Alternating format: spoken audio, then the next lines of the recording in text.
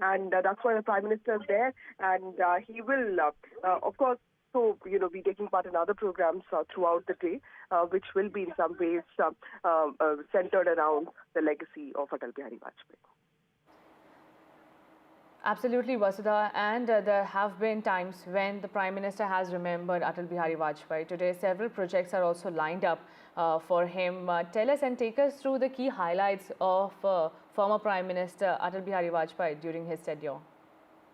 If you talk about the legacy of Atal Bihari Vajpayee, the fact that, he took NDA, the allies along of NDA is the most important thing politically. Of course, the fact that some of these allies did not support him towards the end of his career, and he was also seen as someone who's unfairly removed from the post of the Prime Minister, somebody who lost elections, because India Shining was considered as one of those, political campaigns which actually showed that the government had done a lot of good work, be it the Golden Quadrilateral or infrastructure projects, or for that matter, the nuclear test that we have, the kind of army efficiencies that we have built, armed forces efficiencies that we have built, the kind of course, the equation with Pakistan really, went through a very turbulent phase at that time. But, we also saw the emergence of, our victors in Tiger Hill. So, Atal Bihari Vajpayee has a very complicated history, but, most of it really positive for India, and that is what BJP really, talks about. There have been some unfortunate incidents like this hijacking of IC-814, the Kandahar hijacking, and a couple of other things which, of course, did leave a blot in the history of the country. But that is also something that this BJP under Narendra Modi has learned to correct, and which is why they show their government as completely, responsive. And Atal Bihari Vajpayee's legacy is also important for the BJP, which is why they celebrate his birthday as Good Governance Day. And they want to keep this in the memory of people. In fact, they keep talking about how several important things were brought in, including constitutional status to the OBC Commission and a couple of other things. The fact that he also made Abdul Kalam, he was instrumental in making Muslim the president of the country. Several of those, someone who was very cordial with everybody else, somebody who had a very appealing personality, somebody who was also a poet, which is very unlike regular traditional politicians, and somebody who also had a sense of humor. So I think his legacy and memory go beyond what we think of traditional politicians, which is why he is celebrated across the country, and his birthday is in some ways commemorated so widely by the BJP itself. Vasudha, while today Prime Minister Narendra Modi was paying tribute to Atal Bihari Vajpayee, he said he also underlined Mr. Vajpayee's leadership when India conducted nuclear tests in Pokhran. Tell us about that experience and how that impacted today's world. Absolutely, that was considered the most important milestones in India, also projecting itself as a power to, reckon with, a country that is not weak, somebody that should not be taken for granted. And remember, at that time, we were going through a turbulent phase with, of course, Pakistan, and all of us would have been really young then, and I still remember the visuals that came in from Pokhran. Someone like George Fernandez, who was Chief Defence Minister then, Atal Bihari Vajpayee, very, very unapologetic about the fact that our country needs to be protected, and we will go to any extent to ensure that we have basic defence, on our side. And of course, the West did not like it. Several of our own allies did not like it, and that was seen as a very brave, step by Atal Bihari Vajpayee government. And of course, that is something that the Prime Minister always appreciates, because even now we do follow this path of nation first, and that is something that Dr. Jaishankar, the External Affairs Minister, and the Prime Minister himself have said, that we make our own decisions, and we're not really dependent on our allies, to decide the course of our own foreign policy. Vasudha, Prime Minister also underlined the role of Atalji when forming an alliance of the NDA. He said, and I quote, that Atalji presided over the creation of the NDA, which redefined coalitions in Indian politics. He brought people together and made NDA a force for development, national progress and regional ambitions. His parliamentary brilliance was seen throughout his political journey. He belonged to a party with a handful of MPs, but his words were enough to rattle the might of all-powerful Congress party at that time. Absolutely, Aditi. Maybe that is why it is also, quite symbolic of Atal Bihari Vajpayee's legacy and memory as a consent builder, as somebody who could, build consensus, somebody who could take others along, which is why the NDA meeting is also going to be held today at JP Nadda's house in about 2 hours from now. And including TDP, JDU, these are oldest allies of, NDA, and they have been around since the time of Atal Bihari Vajpayee. He, in some ways, not just nourished this relationship, also ensured that the allies grew. And, the importance of allies for the BJP is far more now, considering that it doesn't have the magic number of 272 in the parliament this time. It has 240 MPs. It is dependent on its allies for that absolute majority, 16 MPs from TDP, 12 MPs from JDU, and several other parties. Someone like, Chirag Paswan, whose father also had an equation with Atal Bihari Vajpayee. So, all of that is very symbolic of the fact that the NDA meeting is being held on Atal Bihari Vajpayee's birth anniversary. And I think they are going to, the on agenda, of course, is building of consensus, ensuring that everybody remains on the same page, all the allies, and taking forward this alliance, which clearly has the imprint of Vajpayee's work, efforts, and his personality. Absolutely, and Vasudha, Prime Minister, when speaking about Atal Bihari Vajpayee, he was for a very shortest time, he was the Prime Minister in 1996. And when Prime Minister today wrote about him, he said he preferred to resign in 1996 instead of following the path of horse trading and dirty politics. Absolutely. There was, he did become the Prime Minister once. Of course, he didn't have the kind of win. Then when he came back, winning the elections, of course, he did serve the whole term. And then, of course, the campaign that took place did not really kind of show what India was going through. And, of course, the UPA came back to power. The Prime Minister, when he lost election, it was some of his own allies who sort of decided not to support him. There were also other issues which, of course, the Prime Minister does talk about. And he says that if it was, this time, if it was, in contemporary times, politicians would have had very different ideals and values. But Vajpayee was also known to be a man of ideals, a man of values. And he, of course, decided to sort of not really go down that path of using unethical moves to remain in power, and which is also something that the Prime Minister credits him for. While talking about the role of NDA, Vasudha, the Prime Minister elaborated how Mr. Vajpayee agreed to merge his party, then Jan Sangh, with the Janata Party to challenge the Indira Gandhi government after the emergency, which was a very crucial time period of our Indian history. Many political reforms came after that period. Tell us about the role of Mr. Vajpayee during that time. Well, emergency, like we all know, was the darkest spot of Indian democratic history, because not just opposition leaders were sort of imprisoned and not really allowed to ride, or for that matter even roam around freely. There were many restrictions on common people, and it was always used by the Congress party to show that it is putting forward a system of discipline in the country, when it was exactly the opposite of democratic ideals that the country was formed on. And people like L.K. Advani, for that matter, Atal Bihari Vajpayee, all these, senior BJP leaders, including, Arun Jaitley, some of those new ones. And of course, the Prime Minister himself, had a very important role to play in the emergency. So these were stalwarts of the anti-emergency movement, which was, of course, led by J.P. Narayan.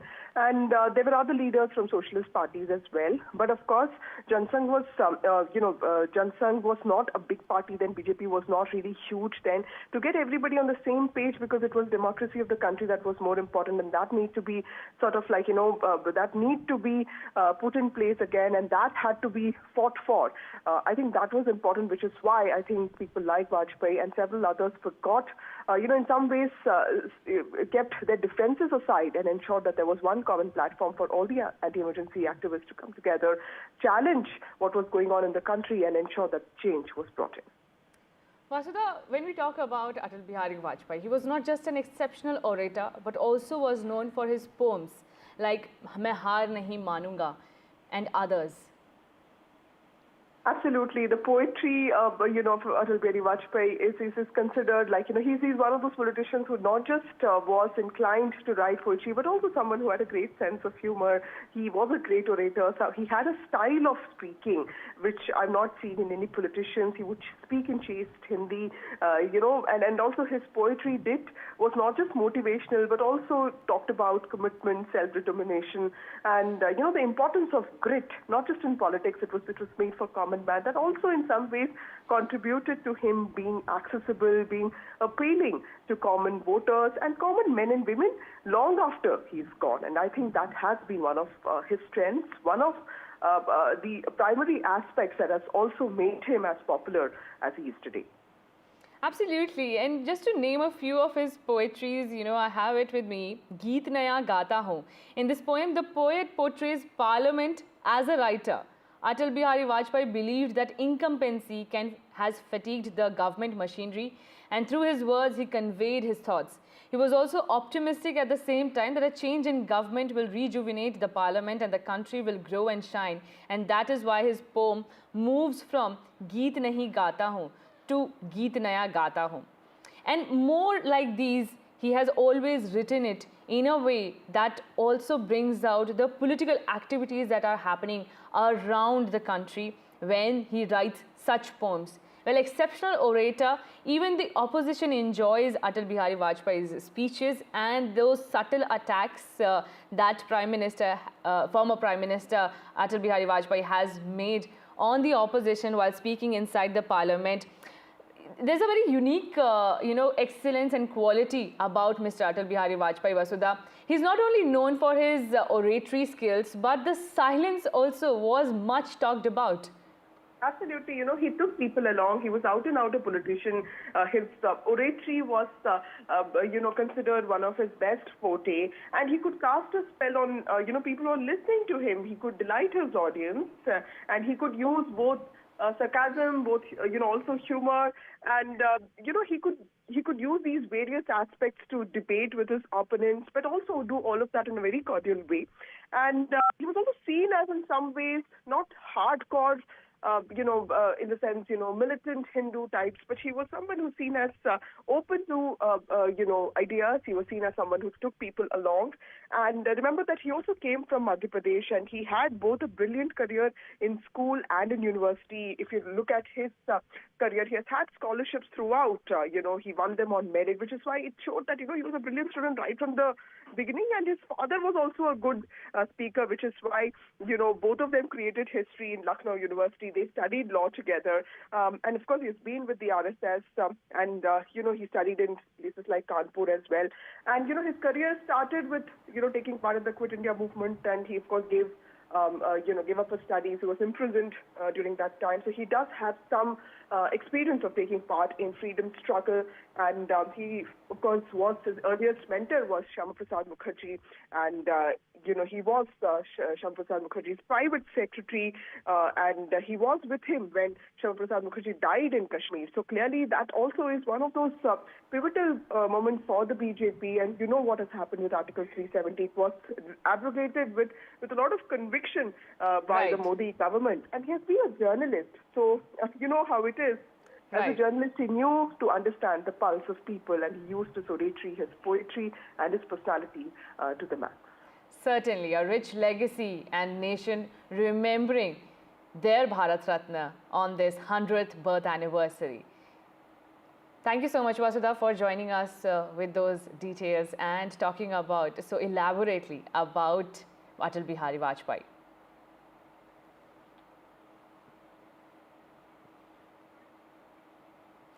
And now let's throw some light on what's happening around the world on the Christmas day. Well, cities across India are beautifully adorned with lights on Christmas.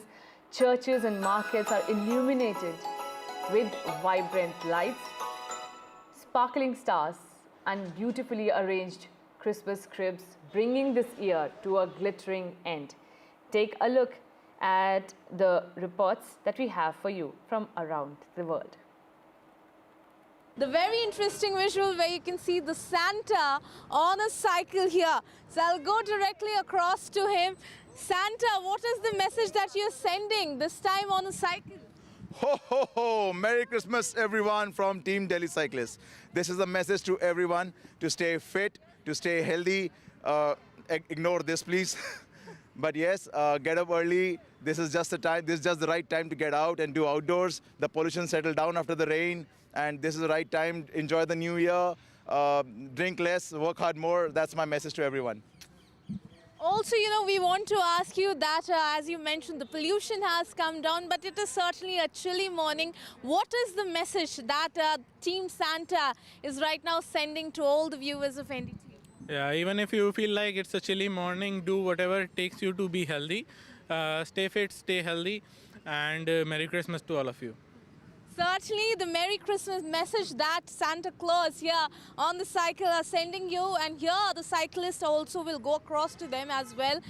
So we want to know from you also, I am thinking that you're doing this daily, but certainly, with the temperature only dipping, what will you say to the viewers to, in fact, motivate them to come out and, in fact, to go for a cycle? It feels cold, when you're not working out. But when you're actually working out in the morning, you're sweaty. Good morning. So, you go out, you work out. That's the way to be healthy. So today is a Christmas morning. To all those people who want to start new and who are waiting for New Year, what is it that you'll tell them? Is today the right time to start? Today is the right time to start. Buy a new bicycle, join a daily cyclist, and be a part of these daily cyclists. Certainly. Good one. Is also saying take a resolution today, and you can see Santa on the cycle sending a message across, and in fact you can see that in some time from now they will in fact be going and spreading this joy across the city. So certainly Delhi, this is the message that you're getting on the Christmas morning. It is certainly a chilly morning, but Santa Claus himself is telling you come out, and even though it is a chilly morning, start cycling, because that certainly is the way to fit India. So certainly here we were getting you the special report with camera person Ritvik. This is Ishika Verma for NDTV. And not just in Delhi, but also across the country, Christmas cheer is returning and being celebrated with full spirit. Well, this is bringing this year, the 2024, to a glittering end with the celebrations and churches light up across the country. Christmas cheer is also returning to Manipur with vibrant celebrations after last year's muted festivities, and across those people sending a message of unity, peace and harmony.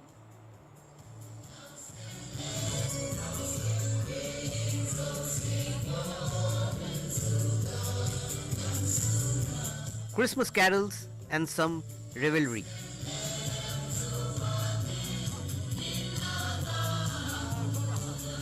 A semblance of normalcy on the streets of Manipur's Churachandpur.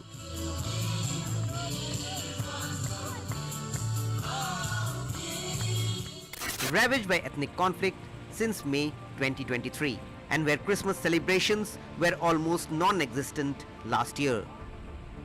This year though, with some sort of peace back in the area, the churches are once again lit up.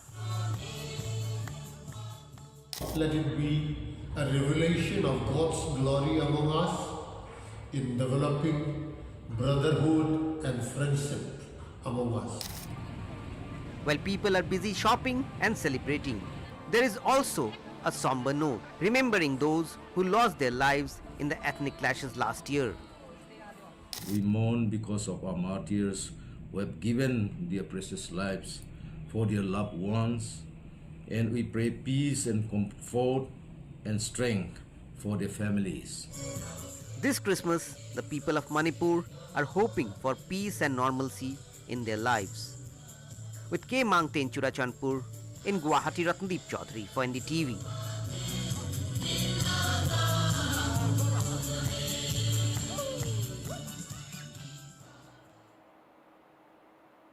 Well, cities across India are beautifully adorned with lights on Christmas. Churches and markets are illuminated with vibrant lights, sparkling stars and beautifully arranged Christmas cribs, bringing this year to a glittering end. We have reports from around the world. These are the celebrations that are taking place on Christmas. And right before the holiday season starts, this is the celebration mood that everybody is gripped with. Night masses are being held and people are saying Merry Christmas. This is the jingle bell time that everybody is celebrating around the world. The nation is also celebrating Christmas with full festive spirit. This is the time when everybody comes out and celebrates and unites. We also have reports that show how Muslim bakers are making delicacies of Christmas for the Christian people. In Manipur, in Kolkata, we saw such a report coming from my colleague Saurabh and others, where it is sending a strong message of unity. Take a look at the celebrations that are being held till now around the world.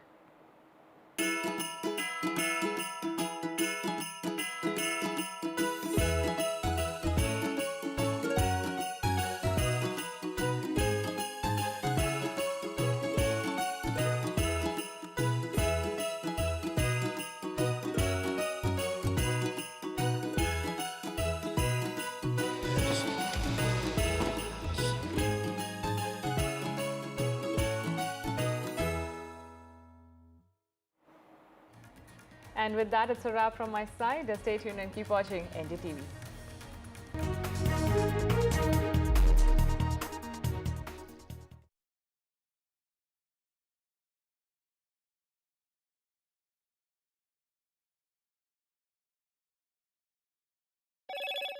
Hello, Moto.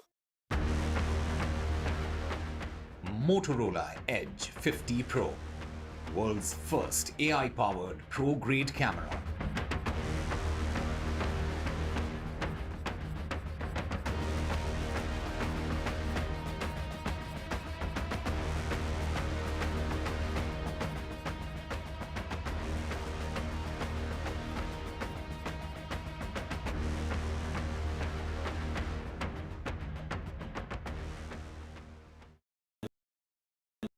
NDTV shines with 38 prestigious wins at the News Television Awards 2024. Powerful journalism to cutting-edge digital innovation, production excellence to regional leadership. NDTV sets the benchmark. 38 awards, each a testament to your trust in NDTV. NDTV stands for trust. In today's interconnected world, India's voice is more crucial than ever. When India speaks, the world listens. At NDTV World, we are that voice, bringing you intelligent and insightful news from India and beyond. From geopolitics and diplomacy to economic shifts, migrations, tech disruptions, and the stories of our diaspora. We cover the news that shapes our global future. NDTV World, your new home for global news is here.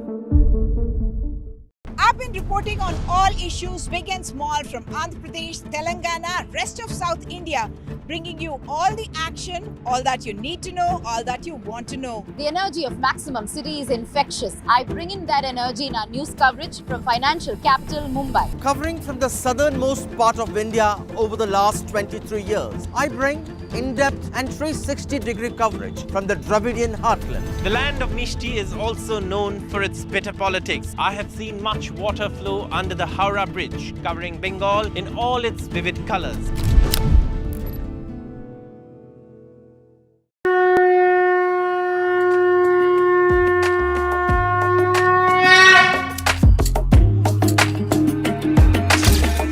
Mahakumbh, the festival of faith, the world's biggest spiritual festival, the divine dip and the spiritual sangam, a sacred confluence of faith, culture and heritage. NDTV's mega coverage of the Mega Fest. NDTV at Mahakumbh 2020.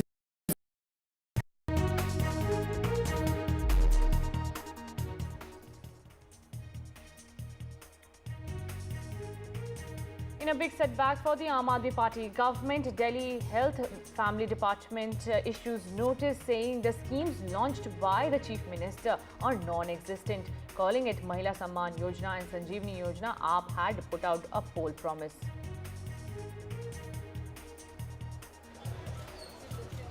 And in the Pushpa 2 stampede case, Pushpa star Allu Arjun was grilled for nearly 4 hours by cops. However, this has generated a lot of heat on Telangana Chief Minister, with opposition saying that the Chief Minister is targeting the South superstar.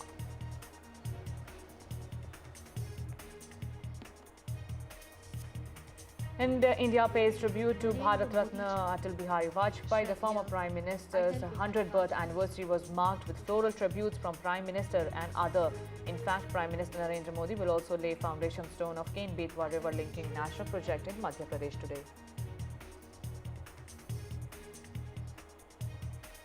And as for reports coming out from Afghanistan, Pakistan conducts airstrikes on Afghanistan, killing at least 15 people.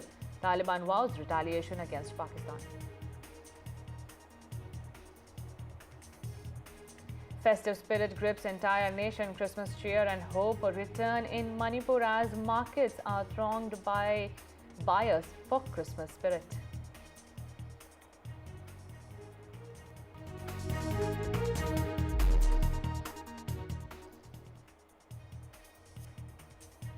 Now, in a foot-in-the-mouth situation, or let's call it an embarrassing situation for the Aam Aadmi Party government, the Delhi Health Department has put out a notice saying the two big poll promises, Mahila Samman Yojana and Sanjeevani Yojana, which were much celebrated by the Aam Aadmi Party, with Delhi Chief Minister Atishi endorsing it, former Delhi Chief Minister and AAP convener Arvind Kejriwal also coming out and saying these are the big poll promises and a health boost for elderly living in the national capital.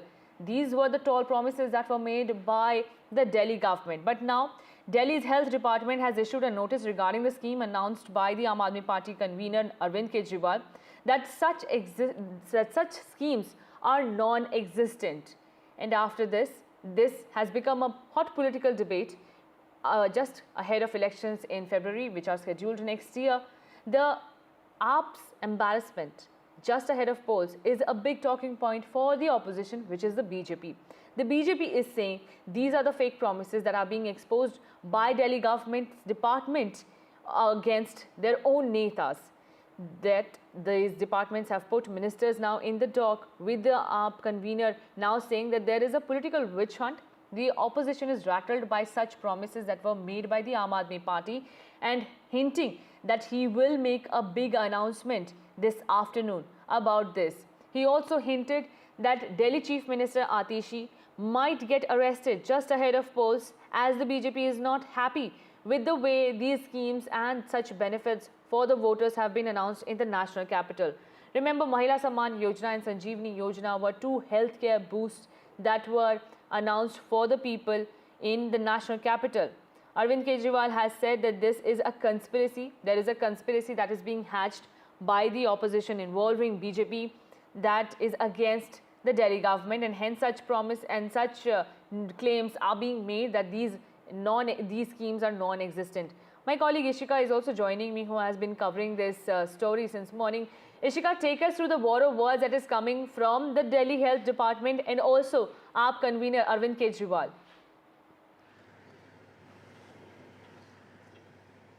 Well, yes, it is yet another chapter of bureaucracy versus the government here in the national capital.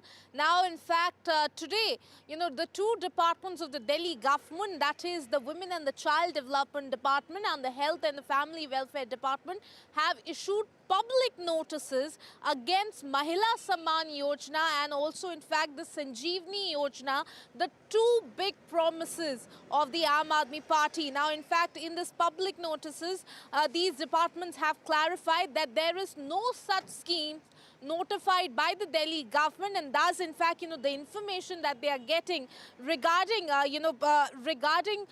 it being, the registrations being started, there is no such registrations that have been started from the side of the department. The department has also, in fact, said that if the registrations start, it will start in an online mode, and the information, the eligibility criteria, all, in fact, will be mentioned, by the department. Now, what's what is also very interesting is that they have issued warning to the public, and what they have written, I'll just read it out for our viewers. The general public of Delhi are hereby advised and requested not to entertain such promises of a non-existent scheme, as these are misleading and without any authority. The general public is also advised to exercise abundant caution to not give out personal details to unauthorized personnel to avoid, any fraud or breach or data in the future. Department will not be responsible for any liabilities or frauds arising out of such situations. So certainly remember that the registrations that the Aam Aadmi Party national convener Arvind Kejriwal himself had announced, these registrations would be done by the Aam Aadmi Party volunteers, and these have already started. So after which, in fact, we yesterday also heard how Basuri Swaraj said that the health secretary in front of the LG had said that no such schemes have been notified, and today now we are seeing that public notices have been issued by the department. So it is a very embarrassing situation for the Delhi government as well, because we were seeing that these two poll promises that were made by the Aam Aadmi Party were gaining a lot of attraction from the voters here. So, it is certainly a setback for the Aam Aadmi Party government as well. But, the national convener Arvind Kejriwal himself now has hit out at the BJP, and in fact saying that the BJP is frustrated with the amount of attraction that it was gaining with, in fact, the voters, the residents of the national capital. And he has now also said and alleged rather that, there is a plan being made out to arrest the Delhi Chief Minister Atashi. He's saying that he will do a press conference on this. So certainly that will be awaited, as the official reply at the statement will be coming from the Aam Aadmi Party convener Arvind Kejriwal himself over this. Over to you. Absolutely, Ishika. And the major controversy is also erupting because at the timing of this announcement was made, these announcements were the biggest poll promises that were made by the Aam Aadmi Party to woo the voters in the national capital. And now the public departments coming out and saying that schemes do not exist. Please do not enroll and do not fill these forms. That your own party neta is coming out and saying fill it. Well, it remains to be seen. I'm also being joined by a political guest over it. We have Priyal Bhardwaj, who is the spokesperson for the BJP. Priyal Bhardwaj, thank you so much for speaking to NDTV. What's your first reaction after these public notices were issued to the Delhi government saying these schemes do not exist?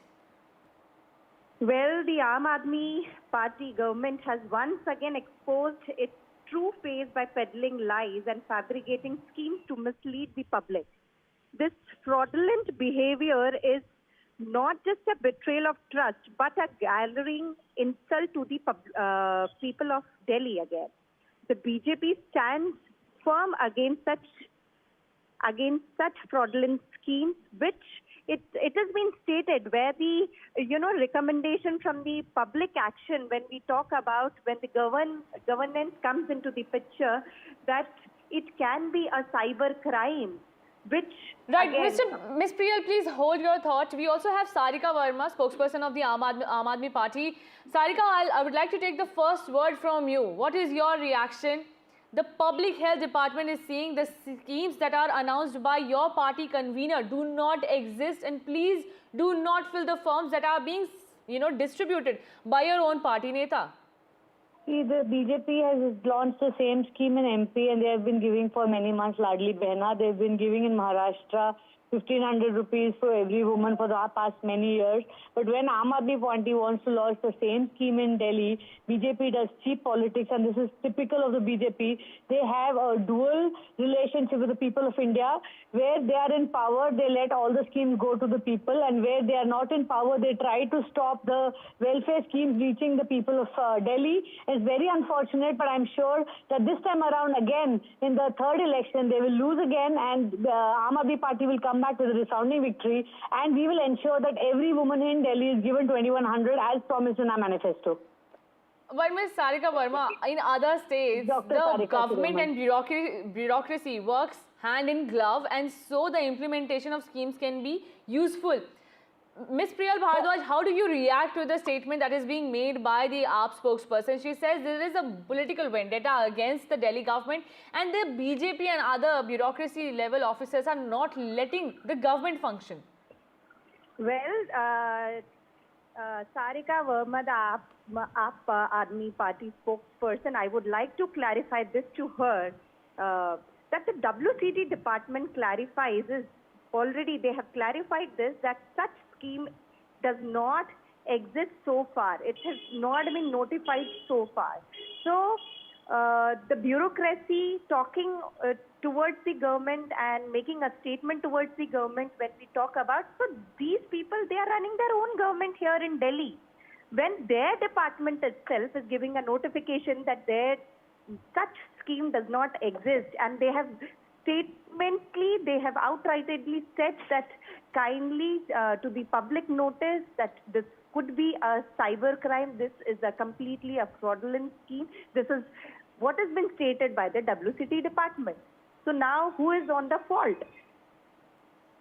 Ms. Sarika Verma, a straight question coming from the BJP. Is your party cheating the voters for Delhi elections? Obviously, we are not cheating, and this is in our manifesto for many, many years. It's been in our manifesto in every election, and we have delivered every promise, and this is a promise that because Arvindji was incarcerated on false charges, and he was exonerated, and finally when he got out of jail, and Atishi has been made the chief minister, she has rolled out the scheme. But BJP, because they have taken all the powers of the government and they have not letting the government function, Aam Aadmi Party has particularly clarified that we are doing a verification, we are taking the forms, and this will be implemented once our government comes into power in February, because now Achar Sanhita lag chuki, the model code of conduct is already in place. We cannot start a new welfare scheme, but we are rolling it out. We are verifying it with the voters, and we are ensuring that everyone who is eligible will be given the scheme, and that's why we've asked the voters to register. Ms. Bhardwaj, how do you respond to that? The Aam Aadmi Party is saying you are just rattled by the poll promises. They will implement surely after the model code of conduct is lifted and when they come to power in Delhi. In fact, Arvind Kejriwal is saying that you are fabricating a false case. The opposition is fabricating a false claim. And now Atishi, who is the sitting chief minister of the national capital, will also be arrested in a few days. Well, Aam Aadmi Party is continuously befooling the Delhi public, and that is being under the notice of Delhi public as well. So coming back to their government and to their schemes and everything, in 2022, where the Aam Aadmi Party made their government in Punjab, they have outrightly said, and they have come up with the same scheme which was there in their manifesto. How many ladies they have got 1,000 rupees? I would just like to ask this question, first of all.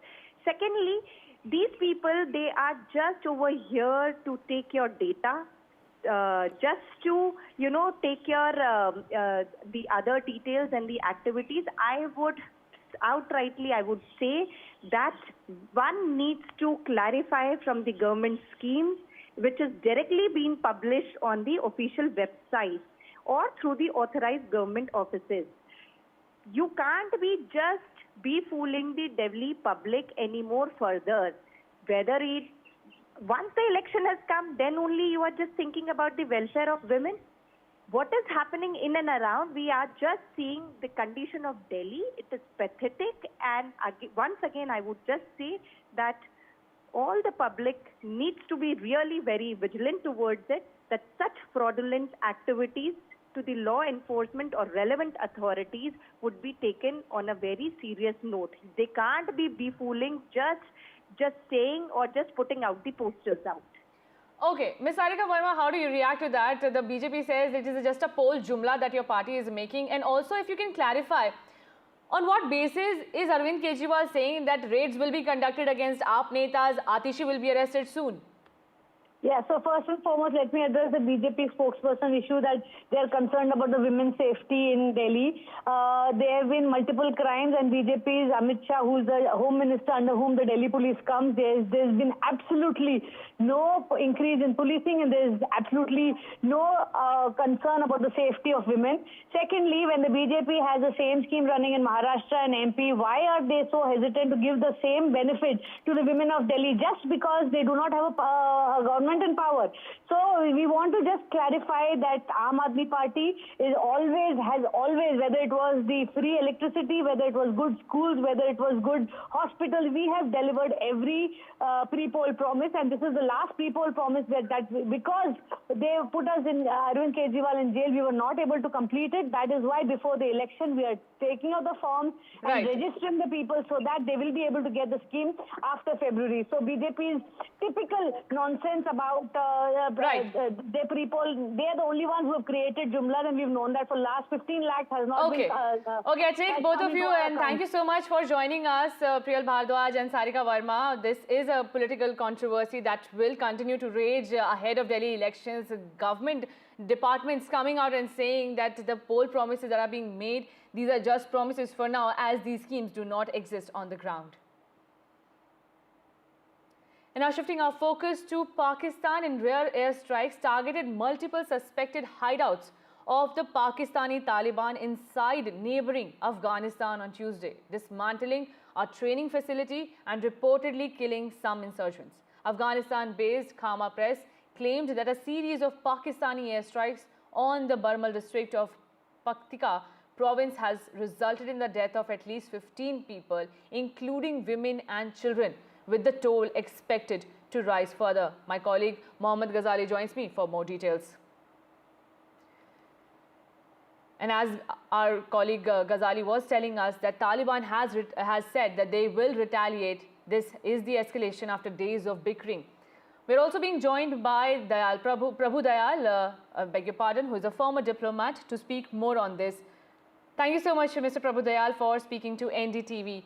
First of all, how do you see this escalation between Pakistan and Afghanistan? Well, first of all, thanks for having me on your show.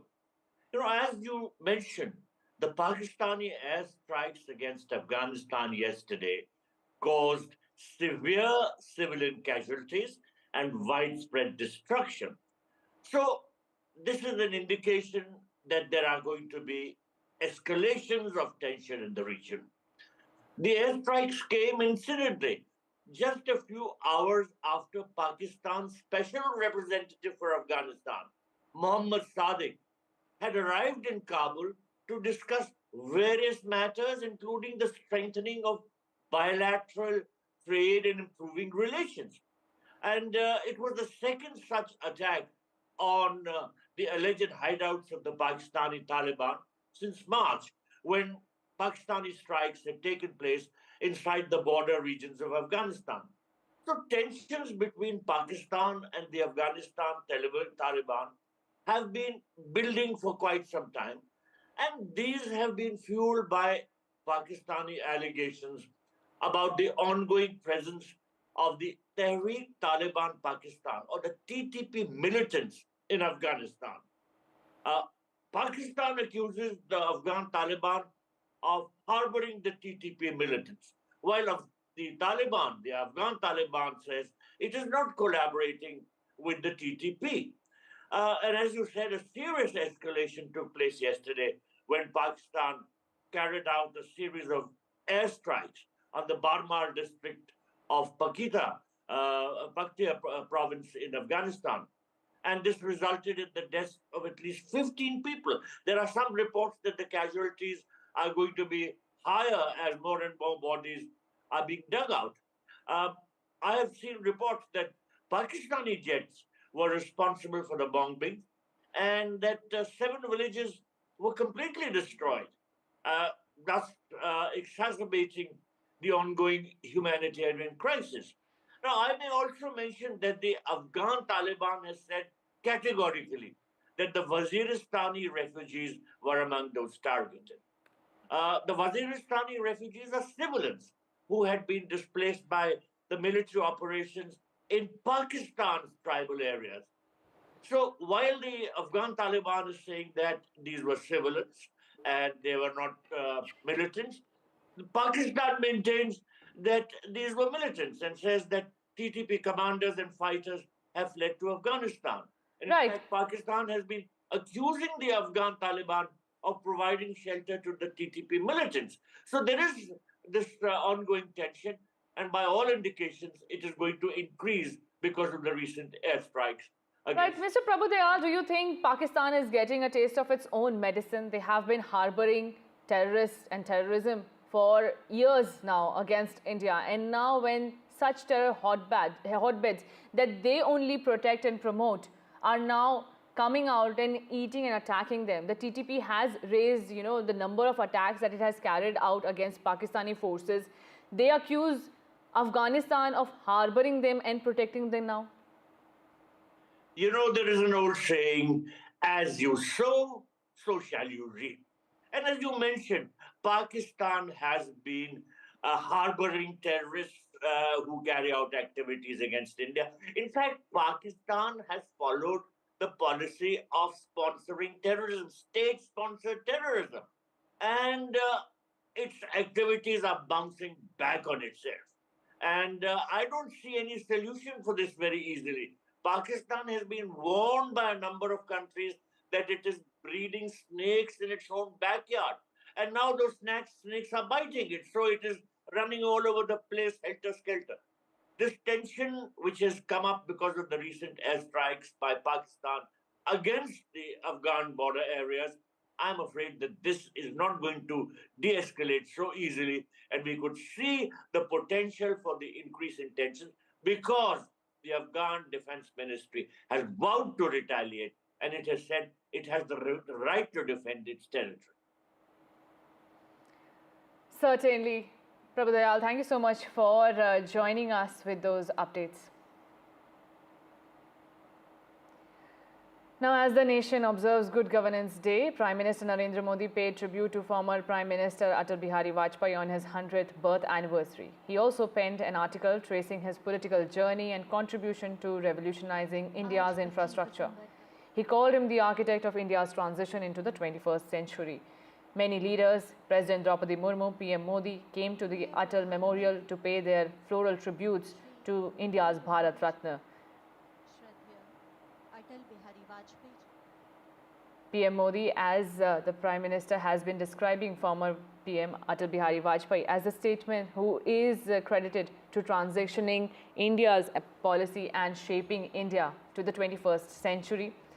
There were rich tributes that were being paid to Atal Bihari Vajpayee, a man of masses. He is being known for his political legacy and standing up strongly against Indira Gandhi's government during emergency, working alongside Shri Murli Manohar Joshi and L.K. Advani. He has come far in his legacy of leaving the NDA also united. He has worked strongly to unite and put forth a strong NDA, a National Democratic Alliance that was forged only by the success of Atal Bihari Vajpayee. And with that, we are slipping into a very short break.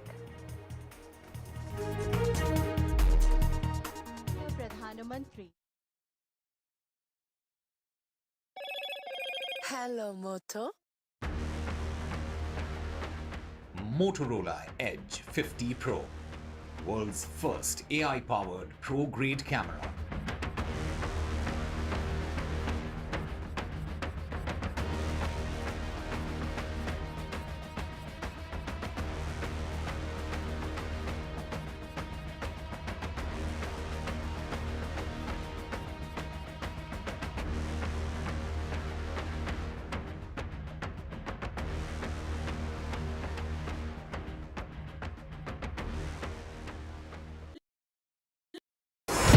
NDTV proudly upholds its legacy of trust and credibility.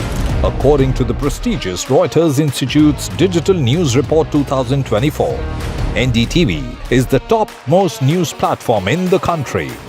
Number 1 in both online and offline reach in India. Beating all its competition, NDTV stands for trust. New day, new show, a new experience. Start your day with the news, not views. We bring you stories that matter and impact your lives. News that informs and keeps you ahead. From Maximum City, Mumbai, to the seat of governance, Delhi, NDTV brings to you the best breakfast show. The breakfast show only on NDTV 24/7 every morning at 8 a.m.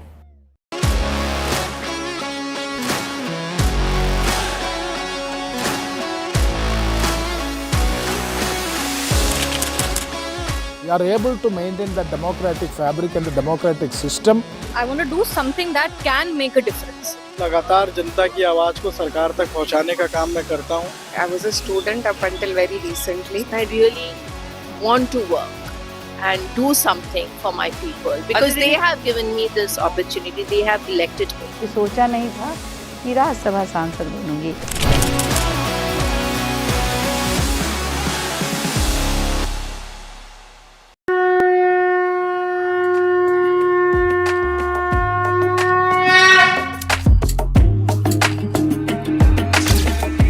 Mahakumbh, the festival of faith, the world's biggest spiritual festival, the divine dip and the spiritual sangam, a sacred confluence of faith, culture and heritage. NDTV's mega coverage of the Mega Fest. NDTV at Mahakumbh 2025.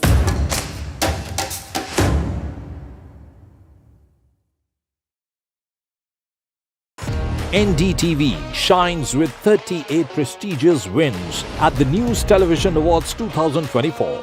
Powerful journalism to cutting-edge digital innovation, production excellence to regional leadership. NDTV sets the benchmark. 38 awards, each a testament to your trust in NDTV. NDTV stands for trust. In today's interconnected world, India's voice is more crucial than ever. When India speaks, the world listens. At NDTV World, we are that voice, bringing you intelligent and insightful news from India and beyond. From geopolitics and diplomacy to economic shifts, migrations, tech disruptions, and the stories of our diaspora. We cover the news that shapes our global future. NDTV World, your new home for global news is here.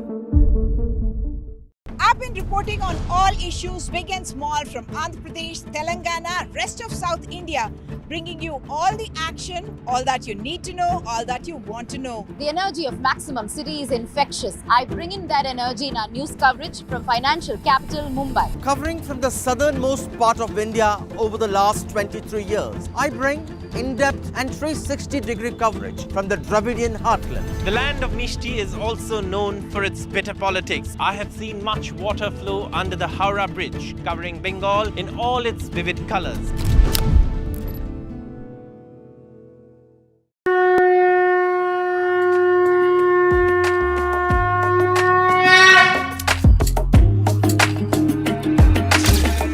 Mahakumbh, the festival of faith, the world's biggest spiritual festival, the divine dip and the spiritual sangam, a sacred confluence of faith, culture and heritage. NDTV's mega coverage of the Mega Fest. NDTV at Mahakumbh 2025.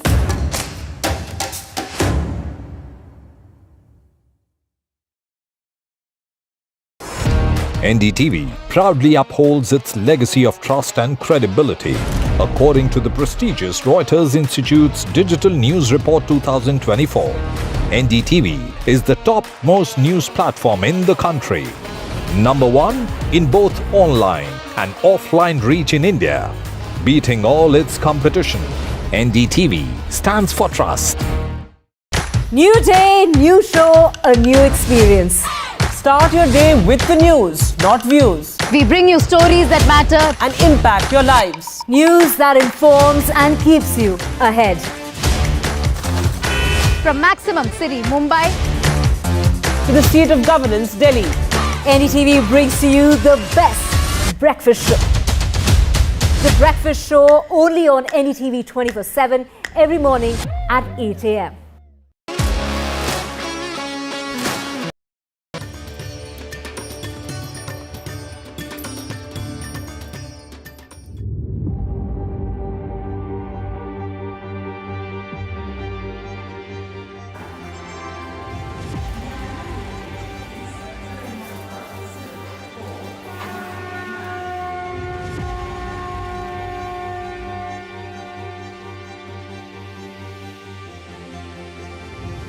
इशारे से आपको उसको ना बुलाना पड़े, आप अपने आदमी को अपने नाम से बुला पाएंगे, अच्छा रिस्पॉन्ड उसमें आप कर पाएंगे। Noted समयमाई Mela control समयमाई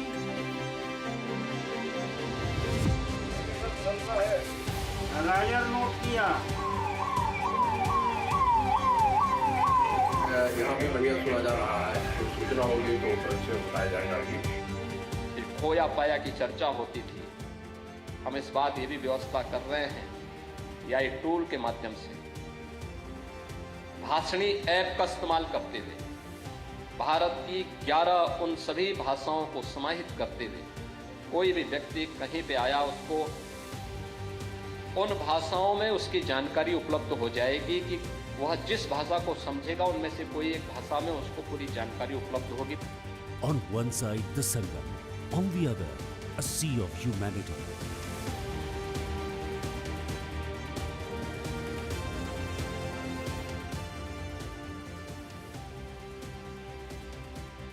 Millions of devotees converging, along with the spiritual aura of the sacred Sangam waters and the Holy Land. The most crucial aspect during the Mahakumbh is security. नहीं, आप बीच में फंस जाएंगे, बीच में फंस जाएंगे। हाँ, कार वाले भी आप बीच में फंस जाएंगे। चीज़ें इतनी व्यवस्थित तरीके से की है, हम जैसे हम आ रहे हैं देख रहे हैं व्यवस्थाओं को। पांटून पुलों में उन्होंने बहुत वृद्धि की है आने में। सबसे बड़ी बात क्या होता है कि आप मेला क्षेत्र के अंदर प्रवेश किस प्रकार करते हैं, भगदड़ कहाँ मचती है, जाम कहाँ लगता है, वो इन पांटून पुलों पे, क्योंकि एक ही गाड़ी निकलेगी ना, तो पांटून पुलों में उन्होंने वृद्धि की है। उसके बाद में डाइवर्शन जो किया है, ठीक है ना, चीज़ों को कि आप एक जगह ना इकट्ठा करके इसको थोड़ा सा बढ़िया तरीके से, अगर आप देखेंगे ना ऊपर से देखिए, ड्रोन से देखिए, तो ऐसा महसूस होगा कि ये कोई शहर ही बस रहा है। ये कुंभ का कोई एक छोटा सा उत्सव नहीं, पूरा का पूरा सिटी आपको नजर आएगी। तो ये सरकार ही तो कर सकती है ना। With 400 million people traversing 4,000 hectares over 45 days, ensuring safety is a significant challenge.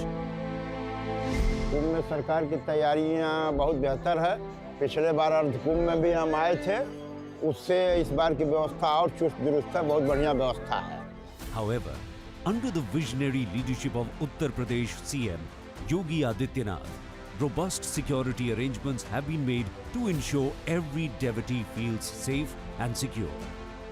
लगभग 95% लोग बस के माध्यम से, रोड के माध्यम से आते हैं, लगभग 3-4% रेलवेज़ के माध्यम से आते हैं और शेष लोग हवाई मार्ग के माध्यम से यहाँ पर श्रद्धालुगण आते हैं।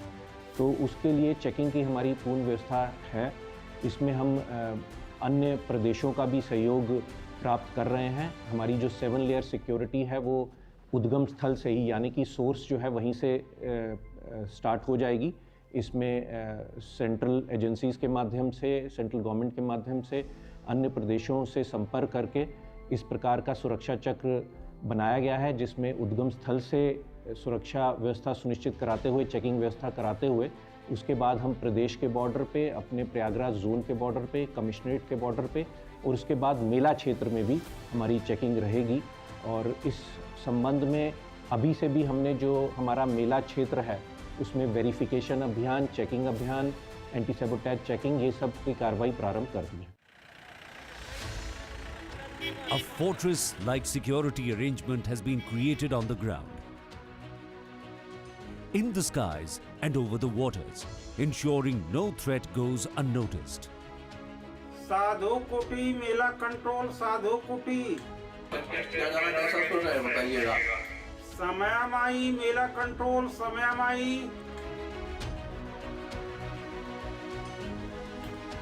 Artificial intelligence-equipped helicopters will keep a round-the-clock watch from the skies to prevent any untoward incidents. Drones will monitor activities, with all footage sent to the control room for real-time oversight, making it easier to identify and neutralize anti-social elements. CCTV cameras cover every nook and corner of the Mela area, ensuring every individual is monitored. City area और मेला area मिलाकर 2700 camera पूरे हैं और इसमें से काफ़ी सारे AI based हैं। ये automatic number plate recognition system भी है इसमें, फेस रिकग्निशन सिस्टम भी है इसमें। इन सब को यूज़ करते हुए हम सिक्योरिटी प्लान देखेंगे। जैसे आप समझ सकते हैं कि हम उनको कुछ पैरामीटर्स दे रहे हैं AI को, चूँकि मशीन लर्निंग होती है, कुछ हमने पैरामीटर्स दिए हुए हैं जो कि डे बाय डे वो और एक्सपर्ट होते जाएंगे। जैसे ही उनको कुछ जो पैरामीटर्स ब्रेक होने की सूचना मिलेगी तुरंत हमको अलर्ट करेंगे। तो जो अगर किसी ने मैनुअली मिस कर दिया है देखने अपनी आँख से, वो हमको अलर्ट कैमरे से जनरेट हो जाएगा। So definitely it will help us मोर।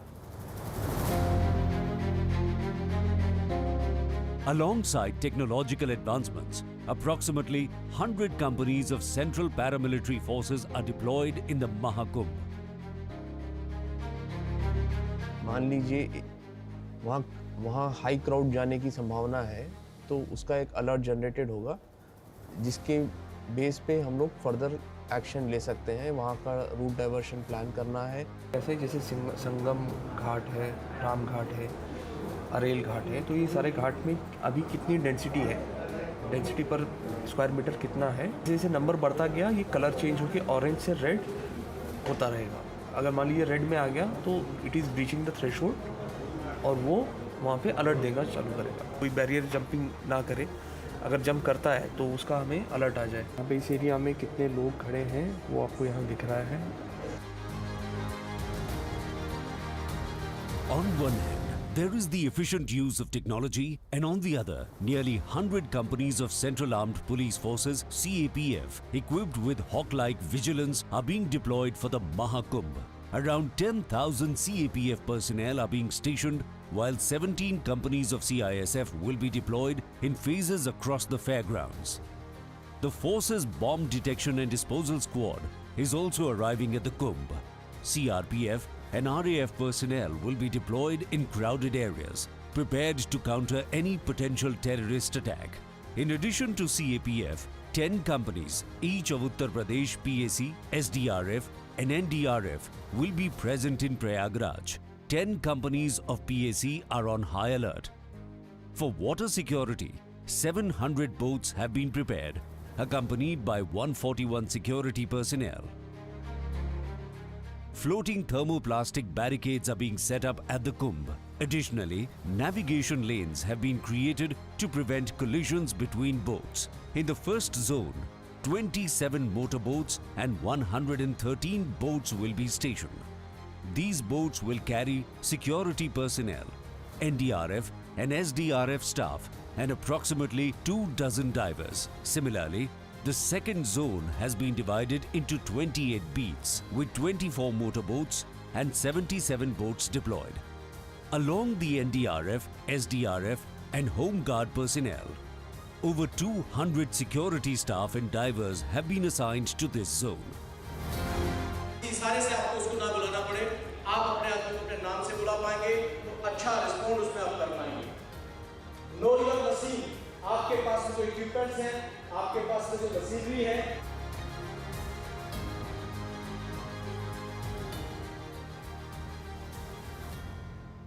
महाकुंभ 2025 विश्व का सबसे बड़ा समागम होगा। उसके लिए कई महीनों से हम लोगों की तैयारियां चल रही हैं। इसमें सुरक्षा व्यवस्था को लेकर बहुत ही अचूक और अभेद सुरक्षा प्रदान करने के लिए और सभी जो पुलिस कर्मी हैं यहाँ पर उनको सजग और सतर्क रखने के लिए एक अभियान चलाया गया है, उनको प्रशिक्षण प्रदान किया गया है। हमारी सुरक्षा योजना तैयार की गई है जिसमें लगभग 50,000 पुलिसकर्मी इसमें शामिल होंगे। इसमें जो हमारी उत्तर प्रदेश की पुलिस की कुछ स्पेशलाइज्ड एजेंसीज़ हैं, STF, ATS, उनका भी बहुत महत्वपूर्ण योगदान होगा। और साथ ही साथ हम सेंट्रल एजेंसी से भी समन्वय हमने स्थापित किया है, उनसे कई बैठकें भी आयोजित की हैं। उनकी जो वेरियस एजेंसीज़ हैं वो भी इसमें अपना पूर्ण योगदान देंगी। यहाँ पर NDRF की भी टुकड़ियाँ रहेंगी, साथ साथ NSG भी रहेगी और अन्य एजेंसीज़ भी अपने इनपुट्स हमें प्रदान कर रही हैं, जिनके अनुसार हम अचूक सुरक्षा व्यवस्था यहाँ प्रदान कर सकें, उसके लिए हम तत्पर हैं। This year's Mahakumbh Mela is a remarkable blend of security and technology. Different colored QR codes have been arranged for various services this time. The aim is to ensure both the convenience and security of the devotees. If someone needs information about the Kumbh administration or the contact number of an official, they can use the black QR code. For medical emergencies or immediate assistance, the red QR code is available. For hotels and food, the blue QR code is designated, while Uttar Pradesh's achievements also have a dedicated QR code.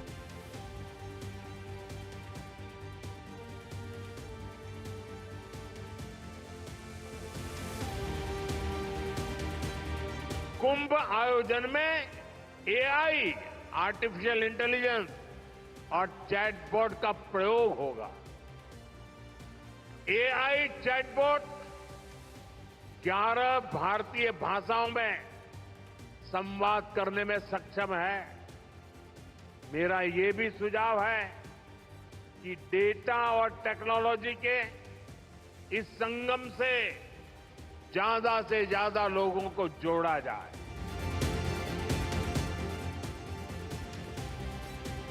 Mental peace is an essential part of safety. GPS tracking systems help reunite separated individuals with their groups, ensuring seamless assistance.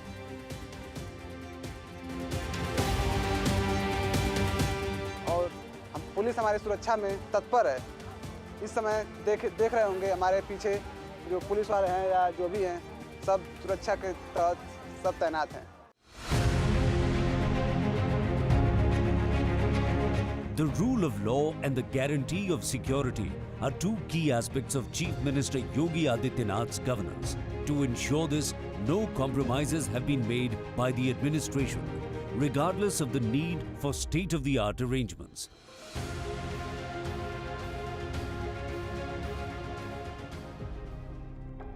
Gone are the days when women faced challenges during their visits to the Kumbh. Under CM Yogi's administration, sufficient female police officers have been deployed. Special ghats for women ensure safety and comfort.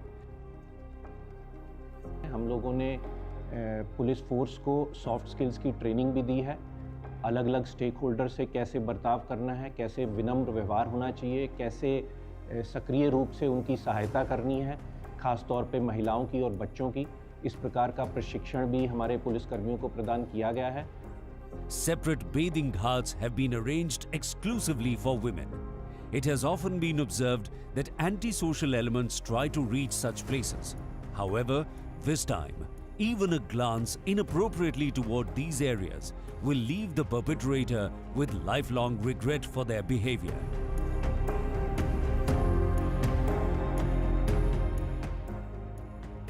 Women police forces will also be deployed at women's ghats to ensure comfort for women pilgrims from across the country. The deployed women officers will not be in uniform.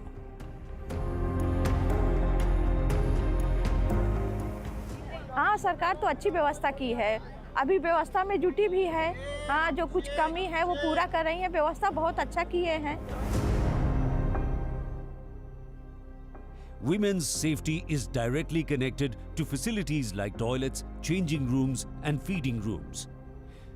Toilets and sanitation facilities have been set up in the Mahakumbh Mela area.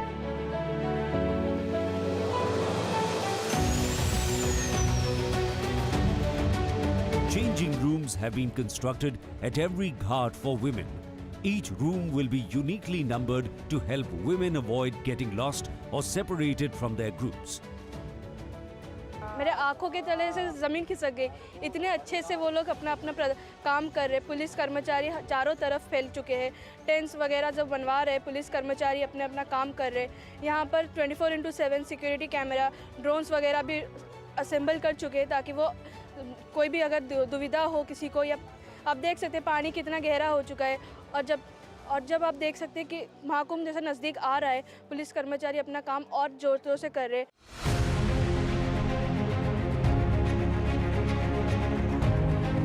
Understanding the needs of mothers and newborns, the Yogi government has made arrangements for rooms dedicated to rest and feeding at multiple locations.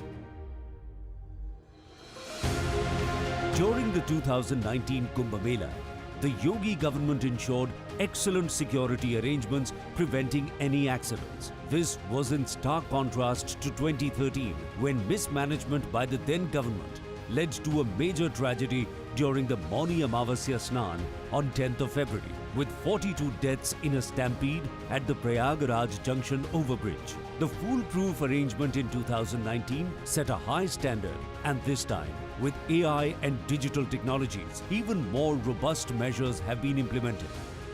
केंद्र और राज्य सरकार ने मिलकर के, शासन और प्रशासन ने मिलकर के आस्था और आधुनिकता के एक अद्भुत संगम के रूप में प्रयागराज के कुंभ को एक नए प्रतिमान के रूप में स्थापित करने के कार्यक्रम को अपने हाथों में लिया था।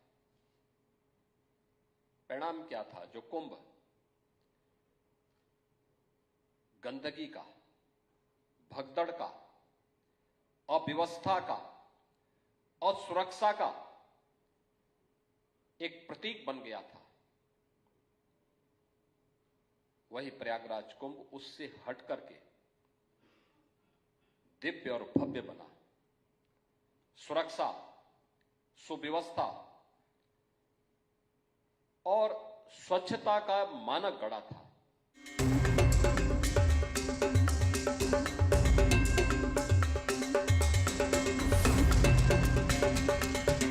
For an event where 40 crore devotees are expected, the Railways has also taken remarkable initiatives to prevent any unfortunate stampede situations.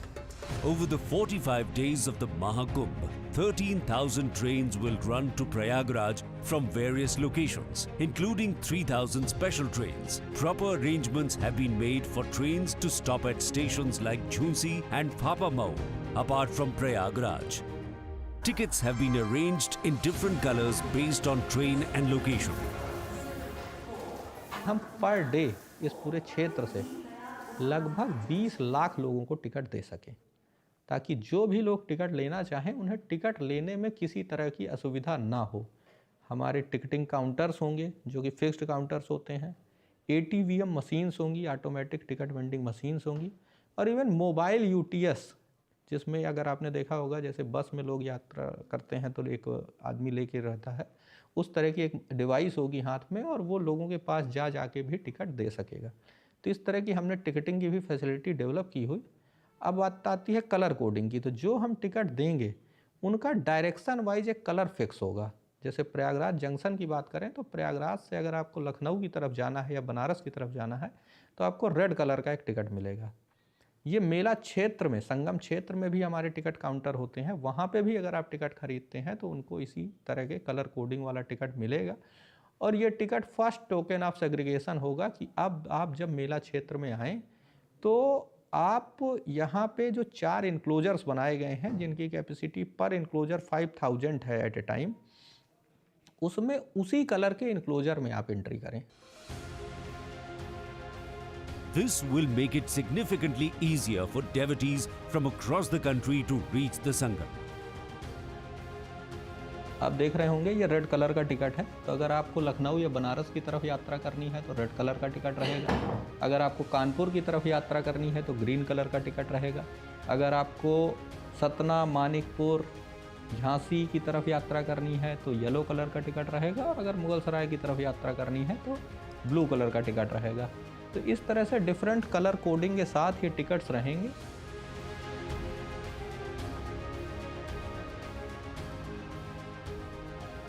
Under the guidance of Honorable Prime Minister Shri Narendra Modi and the capable leadership of Chief Minister Shri Yogi Adityanath, such meticulous security arrangements have been made for the Mahakumbh in Prayagraj that the experience of the holy dip will remain a cherished memory for a lifetime. Police कर्मियों को इस बात का भी ध्यान रखना होगा कि आपकी अलर्टनेस, जितना आप सतर्क हैं उतना ही दूसरा व्यक्ति सुरक्षित भी है।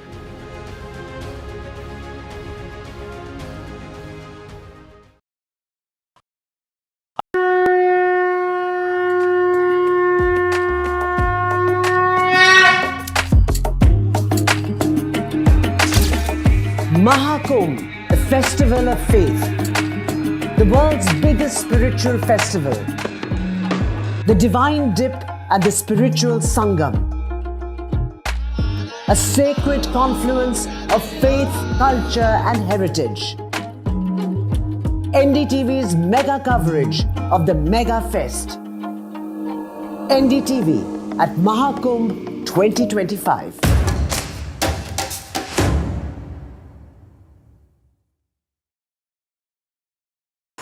NDTV shines with 38 prestigious wins at the News Television Awards 2024. Powerful journalism to cutting-edge digital innovation. Production excellence to regional leadership. NDTV sets the benchmark. 38 awards, each a testament to your trust in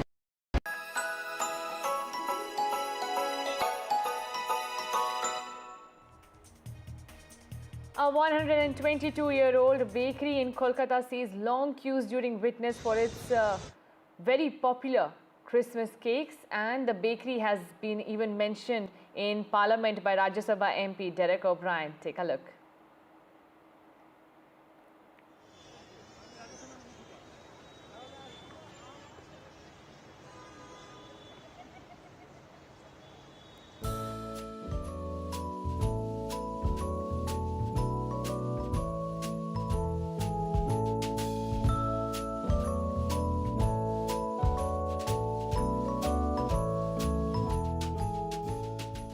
Christmas is a time of celebration, a time of togetherness, and a time of good food as well.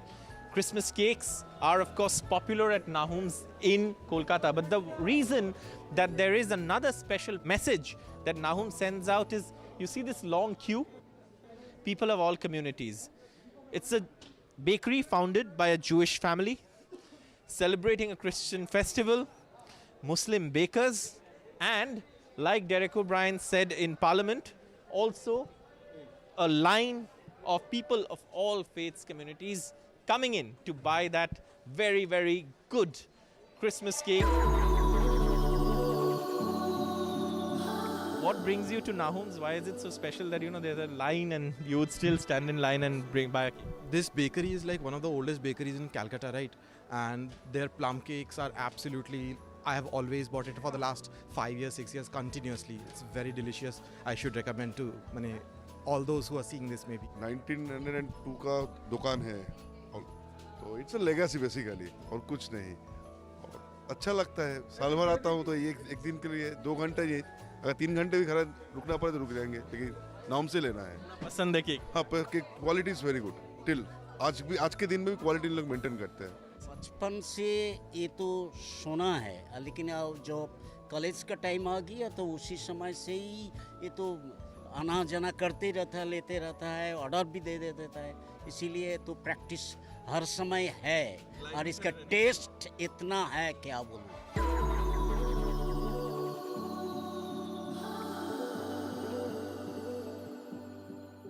A busy day for the shop, so obviously everyone's busy selling these cakes, but obviously a very, very welcoming sight.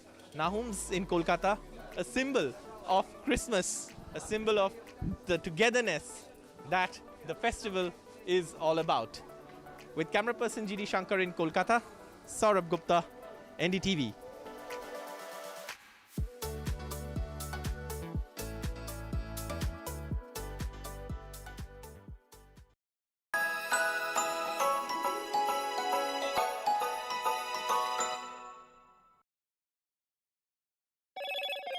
Hello, Moto.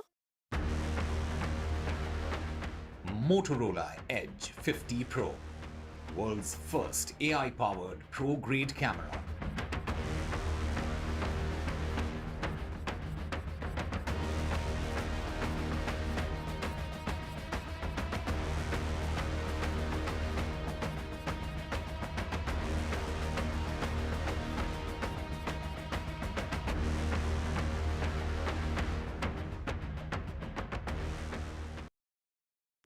In today's interconnected world, India's voice is more crucial than ever. When India speaks, the world listens. At NDTV World, We are that voice, bringing you intelligent and insightful news from India and beyond. From geopolitics and diplomacy to economic shifts, migrations, tech disruptions, and the stories of our diaspora. We cover the news that shapes our global future. NDTV World, your new home for global news, is here. I've been reporting on all issues, big and small, from Andhra Pradesh, Telangana, rest of South India, bringing you all the action, all that you need to know, all that you want to know. The energy of Maximum City is infectious. I bring in that energy in our news coverage from financial capital, Mumbai. Covering from the southernmost part of India over the last 23 years, I bring in-depth and 360-degree coverage from the Dravidian heartland. The land of Mishti is also known for its bitter politics. I have seen much water flow under the Howrah Bridge, covering Bengal in all its vivid colors.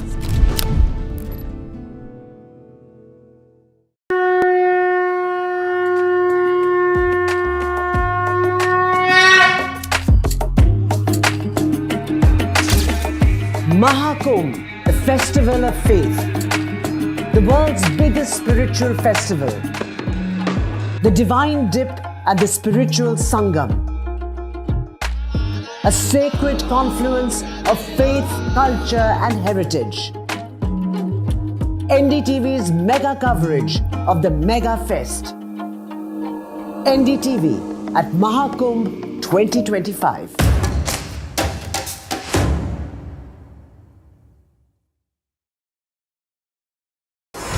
NDTV proudly upholds its legacy of trust and credibility. According to the prestigious Reuters Institute's Digital News Report 2024, NDTV is the topmost news platform in the country. Number 1 in both online and offline reach in India. Beating all its competition, NDTV stands for trust. New day, new show, a new experience. Start your day with the news, not views. We bring you stories that matter and impact your lives. News that informs and keeps you ahead. From Maximum City, Mumbai, to the seat of governance, Delhi, NDTV brings to you the best breakfast show. The breakfast show only on NDTV 24/7 every morning at 8 a.m.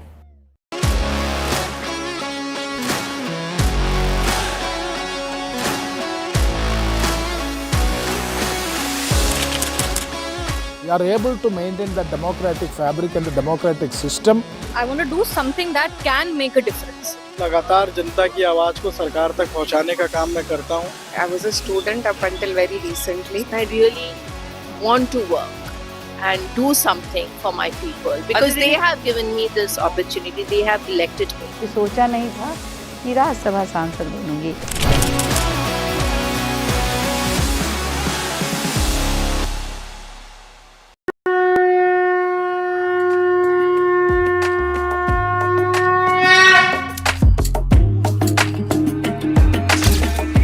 Mahakumbh, the festival of faith, the world's biggest spiritual festival, the divine dip and the spiritual sangam, a sacred confluence of faith, culture and heritage. NDTV's mega coverage of the Mega Fest. NDTV at Mahakumbh 2025.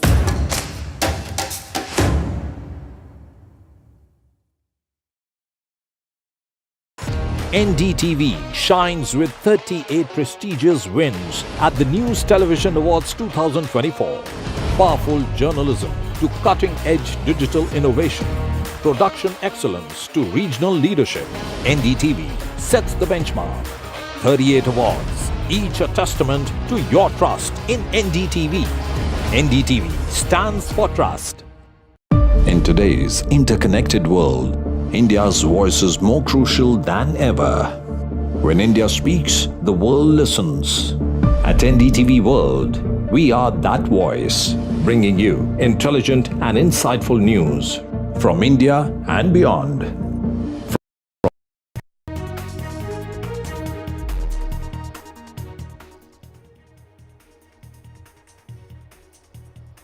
Poll promises in the dock as the Aam Aadmi Party government versus the department's face-off. The public notice issued by WCD department and Health Department of the government of Delhi over Aam Aadmi Party's two big poll promises just ahead of the elections coming up in Delhi. The Mahila Samman Yojana and the Sanjeevani Yojana, which is regarding the elderly as far as their health insurance is concerned. And India pays tribute to Bharat Ratna. We're talking about former Prime Minister Atal Bihari Vajpayee, and on the occasion of the 100th birth anniversary, Prime Minister Modi there paying a tribute to him, calling him the architect of India's transition into the 21st century, while the Prime Minister will be laying down foundation stone of the national project in Madhya Pradesh in memory of Atal Bihari Vajpayee. And as far as the stampede during the filming of Pushpa 2 is concerned, the actor Allu Arjun was grilled by the police yet again, the second time round in a matter of 10 days. It's the BRS attacking the Chief Minister of the state, saying that he's targeting the actor and that there is other work to be focusing on, including promises that were made by the Congress party before they came into power. And Pakistan airstrikes that have been reported in Afghanistan that resulted in the death of 15 people, including women and children. And Taliban has now gone on to say that they have warned of retaliation.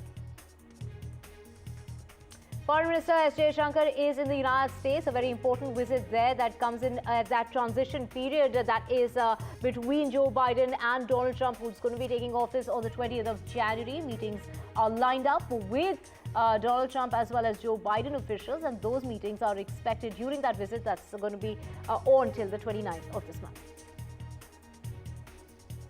And Christmas cheer brings about hope as far as Manipur is concerned, and this is sending out a message of peace and also wishing all those people in Manipur a very peaceful and a Merry Christmas.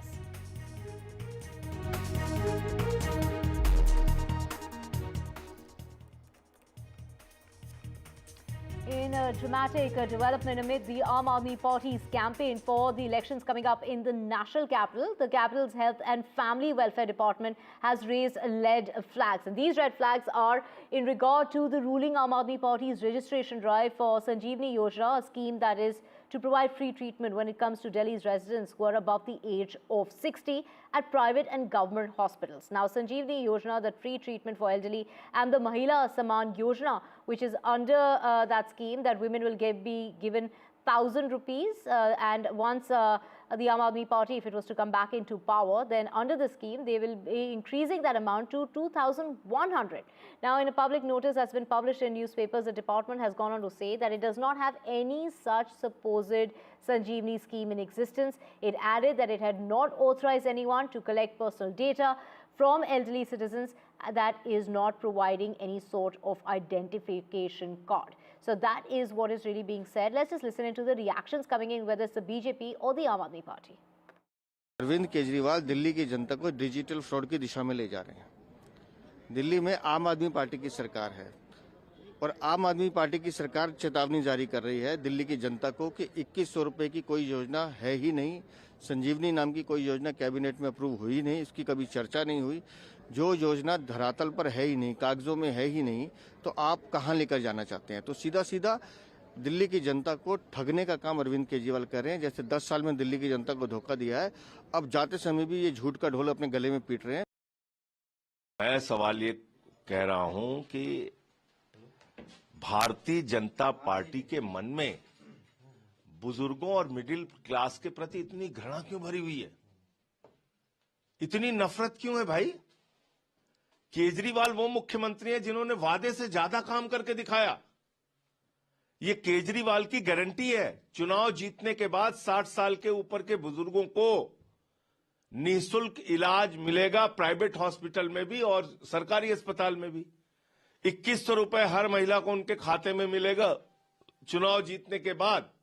और हर महिला ये कह रही है हम मुख्यमंत्री बनाएंगे केजरीवाल जी को और 2100 रुपए हमारे खाते में आएगा। इसमें गलत क्या है? And of course, that war of words that continues between the Aam Aadmi Party and the centre. Now, switching tracks as far as the nation observing Good Governance Day, it's Prime Minister Modi who's paying a tribute to former Prime Minister Atal Bihari Vajpayee on the occasion of the 100th birth anniversary. He spent an article tracing his political journey and contribution to revolutionizing India's infrastructure. He's called him the architect of India's transition into the 21st century, adding he stands tall as a statesman who continues to inspire countless people. The Prime Minister has said that it was a privilege for BJP workers like himself to be able to learn from the stalwart, and he will be laying the foundation stone to the river linking project, the first such initiative under the National River Interlinking Policy. Nearly 44 lakh people in districts of Madhya Pradesh and 21 lakh in Uttar Pradesh will get drinking water under the project, which is estimated to cost over 44,000 crore rupees, and nearly 7.18 lakh farmer families will also be benefiting of the 2,000 villages that will get to benefit from this project, which will also be generating 103 megawatts of hydropower and 27 megawatts of solar energy. And to get more on this, let's just go across to my colleague who is joining us, Ishika, getting us. And this is... Let's just, when we talk about the stalwart and the contribution, the Prime Minister there paying his tribute here in the national capital will be in Madhya Pradesh in order to mark the occasion and to pay further tribute to the stalwart, the former Prime Minister Atal Bihari Vajpayee. Let's listen in to what Rajnath Singh had to say about the former Prime Minister. श्रद्धेय अटल जी की जन्म शताब्दी वर्ष इस समय सारे देश में मनाई जा रही है। मैं मानता हूं कि भारत के राजनीति के अटल जी एक मनीषी थे और मां भारती के एक ऐसे सच्चे सपूत थे जिन्होंने देश की प्रतिष्ठा, सेवा और विकास के लिए अपना संपूर्ण जीवन ही समर्पित कर दिया था। अटल जी ने केवल अपनी राजनीतिक पार्टी के लोगों का ही सम्मान प्राप्त नहीं किया, बल्कि दूसरे राजनीतिक दलों का भी सम्मान प्राप्त करने में वह पूरी तरह से कामयाब रहे। उनके साथ मेरा व्यक्तिगत रिश्ता रहा है, लंबे समय तक उनके साथ काम करने का मुझे अवसर भी प्राप्त हुआ है। And the Prime Minister there will be inaugurating and laying down the foundation stone for various projects, and this is going to benefit 44 lakh people in 10 districts, whether it's in Madhya Pradesh or even in the adjoining state of Uttar Pradesh, that will get drinking water under the project, which is estimated to be 44,605 crore rupees. We're talking about farmer families that will be benefiting. Over 7 lakh farmer families are going to benefit from this project that is going to be, in fact, inaugurated in Madhya Pradesh. Let's just get you all the details of what all to expect. की शस्त्रों से अपनी आजादी को दुनिया में कायम रख लोगे यह मत समझो, 10-20 अरब डॉलर लेकर आने वाली बर्बादी से तुम बच लोगे ये मत समझो। One word of his would have a million political interpretations, his silence a million more. During 60 years of his political life, from the Sangh to the Jan Sangh, from the BJP to the NDA, his concept of work was never that of a worker, but more Brahmanical. He would only take key decisions that opened or shut the issues. Execution lay with people down the line. He took the atomic step.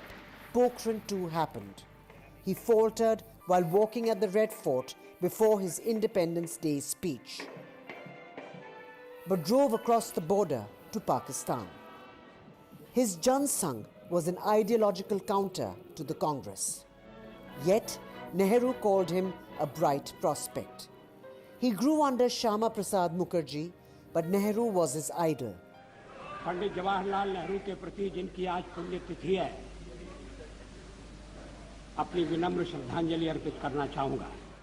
Indira Gandhi sent him to jail during the emergency, but during the Bangladesh war, he called her Durga. He was part of the plot that created the Janta regime, the first non-Congress government, India's first coalition government. In 1984, Indira Gandhi was assassinated. His party won 2 seats, but he had founded the BJP. Then, with Advani, he spun the Ram Janmabhoomi movement. एक अयोध्या में श्री राम जन्मभूमि में भव्य मंदिर के निर्माण का काम भी अधूरा है। His dream of seeing a grand Ram temple rise in Ayodhya came true with the opening of the mandir earlier this year.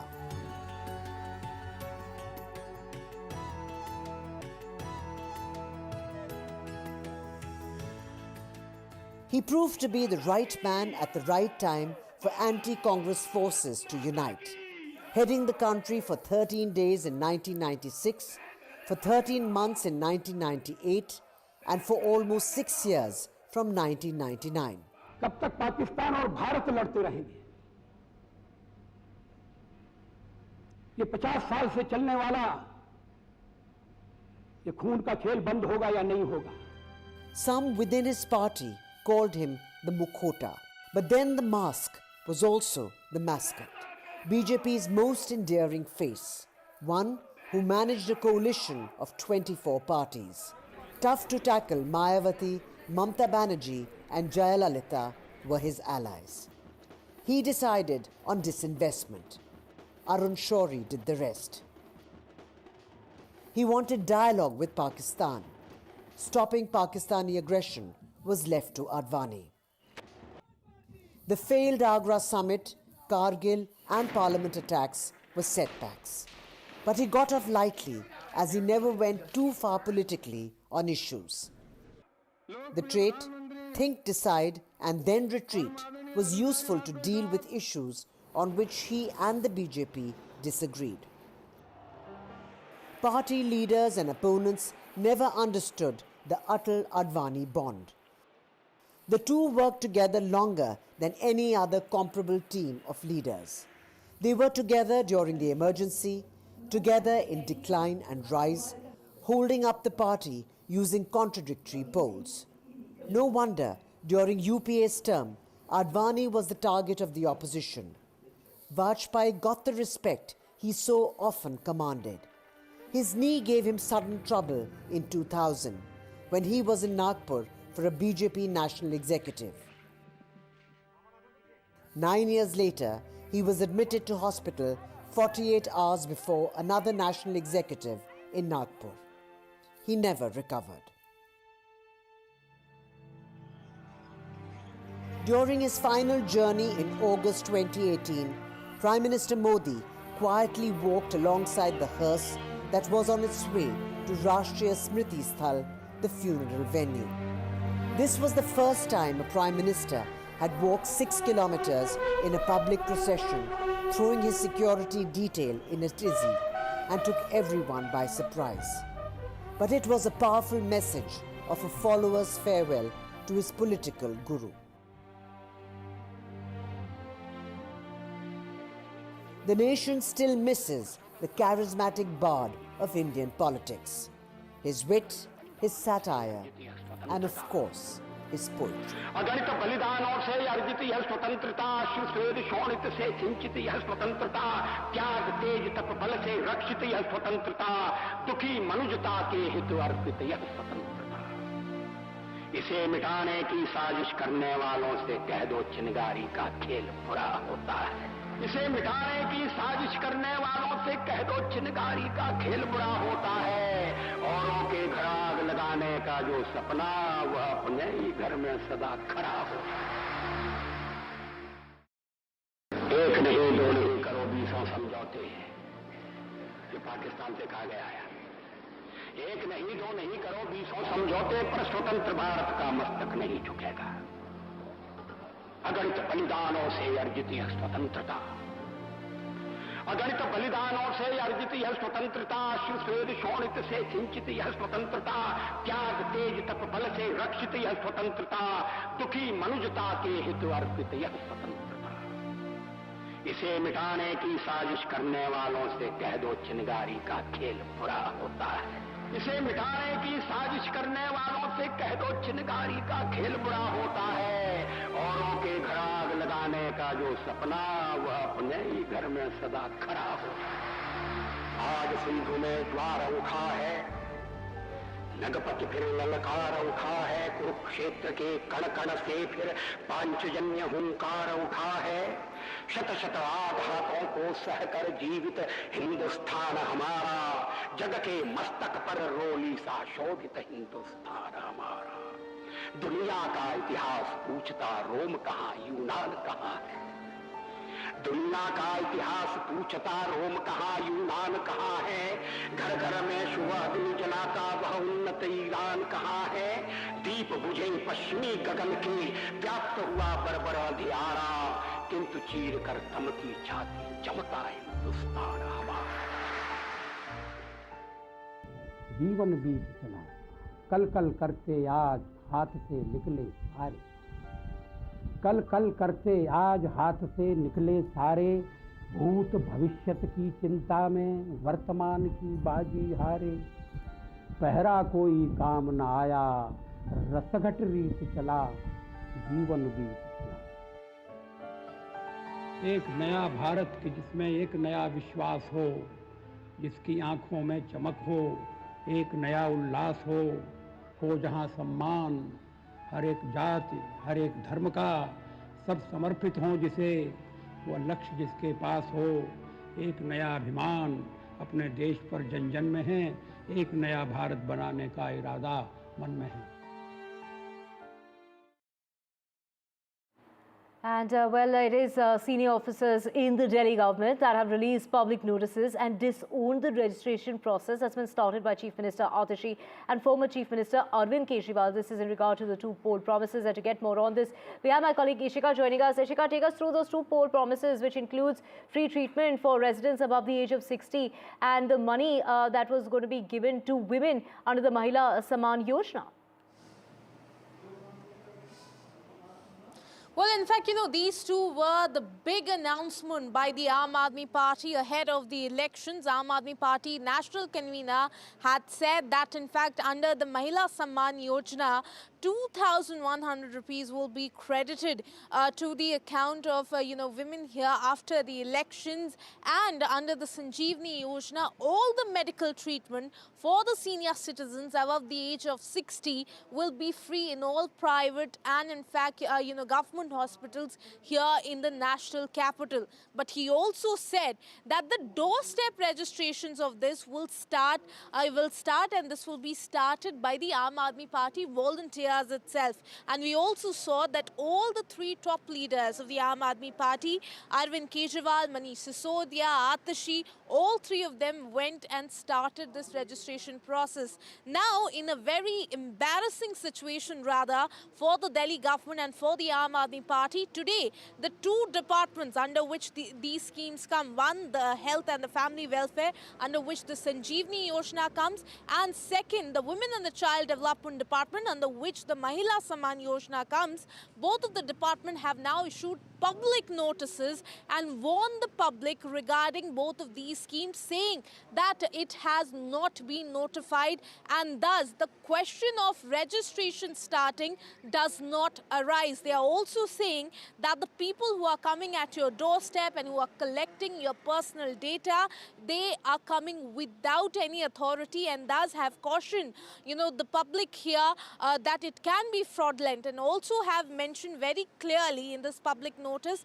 that the department will not be responsible for any liabilities in this situation. So certainly it is yet another chapter of, in fact, bureaucracy versus the Aam Aadmi Party government here in the national, in the national capital.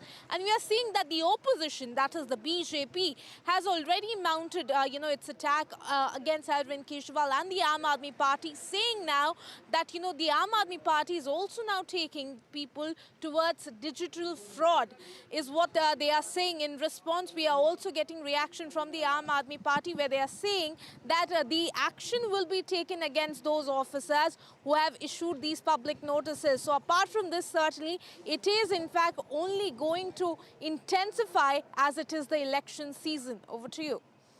Right, Ishika, of course, those two poll promises, that the Aam Aadmi Party has been talking about, and in regard to giving women, if they came into power yet again, that they would increase that amount from 1,000 rupees to 2,100 rupees, and also to provide free treatment to anyone above the age of 60, of course, with the conditions that, they do not have, any kind of insurance with any other, private hospital. They would be provided with the free treatment. So, Ishika, what is it that is being said in this regard with a public notice there that is being published in newspapers and departments saying that it does not have any such supposed Sanjeevani scheme in existence?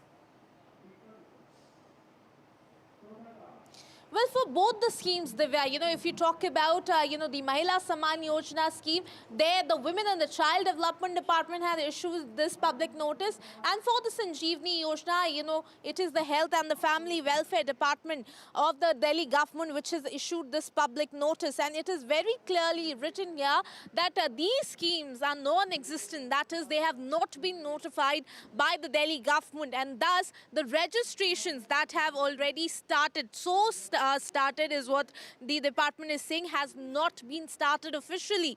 So they are cautioning the people that whoever is coming and collecting your data under, under the name of Mahila Samman Yojana registration or Sanjeevani Yojana registration is coming without any authority. That means it can, it can be a possible fraud. Now, let me also tell you what they have very specifically and in bold letters they have written here in the public notice that has been issued is that the public of Delhi are hereby advised and requested not to entertain such promises of a non-existent scheme, as these are misleading and without any authority. The general public also advised to exercise abundant caution to not give out personal details to unauthorized personals, to avoid any fraud or breach of data in the future, and also mentioned that the department will not be responsible for any liabilities or frauds arising out of such activities. So certainly the department has cornered itself. It is a rather embarrassing situation for the government and for the Aam Aadmi Party, since they had said, that they are going to start the registration, and it was, Chief Minister Atashi also who was accompanying Arvind Kejriwal and Manish Sisodia over this. So at 12, we are expecting press conference by the national convener of the Aam Aadmi Party, Arvind Kejriwal, over this as well. But he has already commented on this. He has tweeted and said that it seems that the BJP is now frustrated because it is gaining a lot of traction among the voters. So certainly the political war of words has only intensified, is only in fact going to intensify in the coming days as well. Over to you. Right, of course, like you mentioned, it was only on Monday, so this really comes on the heels when Kejriwal along with Atashi had kick-started the registration to give that 2,100 to non-taxing paying women under the Mahila Samman Yojana and provide free treatment for those above the age of 16, government as well as private hospitals under the Sanjeevani Yojana. Thank you so much, Ishika, for joining us with those details. Moving on now to Pakistan now, and there have been attacks that Pakistan has in fact attacked Afghanistan, in which attack about 15 people including women and children have been killed. This after Pakistan conducted late-night airstrikes which took place on Christmas Eve on suspected terror targets in neighbouring Afghanistan. Security officials have gone on to say that of course now Taliban has gone on to condemn that unilateral airstrike and has warned of retaliation. My colleague Ghazali has the details. Comes just hours after the Pakistan's ambassador to Afghanistan visited there, met their officials, met their ministers, and overnight strike has perhaps killed around 15 people as per the reports in the Afghanistani media. The Afghanistan's Ministry of Defense has reacted strongly to this attack, saying that perhaps the territorial sovereignty and integrity is something which is paramount for Afghanistan, and they will also retaliate if such attacks continue. But this is not the first time when Pakistan has launched these attacks in the territory of Afghanistan. Pakistan, in this particular attack, has not issued any official statement, but it is believed that Pakistan thinks that the Tehreek-e-Taliban Pakistan, the TTP group, which is designated as terrorist by Pakistan, is getting a safe sanctuary in Afghanistan territory, and that is why Pakistan government or the defense establishment there feels that this TTP, an outfit of Taliban or a Pakistani outfit of Taliban, is getting a lot of support from the Taliban government in Afghanistan, and that is why these attacks have been carried out. And overall, this is very concerning because any kind of turbulence in our neighborhood is also going to affect our security. Though India still maintains a good rapport with Taliban, though there is no official recognition of the Taliban's government in Afghanistan since 2021, since they came to power there. But India continues with its humanitarian assistance there, and it is keeping a close eye on what are the developments on the recent escalation between Pakistan and Afghanistan. To know more on what does this really mean as far as Taliban are warning about a retaliation, what does this really mean between the terms and conditions after bickering that we've heard over the last few days, this escalation that's come about. Let's listen in to Prabhu Dayal. The airstrikes came incidentally just a few hours after Pakistan's special representative for Afghanistan, Mohammad Sadiq, had arrived in Kabul to discuss various matters, including the strengthening of bilateral trade and improving relations. And it was the second such attack on the alleged hideouts of the Pakistani Taliban since March, when Pakistani strikes had taken place inside the border regions of Afghanistan. So tensions between Pakistan and the Afghanistan Taliban have been building for quite some time. And these have been fueled by Pakistani allegations about the ongoing presence of the Tehreek-Taliban Pakistan, or the TTP militants in Afghanistan. Pakistan accuses the Afghan Taliban of harboring the TTP militants, while the Afghan Taliban says it is not collaborating with the TTP. And as you said, a serious escalation took place yesterday when Pakistan carried out a series of airstrikes on the Barmar district of Paktia province in Afghanistan. And this resulted in the deaths of at least 15 people. There are some reports that the casualties are going to be higher as more and more bodies are being dug out. I have seen reports that Pakistani jets were responsible for the bombing, and that 7 villages were completely destroyed, thus exacerbating the ongoing humanitarian crisis.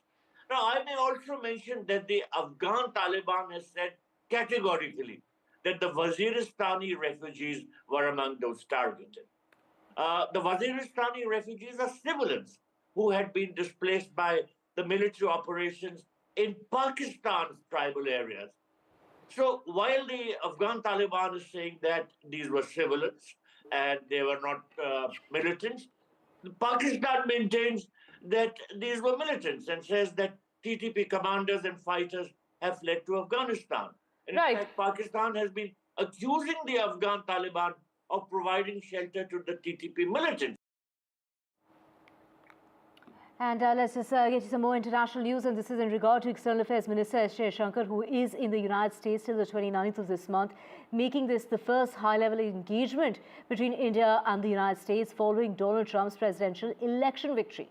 According to the Ministry of External Affairs, Jaishankar will be holding discussions with counterparts on vital bilaterals as well as regional and global matters. He's also scheduled to chair a conference of India's consul generals in the United States. And according to reports, he's expected to hold meetings both with Donald Trump as well as Joe Biden's administration officials. And let's just get you, what is the real significance when it comes to this visit and the timing of this visit during the transition phase between the outgoing president and the incoming president, with my colleague Kasari. This is the first high-level visit or the official visit from India, with Dr. Jaishankar visiting the United States at a time when we can see we are likely to see the transition in January next month by 20th, and President-elect Trump will assume the office there. Why this visit is very significant? Because it also reminds us of what happened when Trump took to office for the first time in 2017. And in 2016, Dr. Jaishankar was the foreign secretary. He had visited the United States like this particular visit.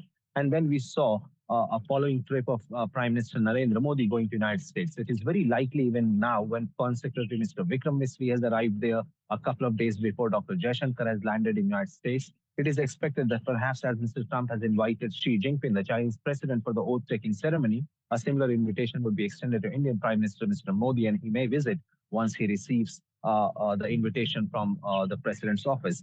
Now, why this visit in particular is very important, because it is happening at a time, as you rightly pointed out, during the transition. So Dr. Jaishankar is expected to meet the officials of the Biden administration, the outgoing officials of the State Department from different levels and different departments in the administration. And he's also likely to meet the new nominees or the new appointed leaders, the officials of the State Department when Mr. Trump takes over.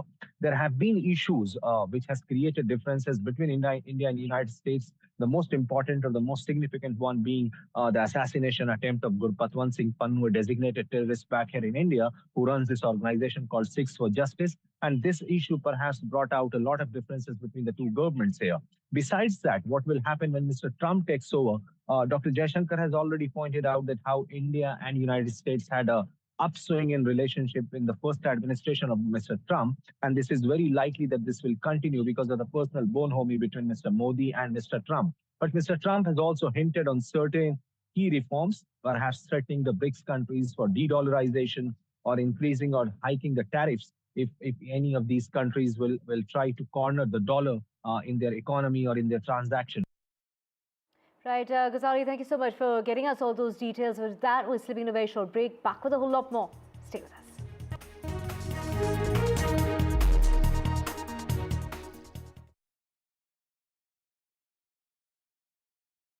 I've been reporting on all issues, big and small, from Andhra Pradesh, Telangana, rest of South India, bringing you all the action, all that you need to know, all that you want to know. The energy of Maximum City is infectious. I bring in that energy in our news coverage from financial capital Mumbai. Covering from the southernmost part of India over the last 23 years, I bring in-depth and 360-degree coverage from the Dravidian heartland. The land of Mishti is also known for its bitter politics. I have seen much water flow under the Howrah Bridge, covering Bengal in all its vivid colors.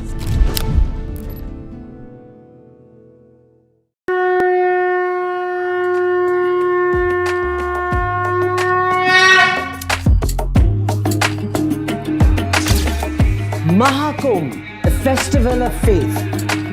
The world's biggest spiritual festival. The divine dip at the spiritual Sangam.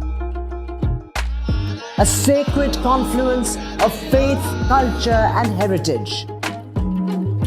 NDTV's mega coverage of the Mega Fest. NDTV at Mahakumbh 2025.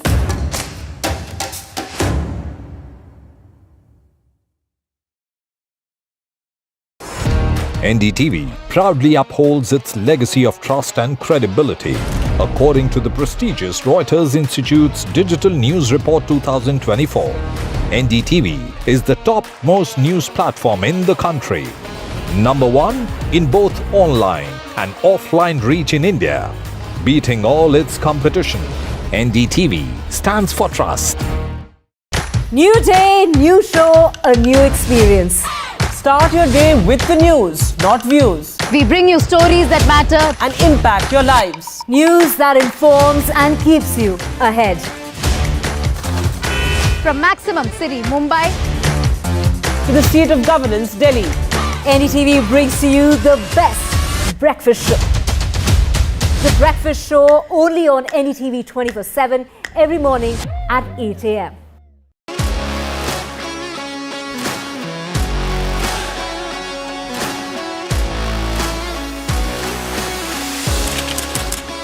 We are able to maintain the democratic fabric and the democratic system. I want to do something that can make a difference. लगातार जनता की आवाज को सरकार तक पहुंचाने का काम मैं करता हूं. I was a student up until very recently. I really want to work and do something for my people because they have given me this opportunity. They have elected me. सोचा नहीं था कि राज्यसभा सांसद बनूंगी.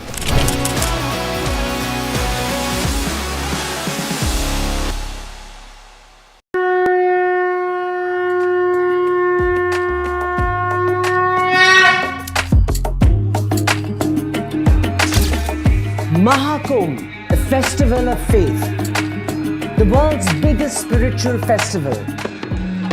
The divine dip at the spiritual Sangam. A sacred confluence of faith, culture and heritage. NDTV's mega coverage of the Mega Fest. NDTV at Mahakumbh 2025.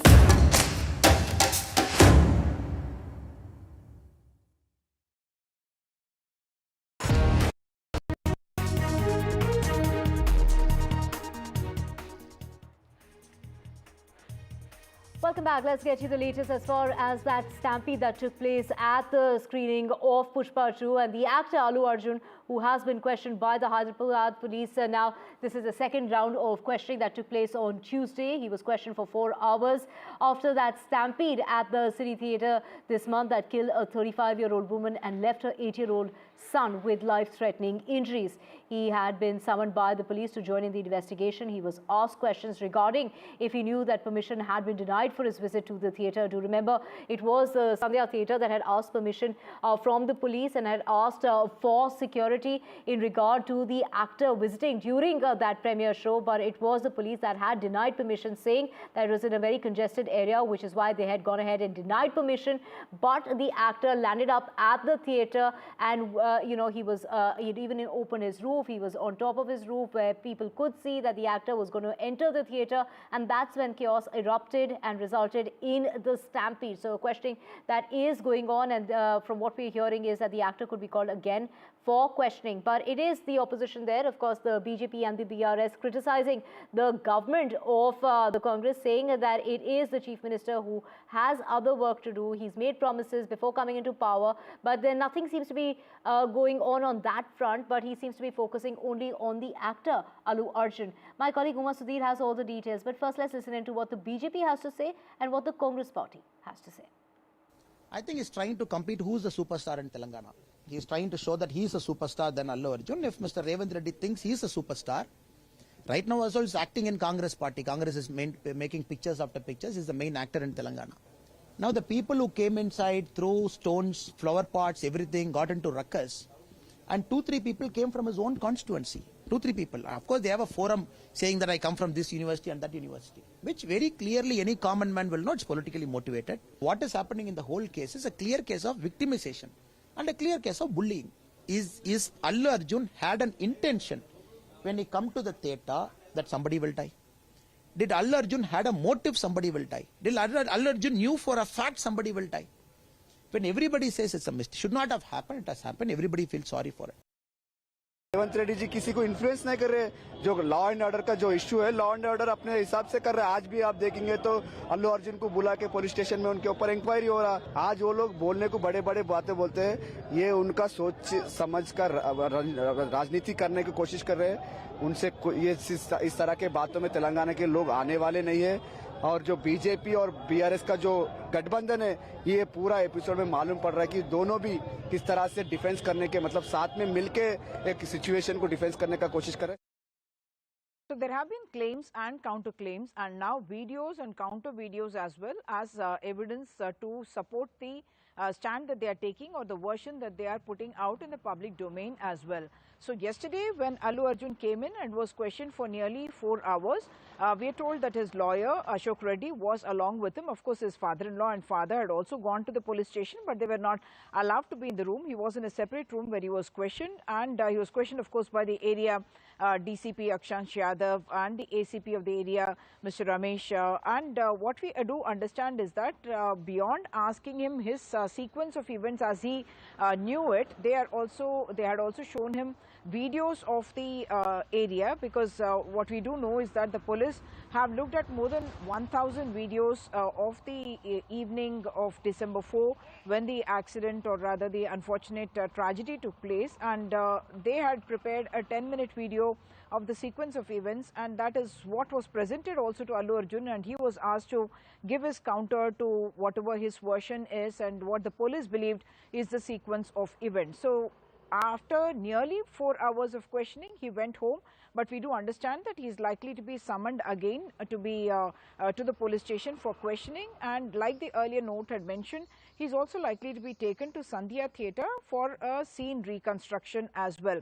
The questions were also regarding his bouncers in the private security team, because the police believe that that had also a big role to play in the chaos and commotion that happened and that led to the asphyxiation and death of Revati and her son ending up in hospital for now 3 weeks. And they have also arrested one Mr. Anthony, who was part of the private security team. And the Hyderabad Police Commissioner has very clearly said that he believes that the private security exceeded its brief and did not allow the police as well as the public to function or move around normally, and that they had tried to control the entry and exit at the gate, and had also pushed people around, leading to the stampede-like situation outside Sandhya Theatre on the evening of December 4. So while all these issues are part of the legal process,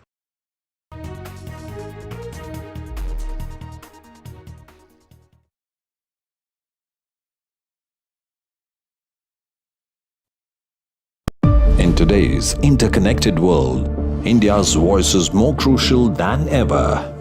When India speaks, the world listens. At NDTV World, we are that voice, bringing you intelligent and insightful news from India and beyond. From geopolitics and diplomacy to economic shifts, migrations, tech disruptions, and the stories of our diaspora. We cover the news that shapes our global future. NDTV World, your new home for global news, is here. I've been reporting on all issues big and small from Andhra Pradesh, Telangana, rest of South India, bringing you all the action, all that you need to know, all that you want to know. The energy of maximum city is infectious. I bring in that energy in our news coverage from financial capital Mumbai. Covering from the southernmost part of India over the last 23 years, I bring in-depth and 360-degree coverage from the Dravidian heartland. The land of Mishti is also known for its bitter politics. I have seen much water flow under the Howrah Bridge, covering Bengal in all its vivid colors.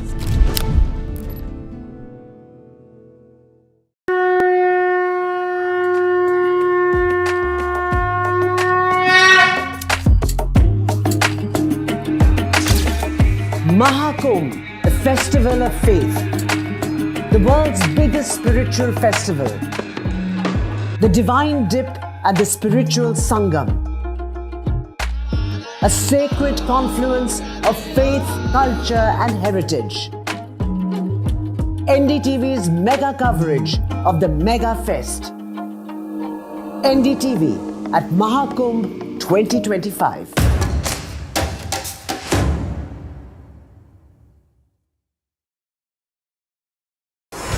NDTV proudly upholds its legacy of trust and credibility. According to the prestigious Reuters Institute's Digital News Report 2024, NDTV is the top-most news platform in the country. Number one in both online and offline reach in India. Beating all its competition, NDTV stands for trust. New day, new show, a new experience. Start your day with the news, not views. We bring you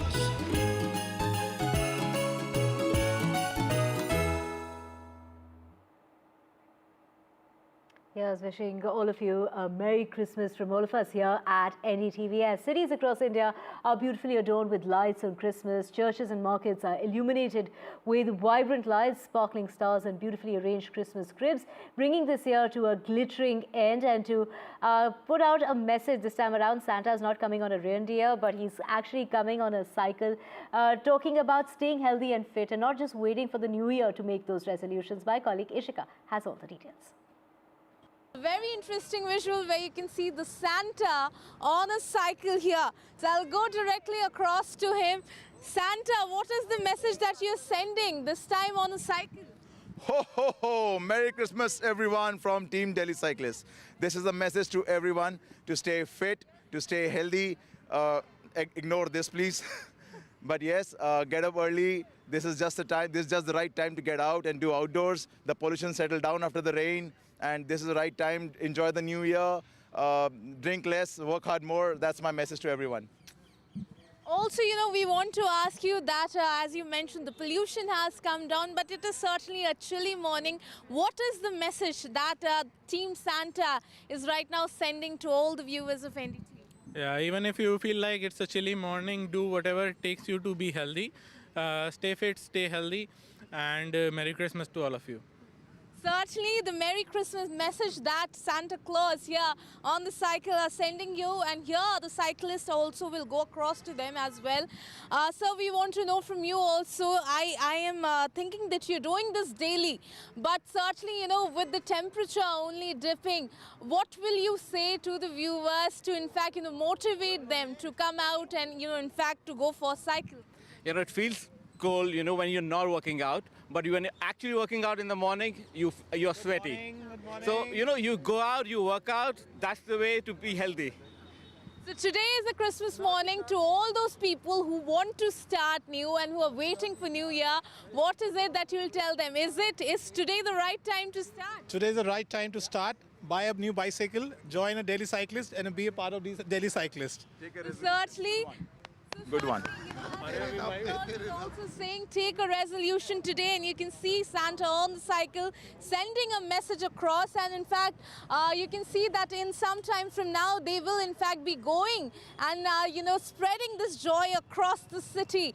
So certainly Delhi, this is the message that you're getting on the Christmas morning. It is certainly a chilly morning, but Santa Claus himself is telling you come out, and even though it is a chilly morning, start cycling, because that certainly is the way to fit India. So certainly here we were getting you the special report with camera person Ritvik. This is Ishika Verma for NDTV. Thank you so much, Ishika. While Delhi is being inspired to be fit and fabulous, while Christmas cheer returns to Manipur, and the message that they're putting out this year is of peace and happiness. Celebrations are taking place after last year's muted festivities. So there you can see Christmas cheer and Christmas festivities that have returned to Manipur after last year's muted celebrations.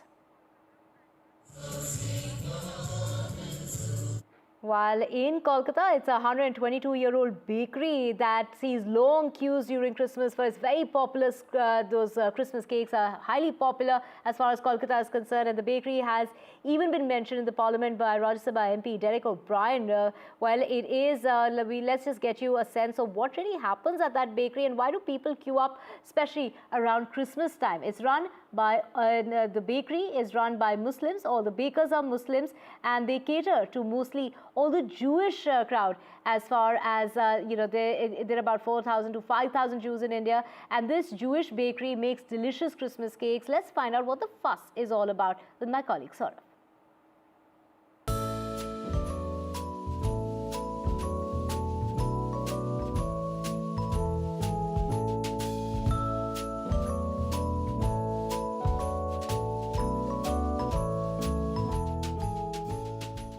Christmas is a time of celebration, a time of togetherness, and a time of good food as well. Christmas cakes are, of course, popular at Nahum's in Kolkata. But the reason that there is another special message that Nahum sends out is, you see this long queue? People of all communities. It's a bakery founded by a Jewish family, celebrating a Christian festival, Muslim bakers, and like Derek O'Brien said in Parliament, also a line of people of all faiths communities coming in to buy that very, very good Christmas cake. What brings you to Nahum's? Why is it so special that, there's a line and you would still stand in line and buy a cake? This bakery is like one of the oldest bakeries in Calcutta, right? And their plum cakes are absolutely, I have always bought it for the last 5 years, 6 years continuously. It's very delicious. I should recommend to all those who are seeing this maybe. 1902 का दुकान है, तो it's a legacy basically और कुछ नहीं. और अच्छा लगता है. साल भर आता हूँ तो एक दिन के लिए 2 घंटे, अगर 3 घंटे भी खड़ा रुकना पड़े तो रुक जाएंगे, लेकिन नाम से लेना है. पसंद है केक? हाँ, quality is very good. Till आज के दिन में भी क्वालिटी लोग मेंटेन करते हैं.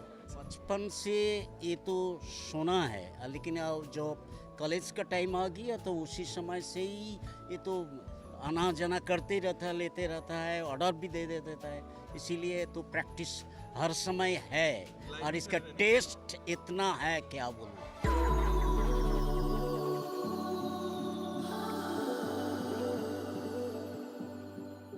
A busy day for the shop, so obviously everyone's busy selling these cakes, but obviously a very, very welcoming sight. Nahoom's in Kolkata, a symbol of Christmas, a symbol of the togetherness that the festival is all about. With camera person GD Shankar in Kolkata, Saurabh Gupta, NDTV.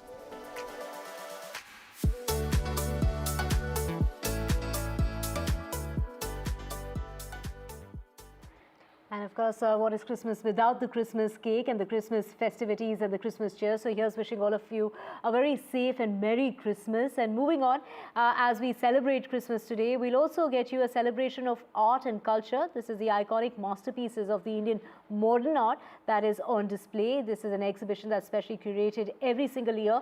And this happens to be the 4th edition that has been organized at the Delhi Art Gallery in Delhi's Janpath. Let's take a look at this report that's been filed by NDTV's Aditi Bharat, who gets us, there are many of those pieces that are dated to over 200 years in age. Let's take a look at these masterpieces of the Indian modern art.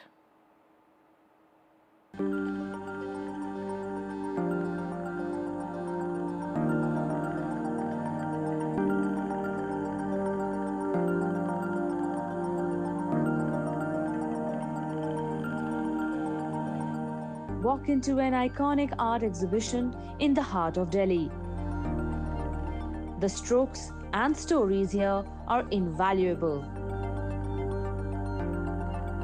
An art exhibition like no other. This is the 4th edition of iconic masterpieces of Indian modern art on display at Delhi Art Gallery in Janpath, featuring some of the rarest artworks created over a period of 200 years. So we picked the very, very best of the artists. It has to be a very high, it has to be a work from a very desired period. It has to be very high quality work, and it has to be a rare work. So it's a combination of many things. So each time you look at, so many people who come and see the exhibition, people haven't seen many works of many of these artists exhibited here. So whether it is the Bakri that you see here, or you see Nasreen Mohammadi here, so many works are extremely, extremely rare, and that is the reason we call it iconic. Iconic as a term is used very loosely by people. But here, when you see the iconic works here, they actually mean iconic. They're actually iconic. So we do a lot of research before we choose a work for this show. So it's not randomly put together. The striking artwork captures the hearts of visitors. Eminent scholars, historians and collectors have contributed essays on these works. India is a unique country where the folk, tribal, classical and contemporary arts are working.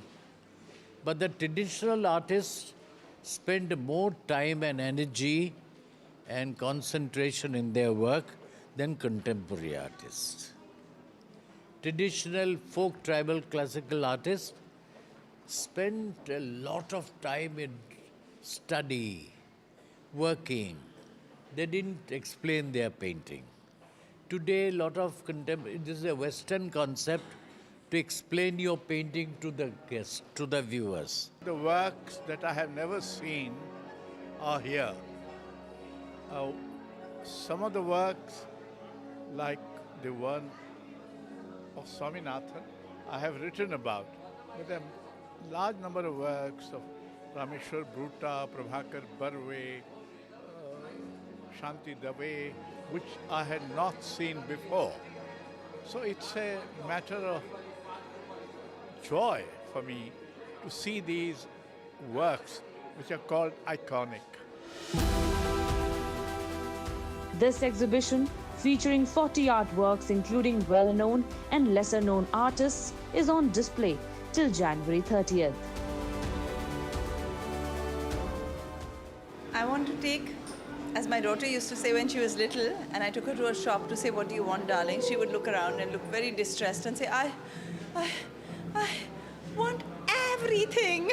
So the Jahangir Sabawala is beautiful, the Rameshwar Brutas are stunning, the Majumdars. I mean, it's a very hard thing to say, what is your favorite? There's no favorite. I think coming here is really about enjoying each work and spending a little bit of time seeing how you connect with it.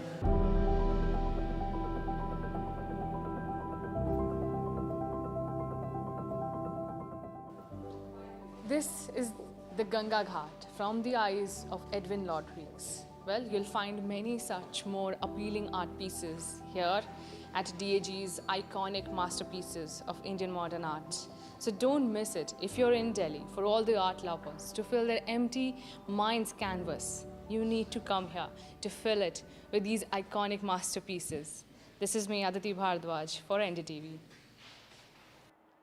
Each artwork there telling a vibrant story of the nature and its rich culture. So a must do. Thank you so much, Aditi, for getting us that insightful trip of that exhibition that's on till January. With that, we're sitting in a very short break. Back with a whole lot more on the other side. Stay with us.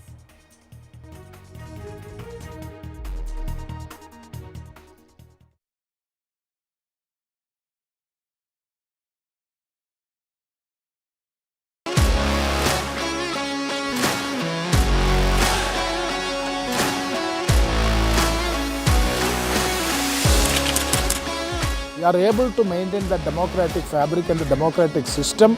I want to do something that can make a difference. लगातार जनता की आवाज को सरकार तक पहुंचाने का काम मैं करता हूं. I was a student up until very recently. I really want to work and do something for my people because they have given me this opportunity. They have elected me. सोचा नहीं था कि राज्यसभा सांसद बनूंगी.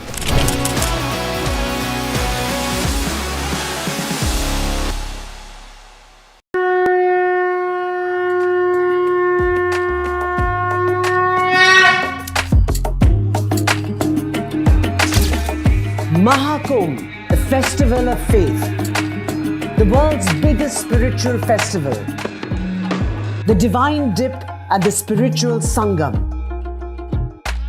a sacred confluence of faith, culture and heritage. NDTV's mega coverage of the Mega Fest. NDTV at Mahakumbh 2025.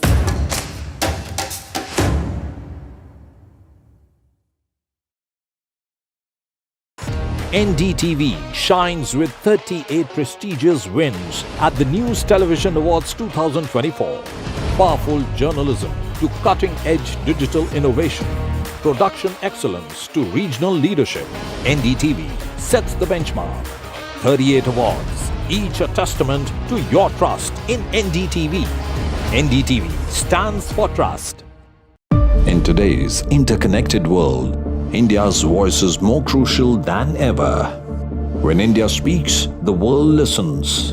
At NDTV World, we are that voice, bringing you intelligent and insightful news from India and beyond. From geopolitics and diplomacy to economic shifts, migrations, tech disruptions, and the stories of our diaspora. We cover the news that shapes our global future. NDTV World, your new home for global news is here. I've been reporting on all issues big and small from Andhra Pradesh, Telangana, rest of South India, bringing you all the action, all that you need to know, all that you want to know. The energy of Maximum City is infectious. I bring in that energy in our news coverage from financial capital Mumbai. Covering from the southernmost part of India over the last 23 years, I bring in-depth and 360-degree coverage from the Dravidian heartland. The land of Mishti is also known for its bitter politics. I have seen much water flow under the Howrah Bridge, covering Bengal in all its vivid colors.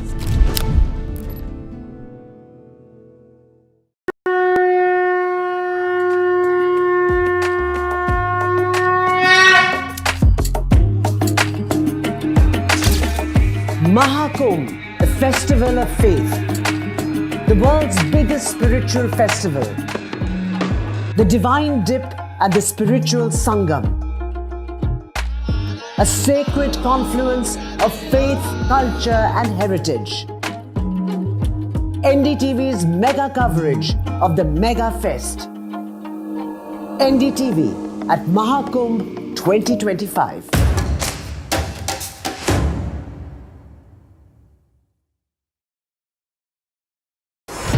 NDTV proudly upholds its legacy of trust and credibility.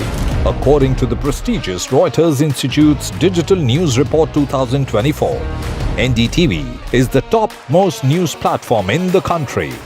Number 1 in both online and offline reach in India. Beating all its competition, NDTV stands for trust. New day, new show, a new experience. Start your day with the news, not views. We bring you stories that matter and impact your lives. News that informs and keeps you.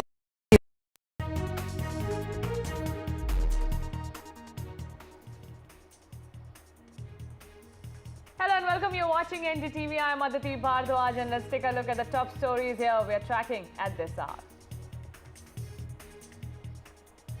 India's first river linking project gets underway. Prime Minister Narendra Modi to lay foundation for Ken-Betwa interlinking project. This project was a dream of former Prime Minister Atal Bihari Vajpayee.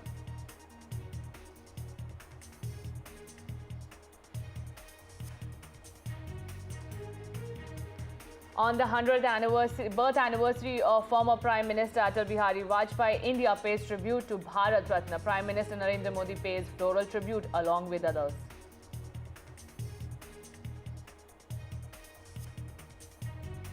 Delhi Departments versus Aam Aadmi Party on 2 schemes. Delhi Department says Mahila Samman scheme and Sanjeevani scheme are non-existing. AAP says department's pressurized schemes will be fulfilled post-polls.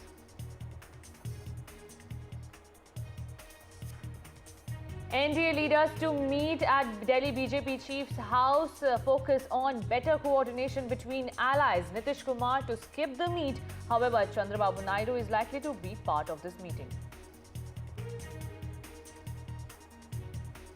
Pakistan conducts airstrikes on Afghanistan, killing at least 15 and injuring several others. Taliban vows retaliation against Pakistan. Foreign Minister S. Jaishankar on US visit. As per reports, meetings with Trump, Biden officials expected.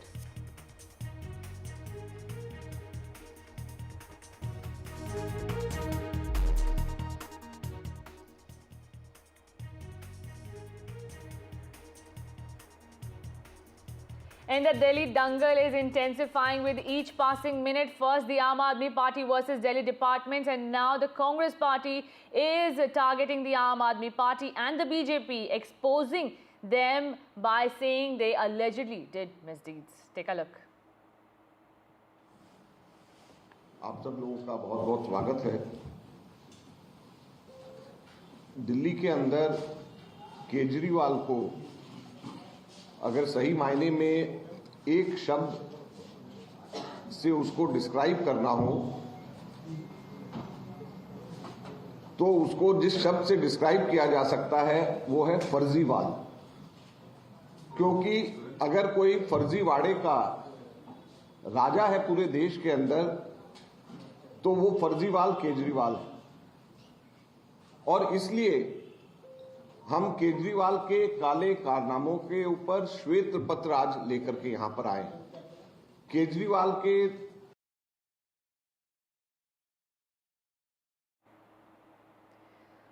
That was the Congress Party releasing a white paper against the Delhi government, which is ruled by the Aam Aadmi Party, and also targeting the other opposition in the Delhi polls, which is the BJP. The Congress claims both the parties are hand in glove in destroying the national capital and no good outcome can come with their ruling. Now, in counter to what is happening in the Delhi national capital, now Delhi Former Chief Minister Arvind Kejriwal is addressing a press conference over the two Sanjeevnis, the two health benefits that were announced by him. दिखने लगा है कि BJP न केवल हार रही है बल्कि शायद भारत के इतिहास में उनकी ऐतिहासिक हार दिल्ली के चुनाव में बीजेपी की होने वाली है। बीजेपी के पास कोई नैरेटिव नहीं है, उनके पास ये बताने को नहीं है कि उन्होंने 10 साल में क्या काम किया। 10 साल में आधी सरकार दिल्ली में उनकी भी थी, उनके 7 MP थे, उनके LG थे, उनके पास अरबों खरबों रुपया था केंद्र सरकार के पास। उन्होंने इन 10 सालों में ना कोई सड़क बनवाई, ना कोई अस्पताल बनवाया, ना कोई स्कूल बनवाया, ना कोई कॉलेज बनाया। दिल्ली के लोगों के लिए कोई काम नहीं किया। दिल्ली के लोगों ने उनको एक ही काम दिया था कानून व्यवस्था का, उसका भी उन्होंने कबाड़ा कर दिया। आज दिल्ली के लोग डर के माहौल के अंदर जी रहे हैं और खुलेआम दिल्ली की सड़कों पे गोलियां चल रही हैं। तो ना उनके पास कोई नैरेटिव है, वो ये नहीं बता पा रहे उन्होंने 10 साल में क्या काम किया। वो ये नहीं बता रहे कि अगर उन्हें वोट दो तो क्या काम करेंगे। वो केवल केजरीवाल ये केजरीवाल वो गालियां दे रहे हैं, गालियों के बेसिस पे वो वोट मांग रहे हैं। उनके पास कोई CM चेहरा नहीं है, उनके पास कोई कैंडिडेट्स नहीं है, उनके पास कोई एजेंडा नहीं है चुनाव लड़ने के लिए। और दूसरी तरफ आम आदमी पार्टी एक पॉजिटिव कैंपेन कर रही है। हम ये बता रहे हैं लोगों को कि 10 साल में हमने ये काम किए, हमने स्कूल अच्छे किए, स्कूल शानदार किए, बच्चों की पढ़ाई का इंतजाम किया, आप लोगों के इलाज का इंतजाम किया, अस्पताल अच्छे किए, मोहल्ला क्लिनिक बनाए, बिजली 24 घंटे की, बिजली फ्री की, पानी की व्यवस्था की, घर घर पानी पहुंचाने का काम किया, महिलाओं की बस यात्रा फ्री करी, बुजुर्गों के लिए हमने तीर्थ यात्रा फ्री करी। हमने इतने सारे काम किए, इसलिए हम कह रहे हैं हमें वोट दो। आने वाले समय में हम महिलाओं को 2100 रुपए देंगे, बुजुर्गों का फ्री में इलाज कराएंगे, चाहे प्राइवेट हो चाहे सरकारी हो। हम ये काम करेंगे, हमें इन पे काम दो। हम अपने कामों पे वोट मांग रहे हैं, वो केवल और केवल गालियों पे वोट मांग रहे हैं और काम रोकने पे वोट मांग रहे हैं। अभी 3-4 दिन पहले हमने 2 योजनाएं चालू की, अनाउंस की। महिला सम्मान योजना, जिसके तहत हर महिला को चुनाव जीतने के बाद योजना लाई जाएगी, जिसमें हर महिला को 2100 रुपए दिए जाएंगे। दिल्ली की कैबिनेट ऑलरेडी हजार रुपए की योजना मंजूर कर चुकी है और उसकी नोटिफिकेशन जारी हो चुकी है। लेकिन मैंने ऐलान किया था कि हम चुनाव जीत जाते हैं तो इसको बढ़ाकर 2100 कर दिया जाएगा। उसी तरह से बुजुर्गों के लिए हमने संजीवनी योजना ऐलान किया कि 60 साल से ऊपर के बुजुर्गों का सारा इलाज मुफ्त करवाएंगे, चाहे प्राइवेट हो चाहे सरकारी अस्पताल हो। इसमें जबरदस्त भीड़ लग रही है, लोग रजिस्ट्रेशन करा रहे हैं, लंबी लंबी लाइनें लग रही है, लोग हमारे दफ्तर आ रहे हैं और लोग बहुत खुश हैं, बहुत खुश हैं। कल शाम तक, कल रात तक लगभग 12.5 लाख महिला सम्मान योजना में रजिस्ट्रेशन हो चुके थे और 1.5-2 लाख बुजुर्गों के रजिस्ट्रेशन हो चुके थे। इस सब से बीजेपी बुरी तरह से बौखला गई है। और अभी 3 या 4 दिन पहले हमें अपने सूत्रों से पता चला है कि ED, CBI और इनकम टैक्स तीनों एजेंसीज की मीटिंग हुई है और उस मीटिंग में ऊपर से आदेश आए हैं कि कुछ भी फर्जी केस करके दिल्ली की CM आतिशी जी को गिरफ्तार किया जाए। ये मैं पूरी जिम्मेदारी के साथ आज बहुत बड़ा आरोप लगा रहा हूं कि इन तीनों एजेंसीज को ऊपर से कहा गया है कि दिल्ली की CM आतिशी जी को कोई भी फर्जी केस बनाकर गिरफ्तार किया जाए। उन्हें यह भी कहा गया है कि उसके पहले, गिरफ्तारी के पहले, आम आदमी पार्टी के सभी सीनियर लीडर्स पर आने वाले दिनों में रेड होगी। मेरे ऊपर रेड होगी, मनीष जी के ऊपर रेड होगी, फिर से हमारे ऊपर सब पे रेड हो चुकी है। संजय सिंह पे रेड होगी, सौरभ भारद्वाज पे रेड होगी, सत्येंद्र जैन पे रेड होगी, आतिशी जी पे रेड होगी, हम सब पे रेड कराई जाएगी। और उनका मकसद है कि किसी भी तरह से हमें चुनावी तैयारियां जो हम कर रहे हैं, प्रचार कर रहे हैं, उससे डिस्ट्रैक्ट करना ताकि हमारा दिमाग दूसरी चीजों में उलझा रहे। ऐसा भी सुनने में आया, सूत्रों से पता चला है कि ट्रांसपोर्ट विभाग में कोई फर्जी केस तैयार किया जा रहा है आतिशी जी के खिलाफ। और इनका पूरा मकसद है कि ये किसी भी तरह से महिलाओं की फ्री बस योजना जो है वो रोकना चाहते हैं, वो बंद करवाना चाहते हैं ये लोग। तो ट्रांसपोर्ट विभाग में कोई फर्जी केस आतिशी जी के खिलाफ तैयार किया जा रहा है। हमें पूरा यकीन है कि लोग इस गंदे षड्यंत्र का जो पिछले कई सालों से साजिशें रच रहे हैं, झूठे केसों में फंसा के हम लोगों को जेल में डाल रहे हैं, लोग इसका जवाब देंगे। इस देश की जनता इस किस्म की राजनीति पसंद नहीं करती। आप अपने काम पे वोट मांगिए। आप ये बताइए कि 10 साल में आपने दिल्ली में क्या काम किए, आने वाले समय में आप क्या काम करेंगे। केवल जेल डालने से, गालियां देने से, इस तरह से जनता वोट नहीं देती। मैं आतिशी जी से कहूंगा कि 2 शब्द कहें।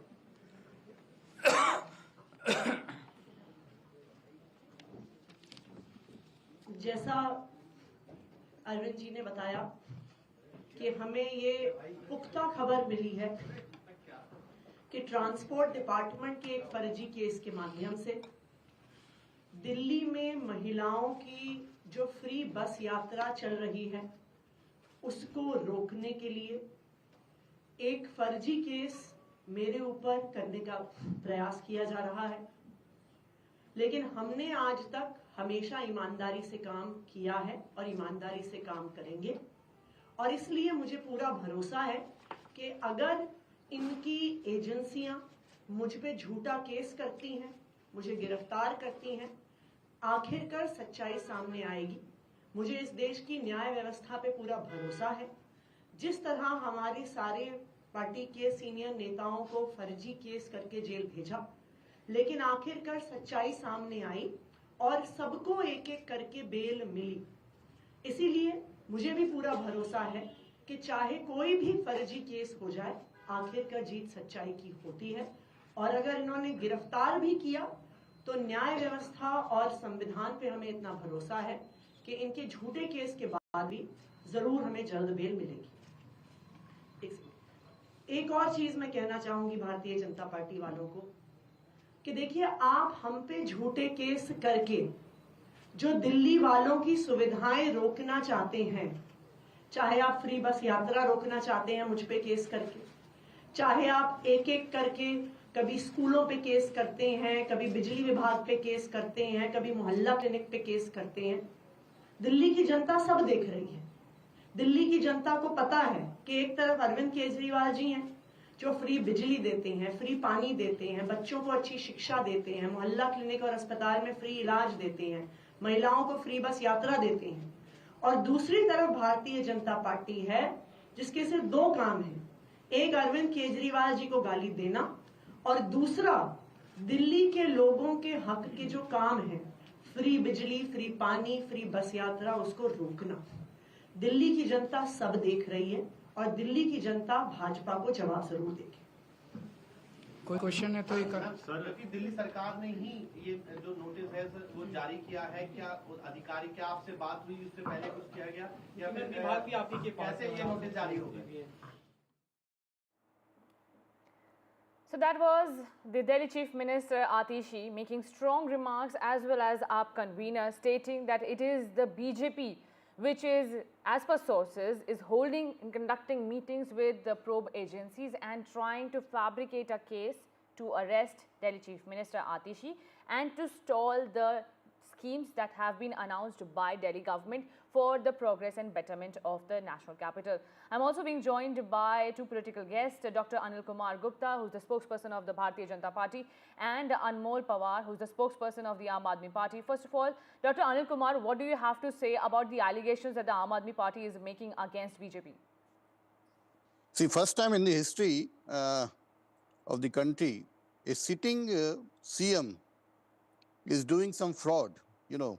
In the name of this Mahila Samman Yojana and the Sanjeevani, the CM has herself announced, the ex-CM has announced, and they are taking the private data from the citizen of Delhi.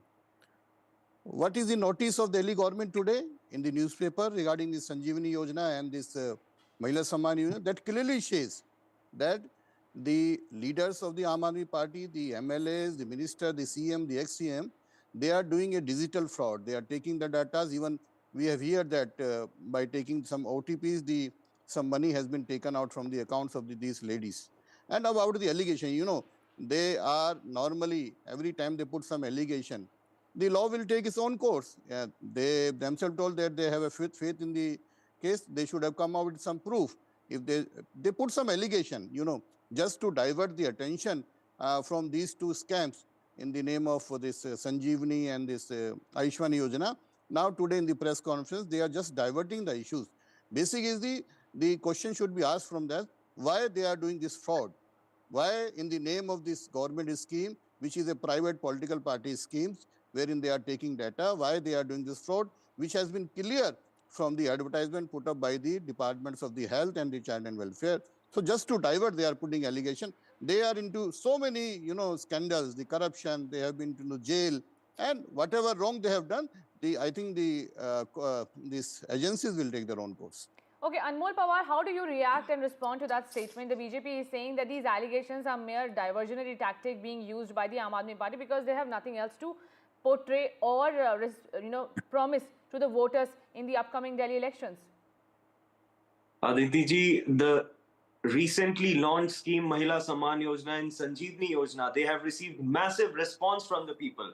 More than 12.5 lakh citizens have registered within 24 hours, which has shaken BJP to its core. BJP is rattled today because the overwhelming public support has left the BJP desperate, exposing their inability to counter our governance model. And the BJP, unable to match this level of governance, has resorted to these targeting these schemes and spreading false narratives and these misleading advertisements which are being issued on the directions of Bharatiya Janata Party. The BJP-backed officials have issued these misleading advertisements against which we will take action. And we have been saying this from the very beginning that these schemes will be implemented after the Aam Aadmi Party government comes in power for the fourth time after the elections. So they are getting desperate, but they must not forget that the people of Delhi will choose progress over propaganda. They will choose development over distraction. They will choose vision over vendetta. They will choose commitment over criticism. They will choose Arvind Kejriwal model of governance over your Jumlebaji model of governance. They will choose Kaam ki Rajniti over your Shadyantra ki Rajniti. In last 10 years, you have done nothing. You had 7 member of parliaments in Delhi, but you have no work to showcase to the people of Delhi. You have no vision, you have no plan, you have no mission, you have no credible face who can stand against Mr. Arvind Kejriwal. और याद रखिए कि भाई बिना दूल्हे की बारात जो है ना वो खाली हाथ जाती है, ना बारातियों को कुछ मिलता, और आपका भी वही हाल होने वाला है दिल्ली में. Dr. Anil Kumar Gupta, straight question to you. Is your party pressurizing Delhi government officials to work against the Aam Aadmi Party or the Delhi government? The statement put up by the Anmolji clearly shows that they are incompetent to rule Delhi. If the officers are not under control. First time I'm mentioning, how can a political party leaders can the personal data from the citizen of Delhi? This is a clear. Are you acting naive, Gupta ji?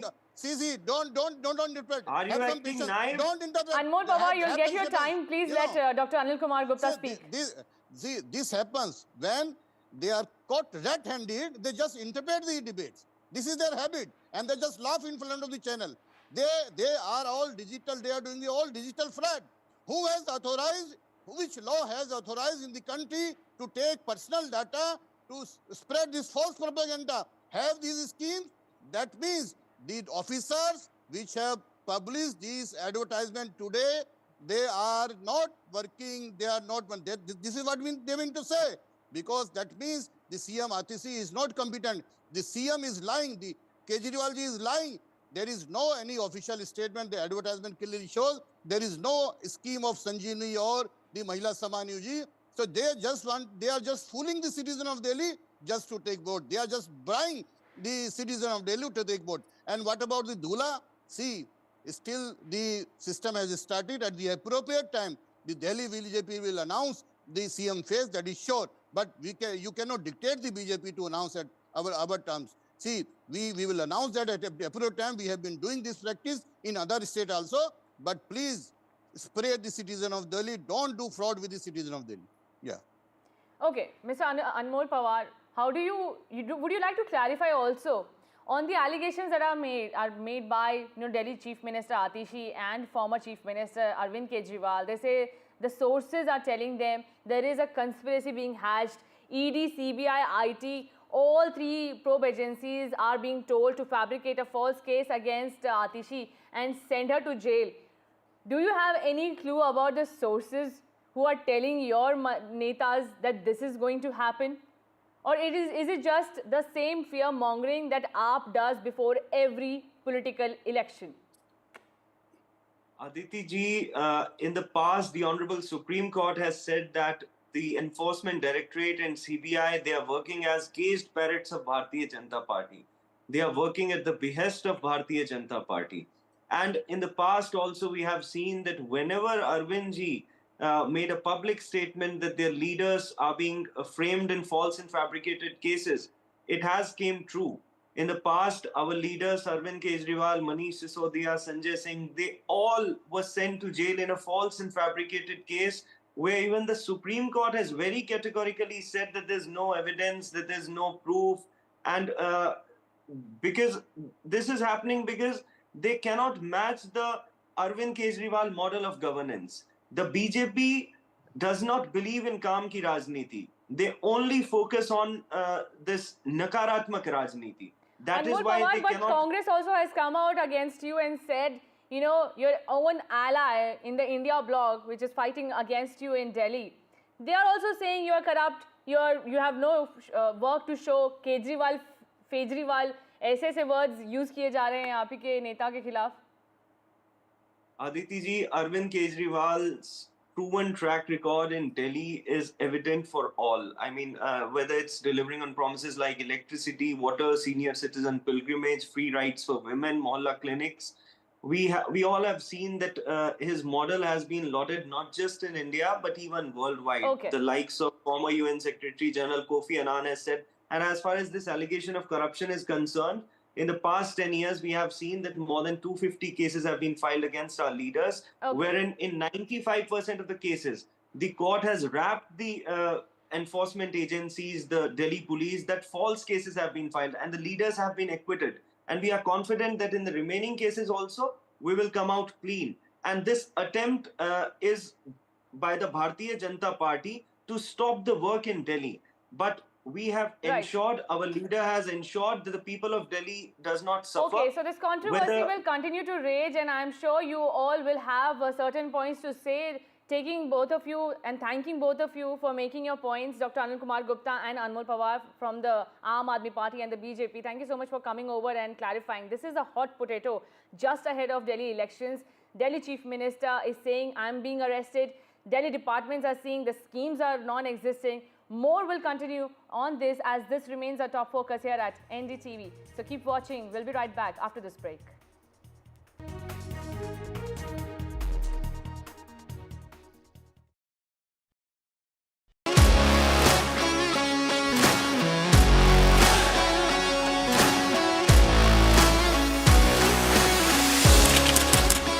We are able to maintain the democratic fabric and the democratic system. I want to do something that can make a difference. लगातार जनता की आवाज को सरकार तक पहुंचाने का काम मैं करता हूं. I was a student up until very recently. I really want to work and do something for my people because they have given me this opportunity. They have elected me. सोचा नहीं था कि राज्यसभा सांसद बनूंगी.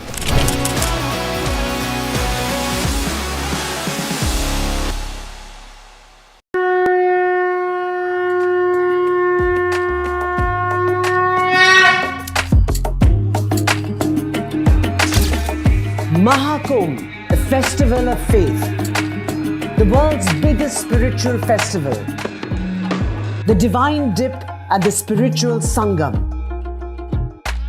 a sacred confluence of faith, culture and heritage. NDTV's mega coverage of the Mega Fest. NDTV at Mahakumbh 2025.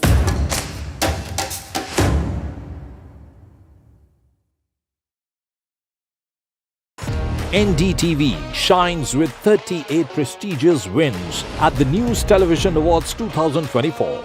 Powerful journalism to cutting-edge digital innovation. Production excellence to regional leadership. NDTV sets the benchmark. 38 awards, each a testament to your trust in NDTV. NDTV stands for trust. In today's interconnected world, India's voice is more crucial than ever. When India speaks, the world listens. At NDTV World, we are that voice, bringing you intelligent and insightful news from India and beyond. From geopolitics and diplomacy to to economic shifts, migrations, tech disruptions, and the stories of our diaspora. We cover the news that shapes our global future. NDTV World, your new home for global news, is here.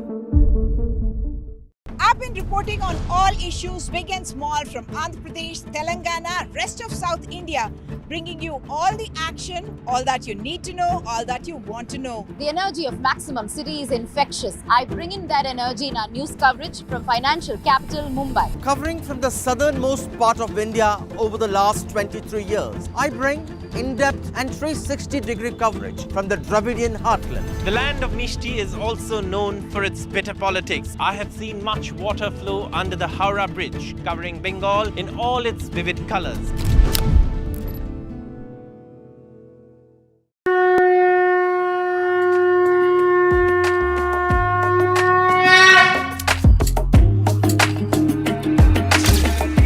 Mahakumbh, the festival of faith. The world's biggest spiritual festival. The divine dip at the spiritual Sangam. A sacred confluence of faith, culture and heritage. NDTV's mega coverage of the Mega Fest. NDTV at Mahakumbh 2025.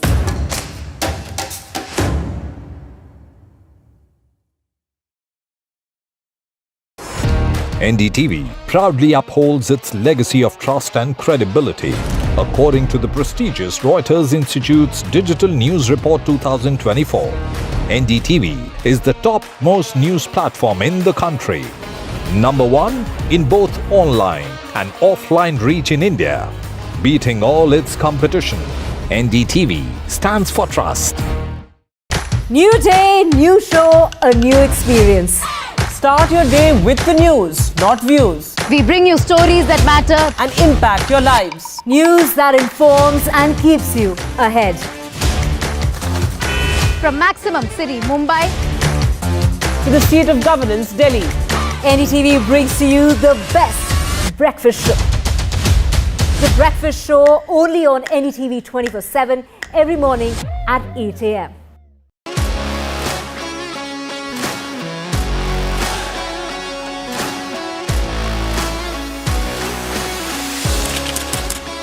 We are able to maintain the democratic fabric and the democratic system. I want to do something that can make a difference. लगातार जनता की आवाज को सरकार तक पहुंचाने का काम मैं करता हूं. I was a student up until very recently. I really want to work and do something for my people because they have given me this opportunity. They have elected me. सोचा नहीं था कि राज्यसभा सांसद बनूंगी.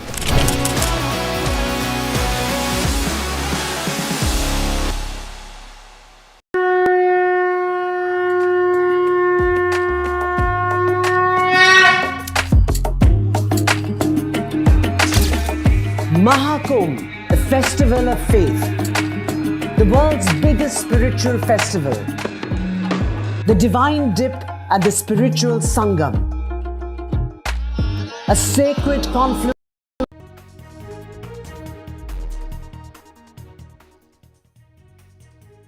In top National Democratic Alliance, leaders are set to meet to address the controversy surrounding Home Minister Amit Shah's remarks on B.R. Ambedkar, strategies for key state polls, and one nation, one election, among others.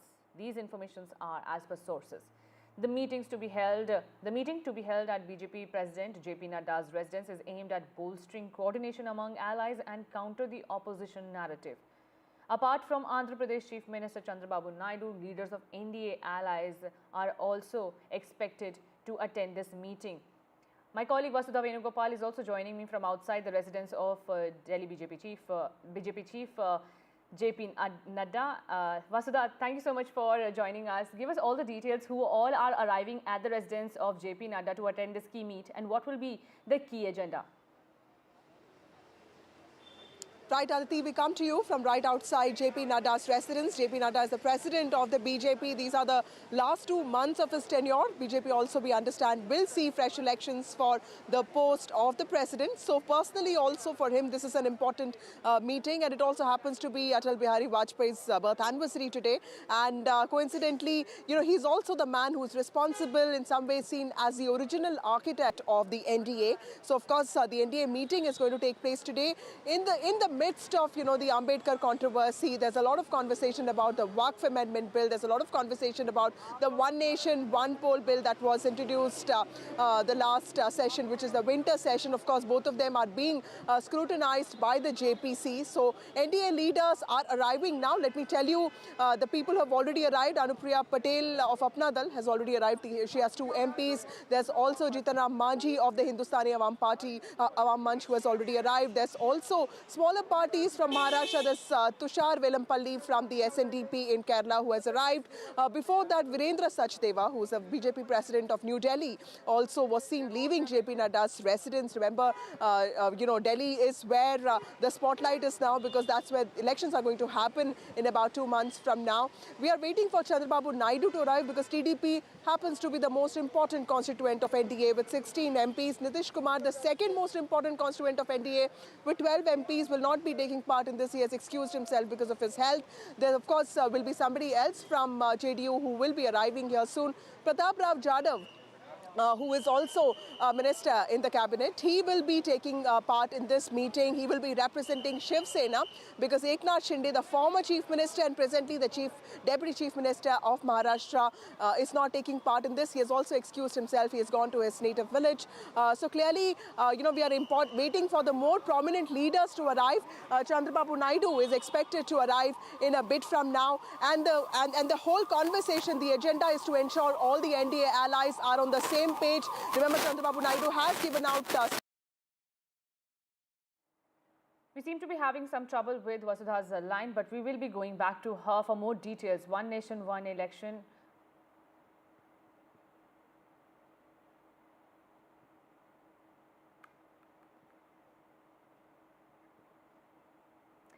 Prime Minister Narendra Modi will lay the foundation stone of the Ken-Betwa River Linking Project, the first such initiative under the National River Interlinking Policy at Khajuraho in Madhya Pradesh. The event coincides with the birth centenary of former Prime Minister Atal Bihari Vajpayee, who envisioned the National River Linking Initiative in 2002. The Rs 44,000 crore project aims to address drought and migration issues in the Bundelkhand region of Madhya Pradesh and Uttar Pradesh. Madhya Pradesh Chief Minister Mohan Yadav said nearly 44 lakh people in 10 districts of Madhya Pradesh and 21 lakh in Uttar Pradesh will get drinking water under the project, which is estimated to cost around Rs 44,000 crores. My colleague Anurag is also joining me for more on this. Anurag, take us through the key highlights of this Ken-Betwa River Linking Project. Yes, as you said, the foundation of the long-awaited Ken-Betwa River Linking National Project will be laid down by the Prime Minister Narendra Modi in a Mela ground in Khajuraho, and the event will start soon. This assumes significance as it happens on the birth centenary of former Prime Minister Bharat Ratna Atal Bihari Vajpayee, who is accredited with envisioning the National River Linking Project in 2002. And this is the first river interlinking project under the National Perspective Plan, and envisages providing irrigation facilities through the districts of Madhya Pradesh and adjoining Uttar Pradesh Bundelkhand region, as you said, which has long been afflicted with drought and related large-scale migration of population to other parts of the country. Through a pressurized micro-irrigation system under the project, 8.11 lakh hectare area can be irrigated in 2,000 villages of 10 districts of Madhya Pradesh's Bundelkhand and Gwalior Chambal region, which will benefit around 7 lakh farmers. And this project will also provide an annual irrigation facility in 59,000 hectare area in Uttar Pradesh and stabilization of existing irrigation in a 1.92 lakh hectare area. So these are the main important components of this project. And this project will also provide drinking water facilities to 44 lakh people in Madhya Pradesh and around 21 lakh people in Uttar Pradesh. And this will also enable the generation of 103 megawatt of hydropower and 27 megawatt of solar energy for the for Madhya Pradesh and Uttar Pradesh. Right. Thank you so much, Anurag, for joining us. The Prime Minister will be laying the foundation stone for this key project, which has been the dream project of Atal Bihari Vajpayee, which is now seeing light under the Modi era.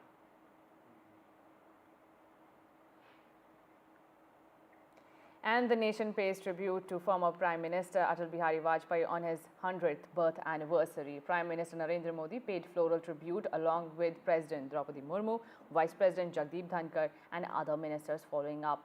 As the nation observes Good Governance Day today, Prime Minister Narendra Modi has also penned a beautiful letter, an article tracing his political journey and contribution to revolutionizing India's infrastructure. He called Atal Bihari Vajpayee the architect of India's transition into the 21st century, adding that he stands tall as a statesman who continues to inspire countless people. Prime Minister Narendra Modi said it was a privilege for BJP workers like him to be able to learn from the stalwart. Prime Minister Narendra Modi will also lay the foundation stone of the river linking project, the first such initiative under the National River Interlinking Project.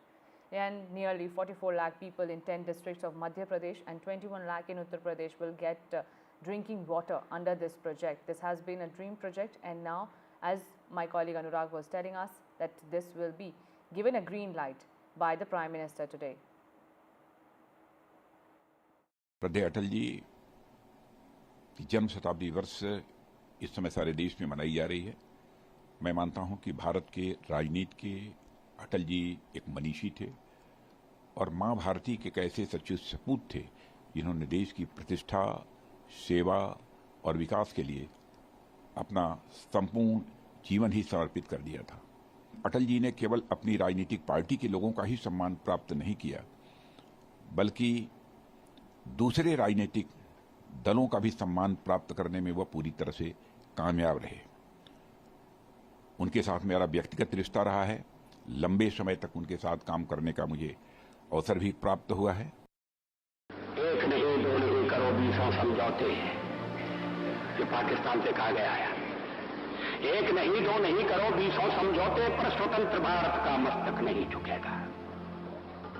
अगणित बलिदानों से अर्जित यह स्वतंत्रता, अगणित बलिदानों से अर्जित यह स्वतंत्रता, सुश्वेद शोणित से सिंचित यह स्वतंत्रता, त्याग तेज तप बल से रक्षित यह स्वतंत्रता, दुखी मनुजता के हित अर्पित यह स्वतंत्रता। इसे मिटाने की साजिश करने वालों से कह दो चिनगारी का खेल बुरा होता है। इसे मिटाने की साजिश करने वालों से कह दो चिनगारी का खेल बुरा होता है। औरों के घर आग लगाने का जो सपना, वह अपने ही घर में सदा खड़ा हो। आज सिंधु में ज्वार उठा है, नगपत फिर ललकार उठा है, कुरुक्षेत्र के कण कण से फिर पांचजन्य हुंकार उठा है। शत शत आघातों को सहकर जीवित हिंदुस्तान हमारा, जग के मस्तक पर रोली सा शोभित हिंदुस्तान हमारा। दुनिया का इतिहास पूछता रोम कहाँ, यूनान कहाँ है। दुनिया का इतिहास पूछता रोम कहाँ, यूनान कहाँ है। घर घर में सुबह अग्नि जलाता वह उन्नत ईरान कहाँ है। दीप बुझे पश्चिमी गगन के, व्याप्त हुआ बरबर अंधियारा, किंतु चीर कर धमकी छाती चमका हिंदुस्तान हमारा। जीवन बीत चला, कल कल करते आज हाथ से निकले सारे, कल कल करते आज हाथ से निकले सारे। भूत भविष्यत की चिंता में वर्तमान की बाजी हारे। पहरा कोई काम न आया, रसघट रीत चला, जीवन बीत चला। एक नया भारत कि जिसमें एक नया विश्वास हो, जिसकी आंखों में चमक हो, एक नया उल्लास हो जहां सम्मान हर एक जाति हर एक धर्म का सब समर्पित हों जिसे, वह लक्ष्य जिसके पास हो। एक नया अभिमान अपने देश पर जन जन में है, एक नया भारत बनाने का इरादा मन में है। And now Telugu actor Allu Arjun was questioned by Hyderabad police for nearly 4 hours after a stampede at a city theatre this month, killing a 35-year-old woman and left her 8-year-old with life-threatening injuries. Allu Arjun had been summoned by the cops to join the investigation and could be summoned again. He was asked whether he knew that permission had been denied for his visit to the theatre and whether he had been made aware of the stampede outside, among other questions. Meanwhile, a massive political controversy over the case has erupted, with both the BJP and BRS criticizing the Revanth Reddy government of conducting a witch hunt against Telugu superstar, something the Congress government has denied time and again. And my colleague Tanushka is joining me for more on this. Tanushka, take us through the latest of what's happening in the case. Are there any more summons that the police is mulling to issue against Allu Arjun, or the BJP and the BRS trying to amp up their attack against Congress government? Well, at this point, you know, in the Allu Arjun case, which has anyway been escalating over the past couple of days, ever since the incident happened at the Sandhya Theatre, what we are understanding right now is it's unclear whether the police will summon the Telugu star again or not. I am currently right outside his residence, wherein security has also been beefed up after the Hyderabad court granted bail to 6 people who allegedly attacked and protested and vandalized as well outside Allu Arjun residence. And after these 6 people were granted bail, who were allegedly claimed to be, you know, from the Osmania University Joint Committee, this is what we are understanding. So after that, security has been beefed up at his residence, and we know that yesterday he was also called in for summoning, which went on for around 4 hours. And among the questions that were thrown at the superstar here were, of course, that was he aware that police permission had been denied for this event regarding the promotion of his film?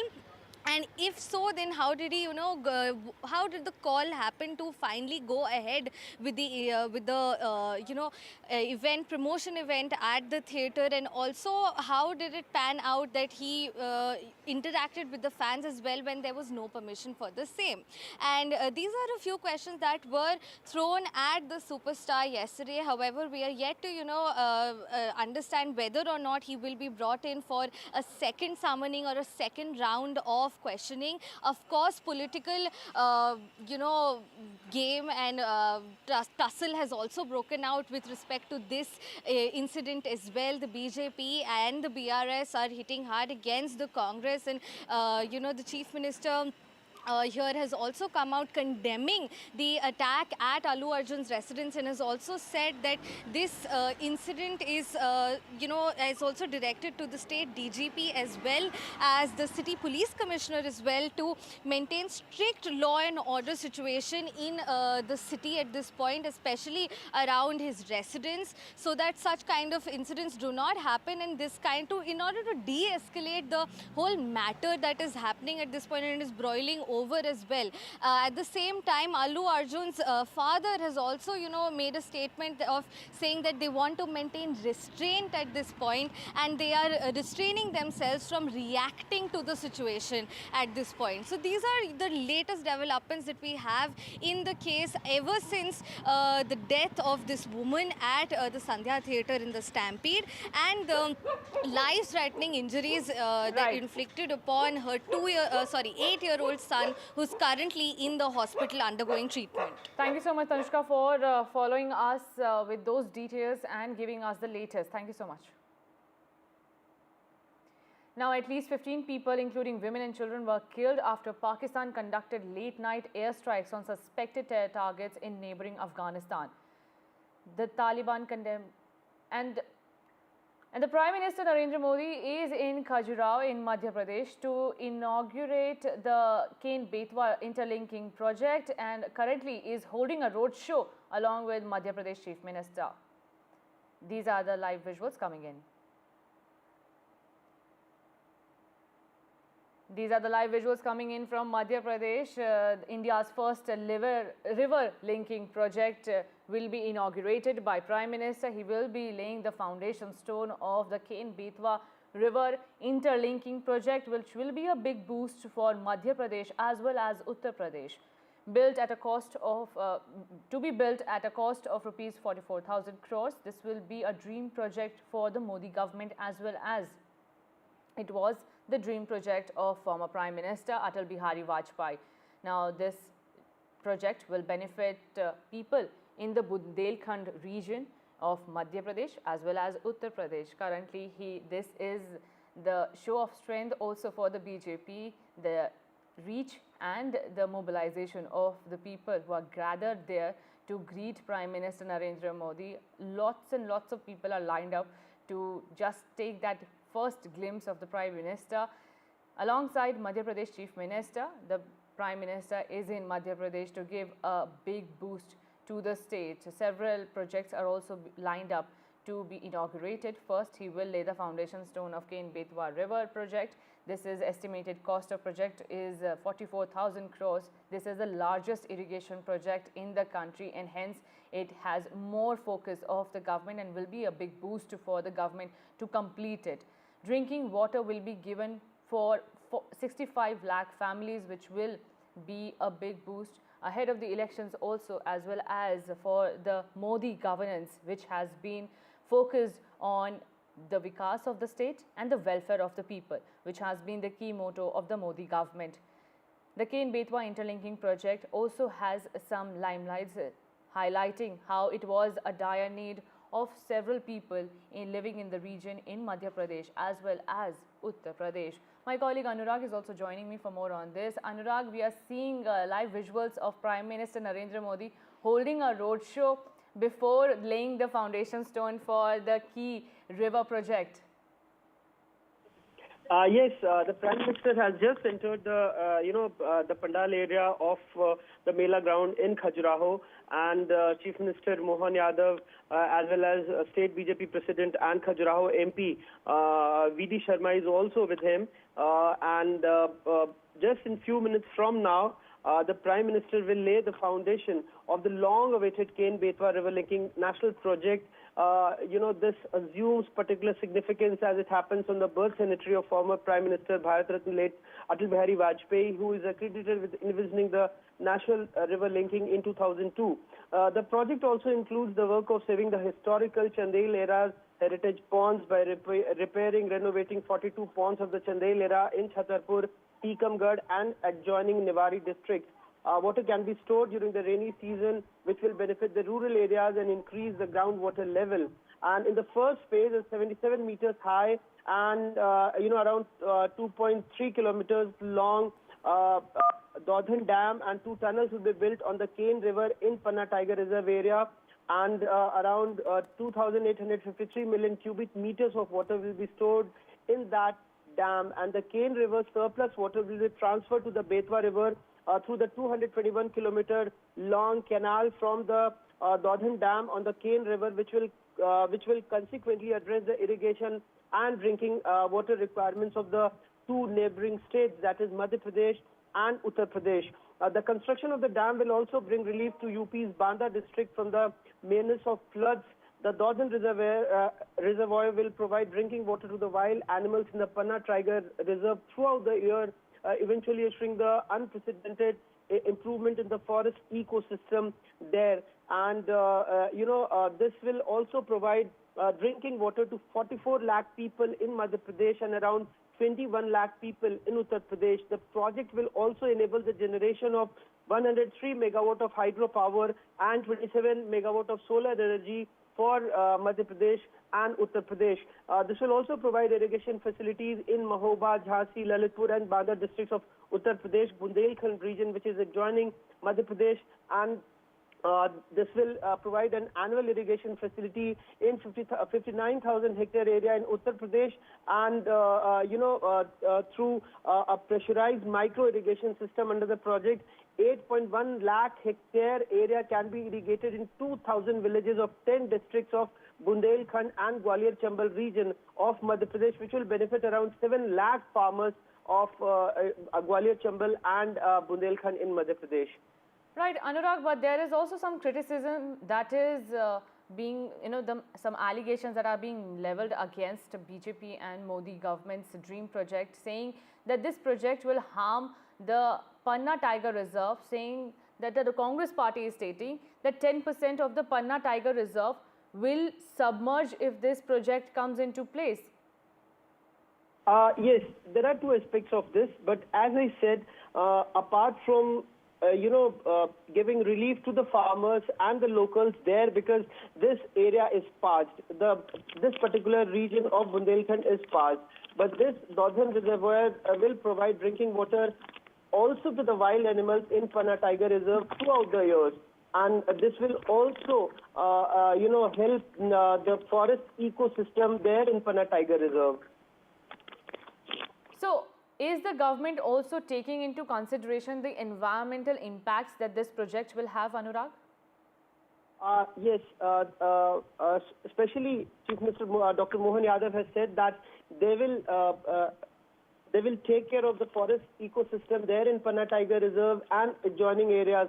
But as I said, we have seen people struggling for drinking water, water for irrigation in these particular areas of Bundelkhand, particularly in Madhya Pradesh and adjoining areas of Uttar Pradesh.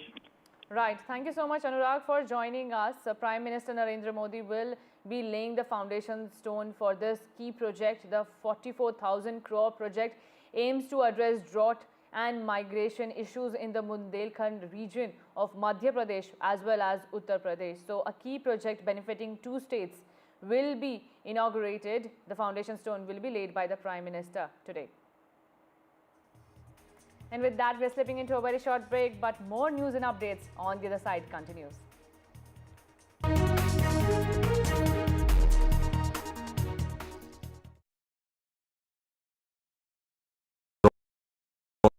NDTV shines with 38 prestigious wins at the News Television Awards 2024. Powerful journalism to cutting-edge digital innovation. Production excellence to regional leadership. NDTV sets the benchmark. 38 awards, each a testament to your trust in NDTV. NDTV stands for trust. In today's interconnected world, India's voice is more crucial than ever. When India speaks, the world listens. At NDTV World, we are that voice, bringing you intelligent and insightful news from India and beyond. From geopolitics and diplomacy to economic shifts, migrations, tech disruptions, and the stories of our diaspora. We cover the news that shapes our global future. NDTV World, your new home for global news is here. I've been reporting on all issues big and small from Andhra Pradesh, Telangana, rest of South India, bringing you all the action, all that you need to know, all that you want to know. The energy of Maximum City is infectious. I bring in that energy in our news coverage from financial capital Mumbai. Covering from the southernmost part of India over the last 23 years, I bring in-depth and 360-degree coverage from the Dravidian heartland. The land of Mishti is also known for its bitter politics. I have seen much water flow under the Howrah Bridge, covering Bengal in all its vivid colors.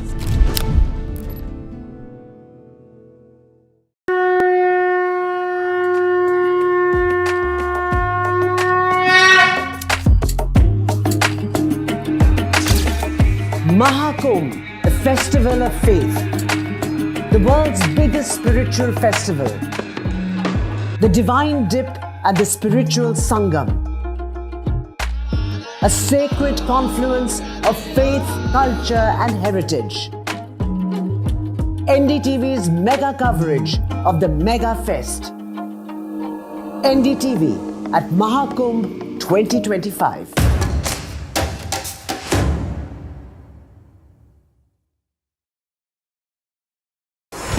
NDTV proudly upholds its legacy of trust and credibility.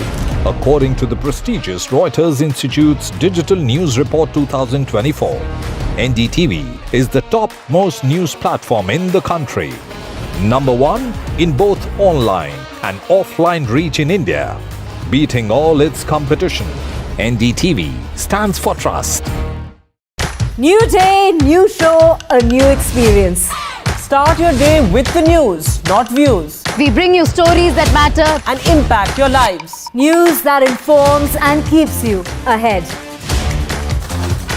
From Maximum City, Mumbai, to the seat of governance, Delhi, NDTV brings to you the best breakfast show. The breakfast show only on NDTV 24/7 every morning at 8 a.m.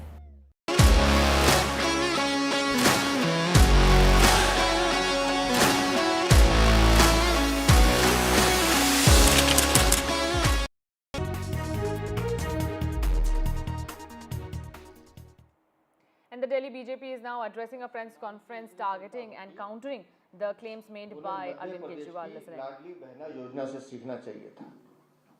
आज नहीं, 1,29,00,000 से ज्यादा माताएं बहनें उसकी लाभार्थी हैं।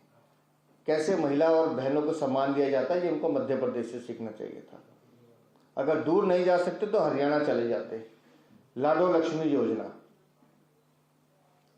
वहां से सीख लेते कि कैसे महिलाओं को सम्मान दिया जाता है, कैसे बहनों को सम्मान दिया जाता है। छत्तीसगढ़ चले जाते। महतारी वंदना योजना, कैसे माताओं को और नारी शक्ति को सम्मान दिया जाता है। उड़ीसा चले जाते। सुभद्रा योजना, जहां जहां भारतीय जनता पार्टी की सरकार है वहां वहां महिला सम्मान और बच्चियों के नाम पर इस तरह की योजनाओं को अमली जामा पहनाया गया है, पैसे दिए गए हैं और कानूनी प्रावधान के तहत दिए गए हैं। इस तरह से नहीं दिए गए कि सरकार को विज्ञापन निकालना पड़ता है और बताना पड़ता है कि अरविंद केजरीवाल झूठ बोल रहे हैं। अरविंद केजरीवाल 12 साल से दिल्ली की जनता को, 2013 में ये सरकार आई थी, तब से लेकर अब तक टुकड़ों में इसको दिल्ली को जनता को ठगने का काम कर रहे हैं। और अब जब रवानगी तय है, दिल्ली की जनता मन बना चुकी है कि हमें आपसे मुक्ति चाहिए, तो जाते जाते भी आप दिल्ली की जनता का जेब और गला काटना चाहते हैं। संजीवनी, आप आयुष्मान योजना क्यों नहीं लागू करते? अरविंद केजरीवाल, मैं पूछता हूं तुमसे। आप अरविंद केजरीवाल द्वारा आयुष्मान योजना रोके जाना सिर्फ ईगो की प्रॉब्लम है, अहंकार। नरेंद्र मोदी प्रधानमंत्री की कोई योजना दिल्ली में लागू नहीं करेंगे, चाहे मुझे कुछ भी करना पड़े। आयुष्मान योजना लागू होती, केंद्र सरकार का पैसा आता है, दिल्ली के कल्याण में लगता है। आप जो योजना कह भी रहे हो, मुझे पता नहीं, बजट का विजेंद्र जी बताएंगे कि बजट का प्रावधान है कि नहीं, लेकिन अगर होता भी तो वो दिल्ली की सड़कों पे लगता, दिल्ली के विकास पे लगता। लेकिन क्यों? क्योंकि वो अरविंद केजरीवाल की योजना नहीं लेनी है, क्योंकि वो प्रधानमंत्री की योजना है। अपने अहंकार और अपनी ईगो की वजह से आप दिल्ली की जनता का सत्यानाश कर रहे हैं। और जिस तरह से आपने लोगों को ठगने का काम किया है, ये सीधा सीधा ये दिखाता है कि आम आदमी पार्टी और दिल्ली की सरकार में सब ठीक नहीं है। चस्का तो महल का है, चस्का महल का है। अरविंद केजरीवाल कहते हैं कि मैं ये करूंगा, सरकार कहती है ना, दिल्ली की सरकार, आम आदमी पार्टी की सरकार, आतिशी मार लेना की सरकार, ना, ऐसा नहीं होगा, ये नहीं होगा। और फिर खुद अरविंद केजरीवाल कहते हैं अगर ये नहीं होगा तो फिर तुम जेल जाओगी। आखिर अरविंद केजरीवाल के पास ऐसा कौन? And we have some breaking news coming in. A passenger plane has crashed near Kazakhstan. This is the information that we are getting, and the visuals are horrifying to see. Passenger plane has crashed near Kazakhstan. These are the information, and this is the information that we are getting. The plane was requested emergency landing, but before that it crashed near Kazakhstan. There are passengers on board the plane which has crashed near Kazakhstan. The plane has crashed near Aktau, and after crashing the plane burst into a ball of fire. The information that we are getting for now is that the plane requested emergency landing, but before that it crashed near Kazakhstan. These are the latest developments that we are getting into the story. The plane crashed, a passenger plane has crashed near the city of Aktau in Kazakhstan. This is a big plane mishap in Kazakhstan as we are reporting live. The information that we are tracking here right now is that the plane requested emergency landing and then crashed. The visuals that we are trying to collect from various sources indicate how after crashing, the plane burst into a ball of fire. These are the latest inputs that we are getting. A passenger plane crashed and Azerbaijan Airlines plane has crashed near Kazakhstan. It was the Azerbaijani plane, a passenger plane crashed, and initial reports suggested that there were survivors. This is the information that we are getting from the Central Asian countries, the Emergencies Ministry, that has put out a statement saying that passenger plane has crashed in Kazakhstan.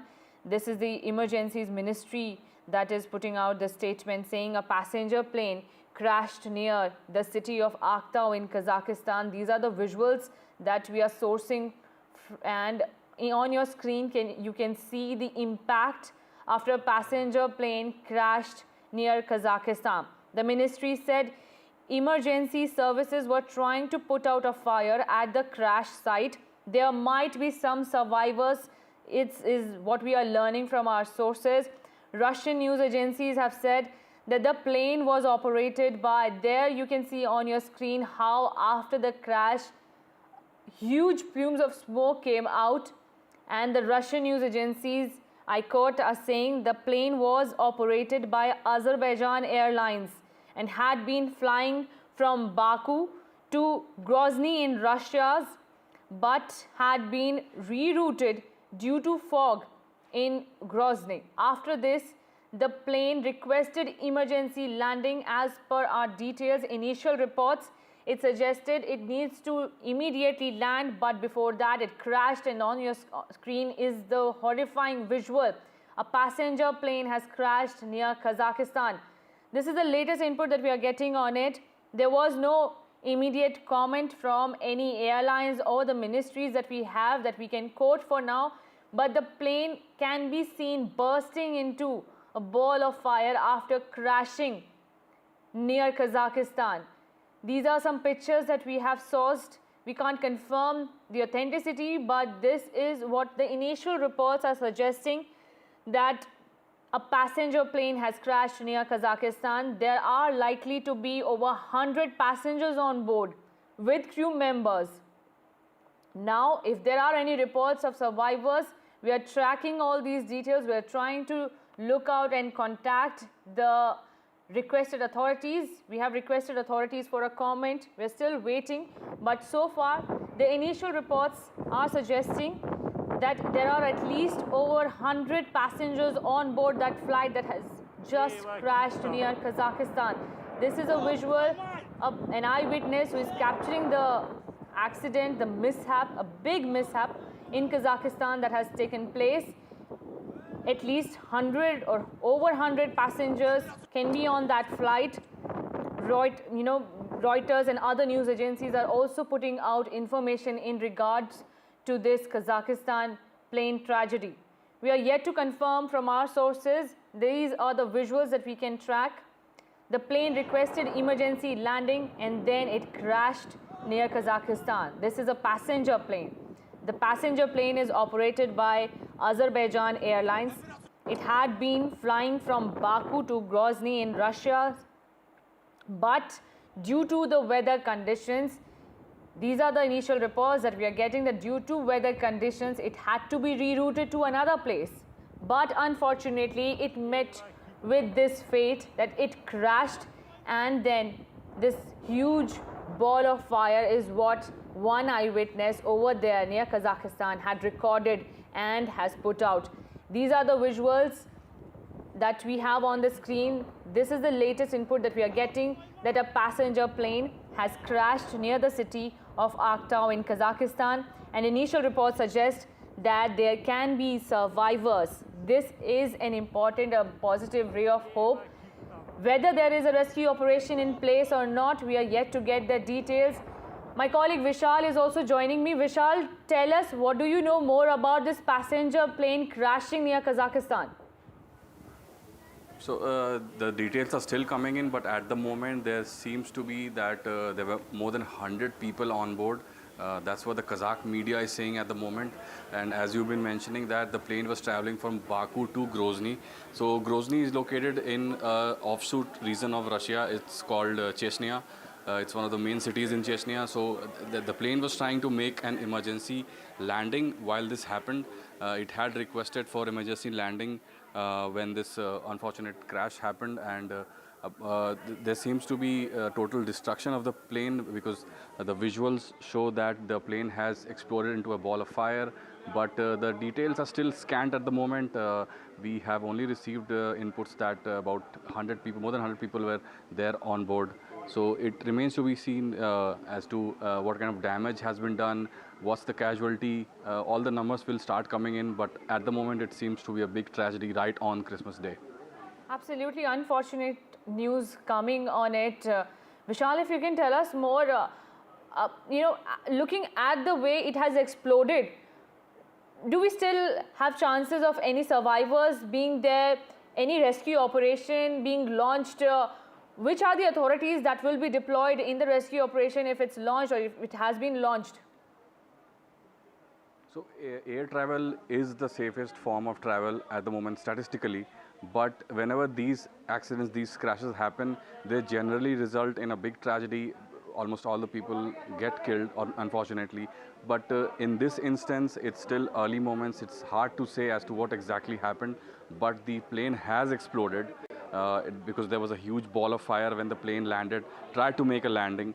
So it seemed to be making a steady descent into the runway, but suddenly exploded, suddenly made a change in direction and then exploded. So the details will be available to us in the next half hour or so, but at the moment it seems to be that a big tragedy has struck and more than 100 people could have been feared killed.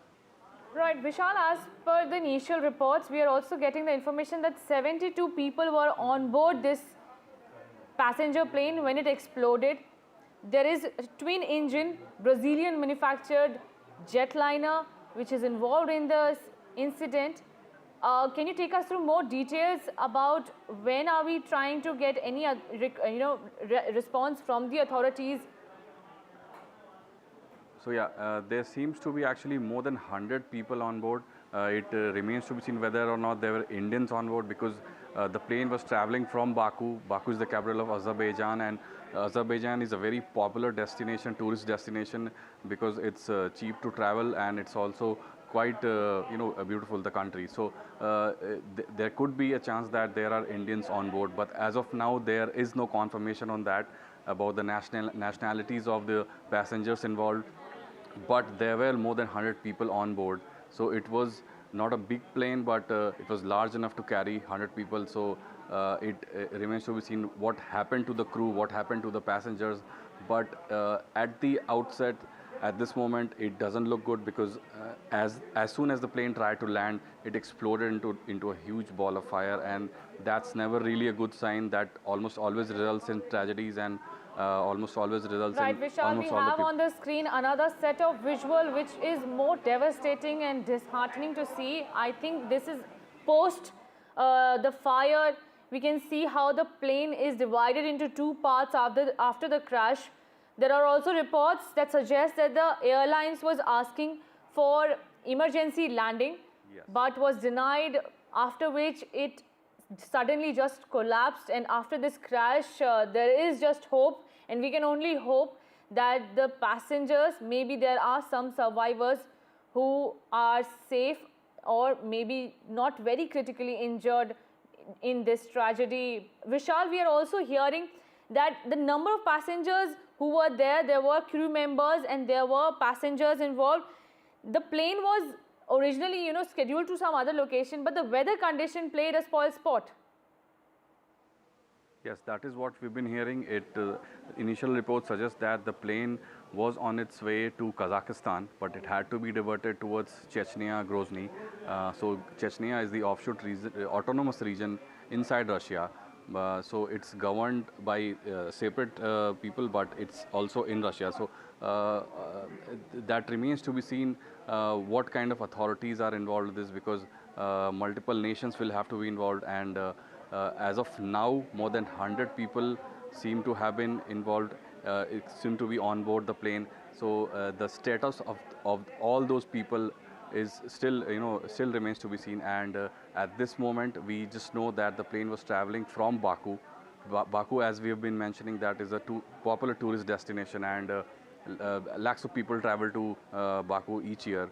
So there could be many tourists involved. There could be many people who would have gone there to meet their families. So all of that details are still to come.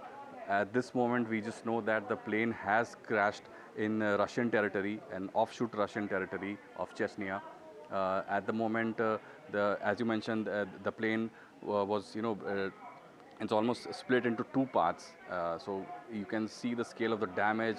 There would be visuals that would show that the plane has almost, it's almost vanished from the surface. And so all of that will come into picture when the investigation is done and when we know more details. But at this moment, more than 100 people could have been feared killed on Christmas Day.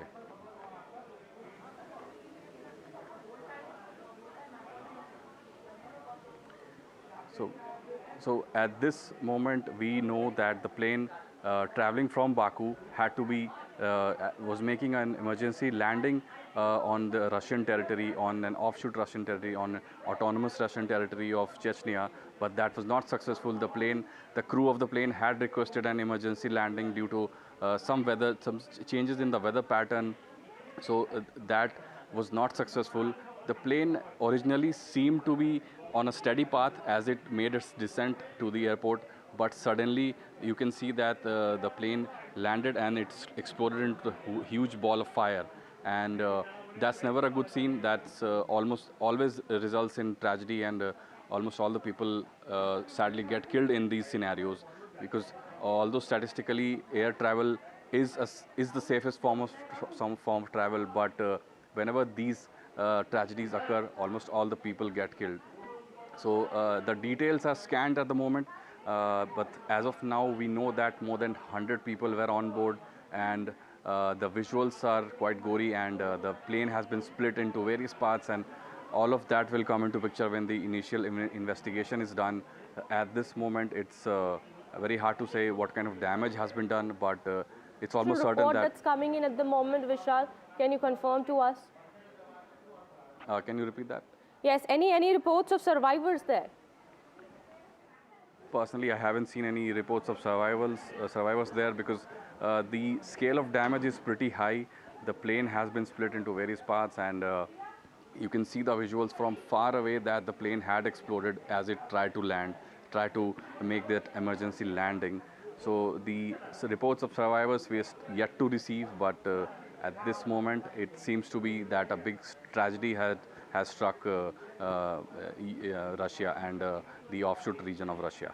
So Kazakhstan's Ministry of Emergency Situation has confirmed that a fire broke out at the crash site. Well, the plane was originally scheduled to land in Grozny, but it was redirected to Aktau, as per the information that's coming in, Vishal. Well, that's the latest that we are getting at the moment. Can you give us in detail, help us understand what really happened there when the plane took off till the time it, this unfortunate accident happened? What all transpired there? So the plane was traveling from Baku, but it had to be diverted and it landed in Chechnya, as you mentioned. But it was originally scheduled to travel to a different destination. So all of that will come into picture when the initial investigation, the report comes in. As of now, as I mentioned, the details are quite few. It's still unfolding, but we can confirm that there are more than 100 people on board, and there could be various nationalities involved, because we've been reporting that Baku is a very popular tourist destination. So lakhs of people travel to that country each year. Okay, well, yes, that's an important point that you've made there. Baku is definitely a very popular destination for tourist destination for Indians also now. But at this moment, we believe we can't confirm whether there were any Indians who were traveling from Baku to Grozny in this plane. But at the moment, the information that's coming out, Vishal, is that there could be about 100 people. As you've been saying, 100 passengers on that plane. That includes crew members. How many crew members? Any information on that? So it's a relatively small plane, so there would be about 4 to 5 crew members, and as you mentioned, totally more than 100 people were present on the plane. And as it made its tried to make its proper descent on the runway, it's failed. But it had contacted the airport authorities to make that emergency landing, because there had been some sudden change in the weather pattern. It had to change its route. The original destination was, as you mentioned, Chechnya, but it landed somewhere else, and all of that has resulted in a big tragedy. The reports are still coming in. The details are quite few, as I've been mentioning, so we'll get you the latest when they come. All right, well, that's the big breaking news now coming in at the moment. This plane, the aircraft operated by Azerbaijan Airlines, went down near the Kazakh city of Aktau. As per the reports that are coming in, well, the plane was carrying about 100 passengers, and this is an unfortunate bit of news that's coming in. We do believe there could be some survivors. However, there is no official confirmation about that. But yes, Kazakhstan Ministry of Emergency Situation has confirmed that a fire indeed broke out at the crash site. This plane was scheduled to land in Grozny, but it did ask for an emergency landing also. There was a request made, but before that could happen, well, this plane crashed near Aktau. That's the latest information that we are getting. We'll try and get more details about that in just a bit from now. Meanwhile, we are shifting our focus now to some more news that we are tracking. Shocking report coming in from Chennai, where an engineering student was sexually assaulted inside one of the most prestigious universities in Chennai. That's the Anna University. Well, the second-year engineering student was sexually assaulted and her male friend was beaten up. Police are on the hunt for 2 suspects. We'll try and get more details about this in just a bit. Meanwhile, that's the latest that's coming in. We are learning as per the latest information that we are getting. This incident has taken place at the Chennai campus. Shocking report that's coming in from Chennai. An engineering student was sexually assaulted inside the Anna University campus. This is a second-year engineering student that we're talking about, and the student was sexually assaulted also.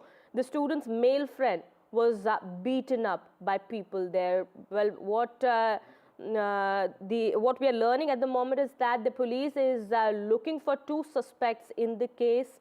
However, we'll try and get more details about this. My colleague Sam also now joins us on the broadcast. Yes, Sam, what more do we know about this case?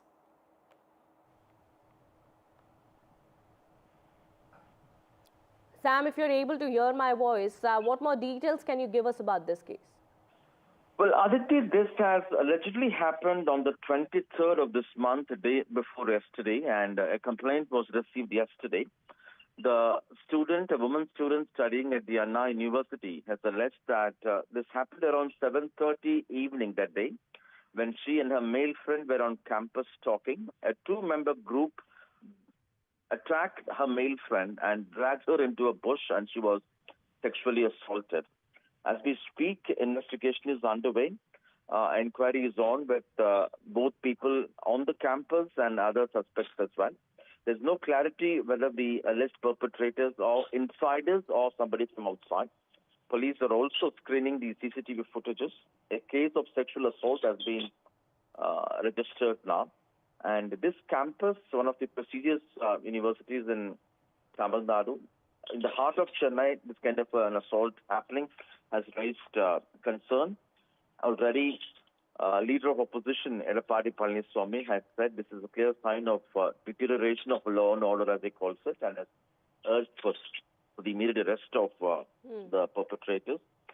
BJP chief Annamalai too has called this shocking, and they have said there is no sense of fear among antisocial elements, either towards law or for the police, and it's a kind of a dark period, he said.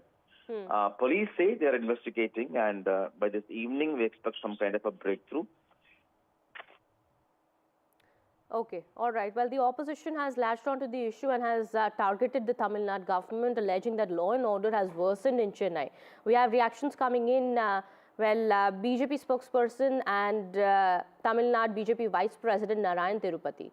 Listening. The capital of Tamil Nadu, headquarters of Tamil Nadu, is becoming a lawless city. This government has got no control on law and order. We strongly condemn this. This is really shocking. A girl has been gang raped, that too in Chennai. Can't believe it. That is the state of law and order. This government has got no excuse to say anything on this. Shame on this government, shame on the chief minister, shame on the departments. How dare this can happen in Chennai? BJP strongly condemn this. Whoever has done this should be immediately arrested and justice to be done. Big breaking news that we are getting. The plane with 73 people on board that had been making an attempt to reach Grozny in Russia has crashed. Well, 73 people were on board on this plane.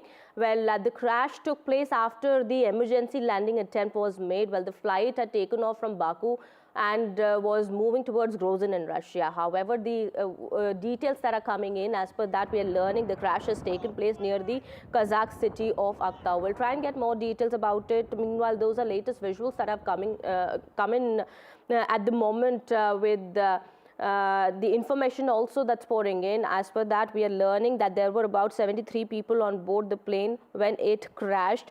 Well, also as per information that we are learning of, the plane had tried to make an emergency landing but was unsuccessful in doing so, and after which it was seen crashing near the Kazakh city of Aktau. That's the location where the plane had crashed. It's an Azerbaijan Airways plane that has crashed here. Well, as per latest details that are coming in, it's E-190 aircraft. It usually carries between 96 to 114 passengers. At this point in time, we are learning that there were 73 passengers on board this plane. That also includes 4 to 5 crew members. Well, this aircraft that's operated by Azerbaijan Airlines went down near the Kazakh city of Aktau as per latest details. Well, reports also indicate that there could be survivors on this plane.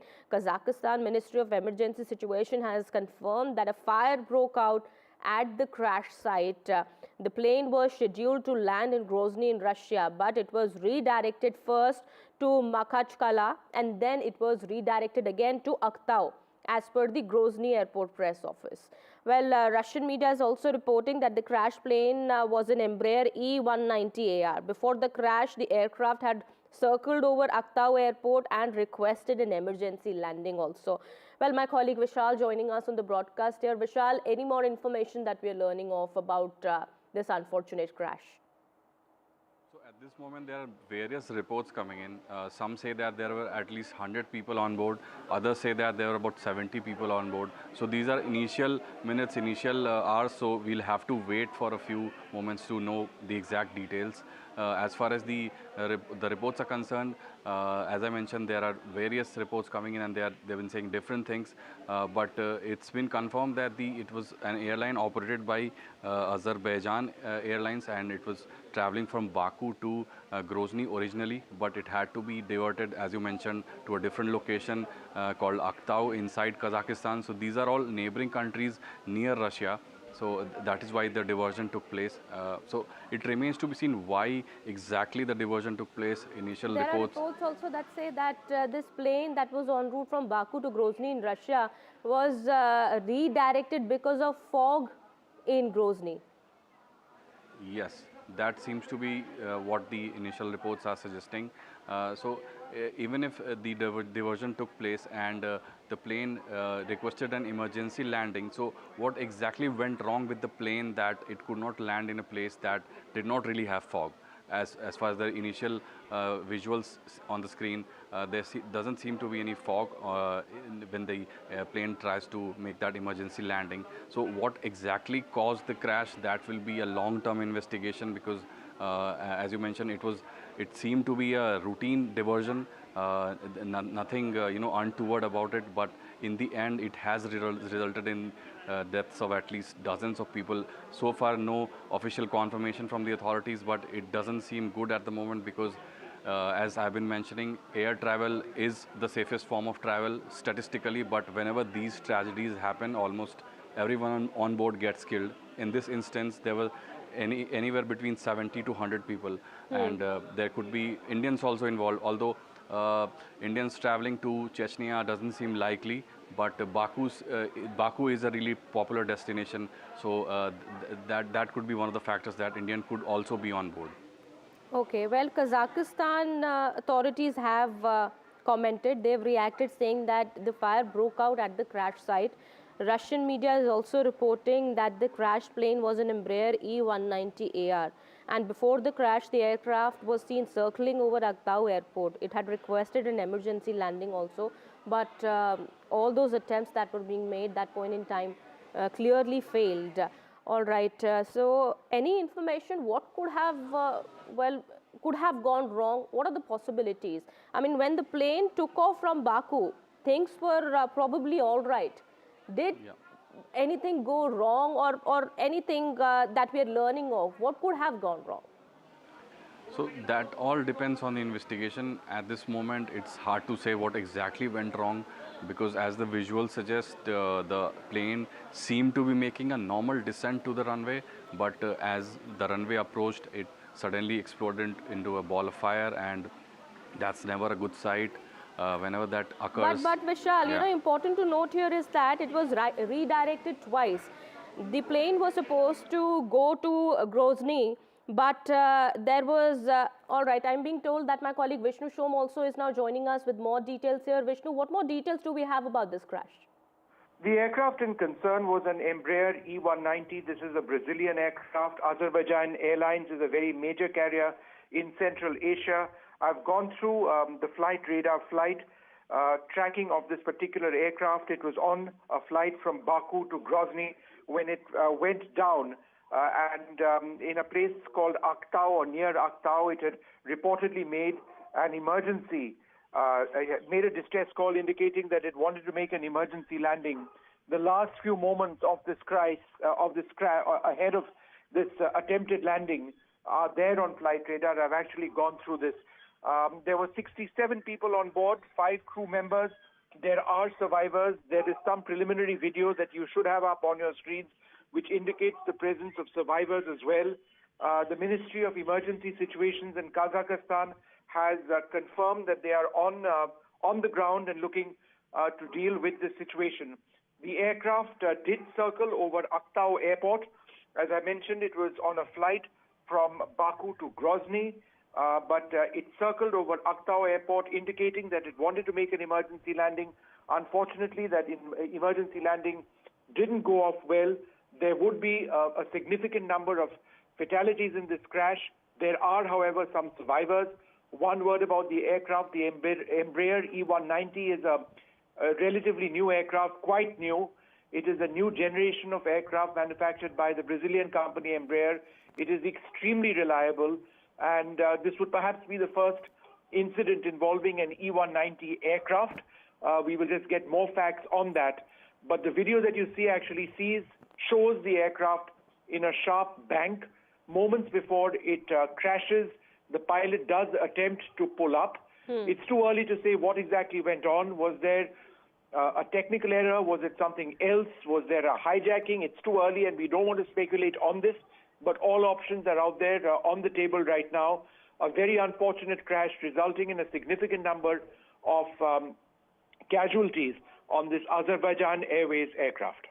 Kitty. Okay, when the flight took off from Baku, we do not have any official information, of course, but things were probably all right, but we do understand that the flight had to be redirected twice, Vishnu. Before, it was supposed to make landing at Grozny, but it was redirected twice. As per information that's coming in, we do understand first it was redirected to Makhachkala and then to Aktau. Yeah, that's right. That's what we know so far. About Azerbaijan Airways itself, it's a major carrier. As I mentioned, they fly several international routes. They operate a series of modern aircraft, this being an extremely modern aircraft. I just want to put it out on the table that this was a new aircraft which was operating on this particular sector. There was a distress call which was received. There were, as you correctly mentioned, a previous attempt to redirect the flight from the flight from Baku to Grozny to a place called Makhachkala. It was then rediverted to Aktau. Flight Radar 24, the popular app, actually picks up the track of this aircraft moments before it attempted that landing near Aktau. It had requested that landing from the Flight Radar track. I can show the aircraft descending sharply and at considerable speed. It does appear to make a couple of circles above the airport or in the vicinity of the airport, but then, it sort of plummets down as the video shows.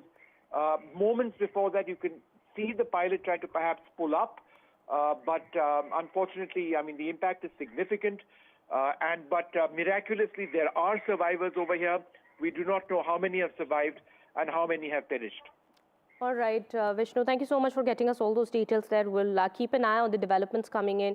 Meanwhile, Russian media has reported that the crashed plane was an Embraer E190AR. Before the crash, the aircraft also circled over Aktau airport and had requested for an emergency landing, but that clearly failed to happen. Well, also, there are reports, Russian news agencies are reporting that the Azerbaijan Airlines plane was en route from Baku to Grozny in Russia's Chechnya, but was redirected due to fog in Grozny. Well, what really happened there? What went wrong? We're trying to get more details about that. There is no official confirmation about what had gone wrong on that flight, but we do understand there were more than 60 people on board. That is what we are learning of at the moment. We'll keep an eye on the details. Yeah. Well, with that, it's time for a short break. Yeah, more continues on the other side.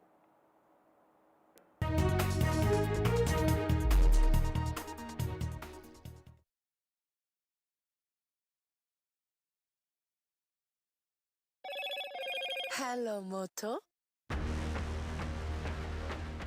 Motorola Edge 50 Pro, world's first AI-powered pro-grade camera.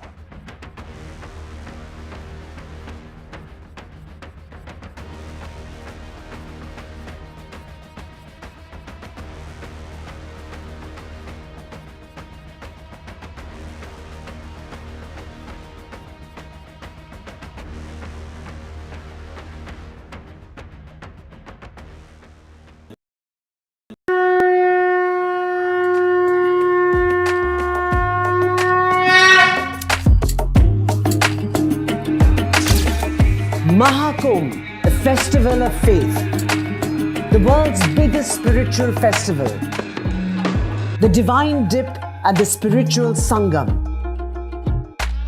a sacred confluence of faith, culture and heritage. NDTV's mega coverage of the Mega Fest. NDTV at Mahakumbh 2025.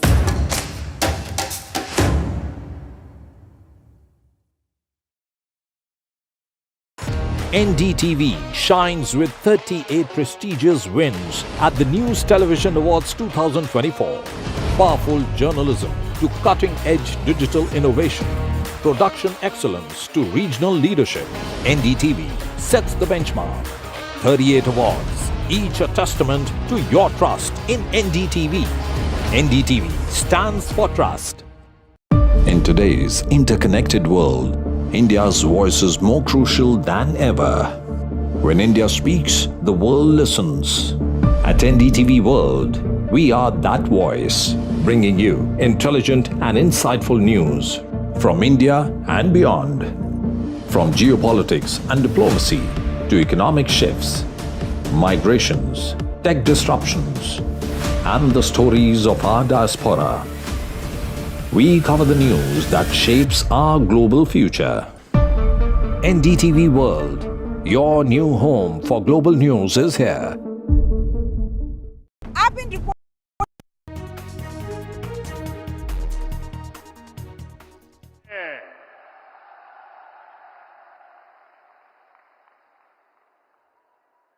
Madhya Pradesh के governor श्रीमान मंगूभाई पटेल, यहाँ के कर्मठ मुख्यमंत्री भाई मोहन यादव जी, केंद्रीय मंत्री भाई Shivraj Singh ji, Virendra Kumar ji, CR Patil ji, deputy CM Jagdish Devda जी, राजेंद्र शुक्ला जी, अन्य मंत्रीगण, सांसदगण, विधायकगण, अन्य सभी महानुभाव, पूज्य संतगण और मध्य प्रदेश के मेरे प्यारे भाइयों और बहनों,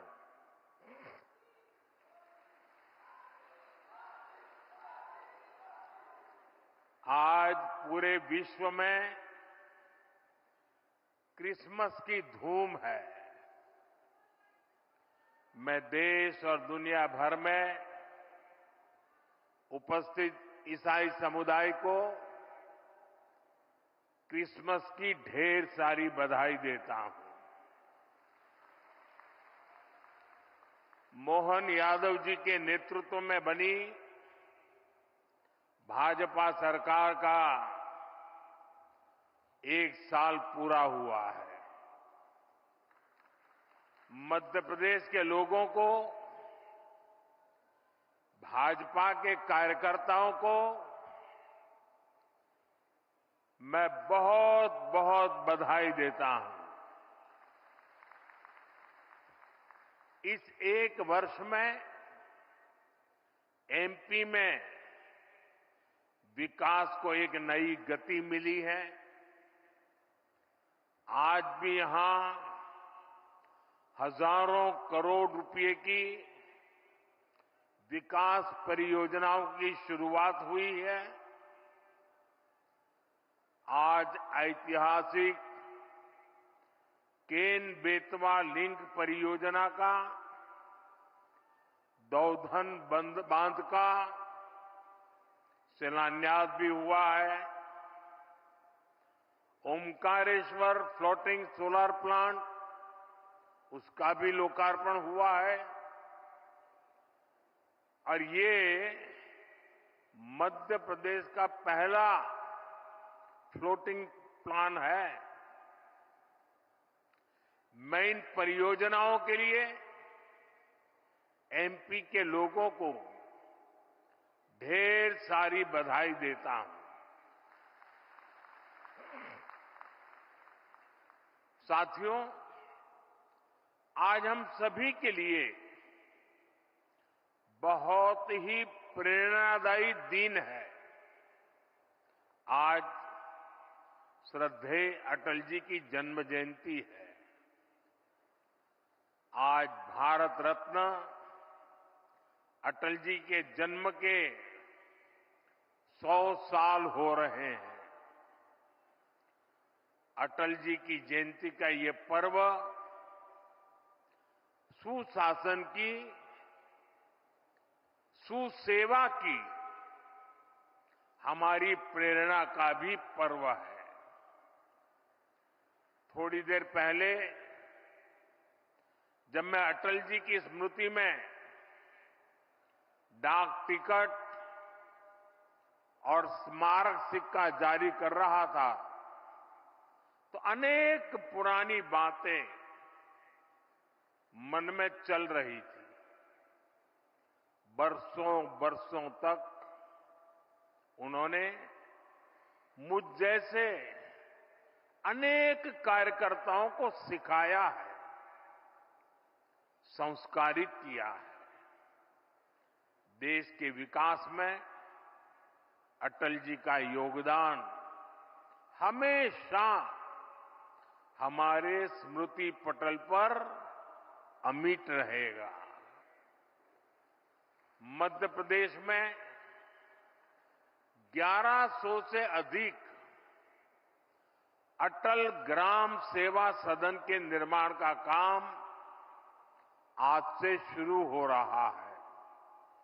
इसके लिए पहली किस्त भी जारी की गई है। अटल ग्राम सेवा सदन गांवों के विकास को नई गति देंगे। साथियों, हमारे लिए सुशासन दिवस सिर्फ एक दिन का कार्यक्रम भर नहीं है। गुड गवर्नेंस, सुशासन भाजपा सरकारों की पहचान है। देश की जनता ने लगातार तीसरी बार केंद्र में भाजपा की सरकार बनाई। मध्य प्रदेश में आप सभी लगातार भाजपा को चुन रहे हैं। इसके पीछे सुशासन का भरोसा ही सबसे प्रबल है। और मैं तो जो विद्वान लोग हैं, जो लिखा पट्टी एनालिसिस करने में माहिर है, ऐसे देश के गणमान्य लोगों से आग्रह करूंगा कि जब आजादी के 75 साल हो चुके हैं तो एक बार इवैल्यूएशन किया जाए। 100-200 विकास के, जनहित के, गुड गवर्नेंस के पैरामीटर निकाले जाएं और फिर जरा हिसाब लगाएं कि कांग्रेस सरकारें जहां होती हैं वहां क्या काम होता है, क्या परिणाम होता है। जहां लेफ्ट वालों ने सरकार चलाई, कम्युनिस्टों ने सरकार चलाई, वहां क्या हुआ। जहां परिवारवादी पार्टियों ने सरकार चलाई, वहां क्या हुआ। जहां मिलीजुली सरकारें चली, वहां क्या हुआ। और जहां जहां भाजपा को सरकार चलाने का मौका मिला, वहां क्या हुआ। मैं दावे से कहता हूं,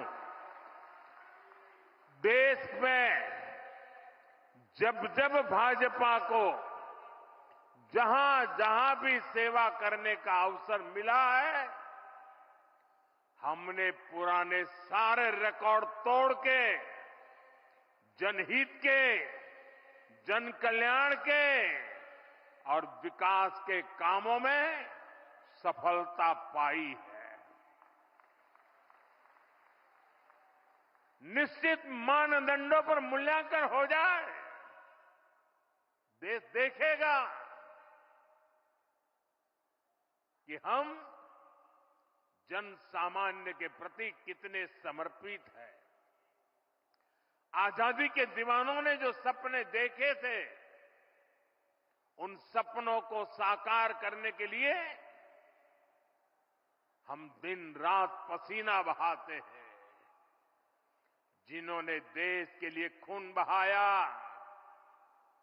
उनका रक्त बेकार न जाए, हम अपने पसीने से उनके सपनों को सींच रहे हैं। और सुशासन के लिए अच्छी योजनाओं के साथ ही उन्हें अच्छी तरह लागू करना भी जरूरी है। सरकार की योजनाओं का लाभ कितना पहुंचा, ये सुशासन का पैमाना होता है। अतीत में कांग्रेस सरकारें घोषणाएं करने में माहिर हुआ करती थी, घोषणाएं करना, फीता काटना, दिया जलाना, अखबार में तस्वीर छपवा देना, उनका काम वहीं पूरा हो जाता था।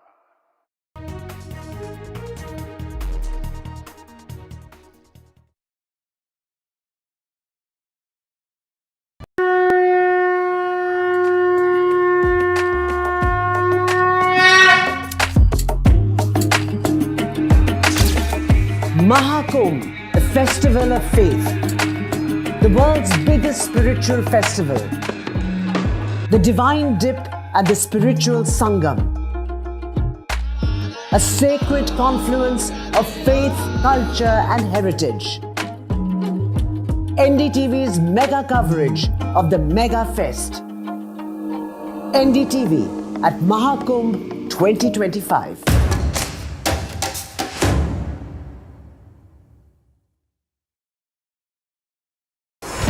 NDTV proudly upholds its legacy of trust and credibility.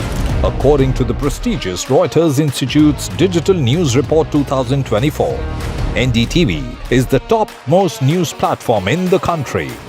Number 1 in both online and offline reach in India. Beating all its competition, NDTV stands for trust. New day, new show, a new experience. Start your day with the news, not views. We bring you stories that matter and impact your lives. News that informs and keeps you ahead. from Maximum City, Mumbai, to the seat of governance, Delhi. NDTV brings to you the best breakfast show. The breakfast show only on NDTV 24/7 every morning at 8 a.m.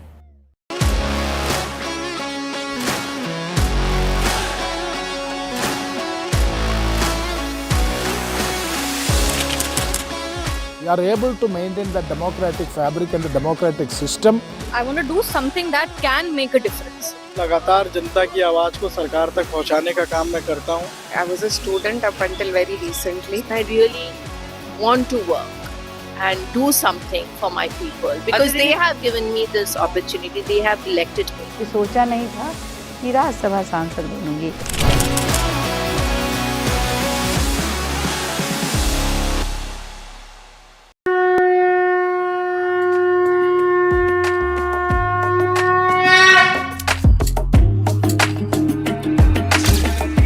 Mahakumbh, the festival of faith, the world's biggest spiritual festival, the divine dip at the spiritual Sangam,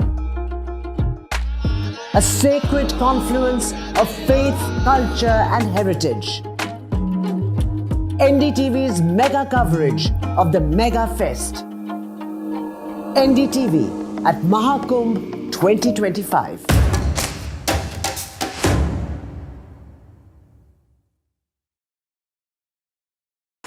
NDTV shines with 38 prestigious wins at the News Television Awards 2024. Powerful journalism to cutting-edge digital innovation. Hello, Moto. Motorola Edge 50 Pro, world's first AI-powered pro-grade camera.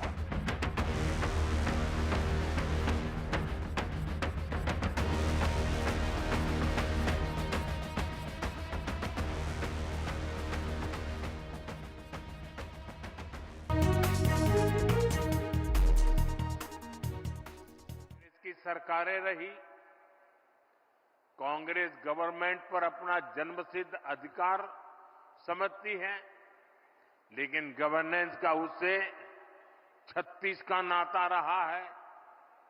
जहां कांग्रेस, वहां governance हो ही नहीं सकती। इसका बहुत बड़ा खामियाजा दशकों तक यहां बुंदेलखंड के लोगों ने भी भुगता है। पीढ़ी दर पीढ़ी यहां के किसानों, यहां की माताओं बहनों ने बूंद बूंद पानी के लिए संघर्ष किया। ये हालात क्यों बने? क्योंकि कांग्रेस ने कभी जल संकट के स्थायी समाधान के बारे में सोचा ही नहीं। साथियों, भारत के लिए नदी जल का महत्व क्या है, इसको समझने वाले पहले लोगों में, और आपको भी जब बताऊं तो आश्चर्य होगा, यहां किसी को भी पूछ लीजिए, हिंदुस्तान में किसी को पूछ लीजिए कि देश आजाद होने के बाद सबसे पहले जल शक्ति, पानी का सामर्थ्य, पानी के लिए दूरंदर्शी आयोजन, इसके विषय में किसने सोचा था, किसने काम किया था? यहां मेरे पत्रकार बंधु भी जवाब नहीं दे पाएंगे। क्यों? जो सच्चाई है उसको दबा के रखा गया, उसे छिपा करके रखा गया और एक ही व्यक्ति को क्रेडिट देने के नशे में सच्चे सेवक को भुला दिया गया। और आज मैं बताता हूं, देश आजाद होने के बाद भारत की जल शक्ति, भारत के जल संसाधन, भारत में पानी के लिए बांधों की रचना, इन सब की दूरदृष्टि किसी एक महापुरुष को क्रेडिट जाती है तो उस महापुरुष का नाम है बाबा साहब आंबेडकर।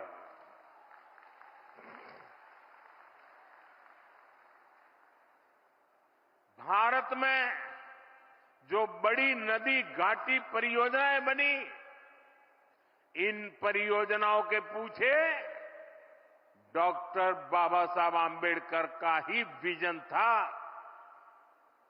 आज जो केंद्रीय जल आयोग है, इसके पीछे भी डॉक्टर आंबेडकर के ही प्रयास थे। लेकिन कांग्रेस ने कभी जल संरक्षण से जुड़े प्रयासों के लिए, बड़े बांधों के लिए बाबा साहब को श्रेय नहीं दिया, किसी को पता तक नहीं चलने दिया। कांग्रेस इसके प्रति कभी भी गंभीर नहीं रही। आज 7 दशक बाद भी देश के अनेक राज्यों के बीच पानी को लेकर कुछ न कुछ विवाद है। जब पंचायत से पार्लियामेंट तक कांग्रेस का ही शासन था, तब ये विवाद आसानी से सुलझ सकते थे।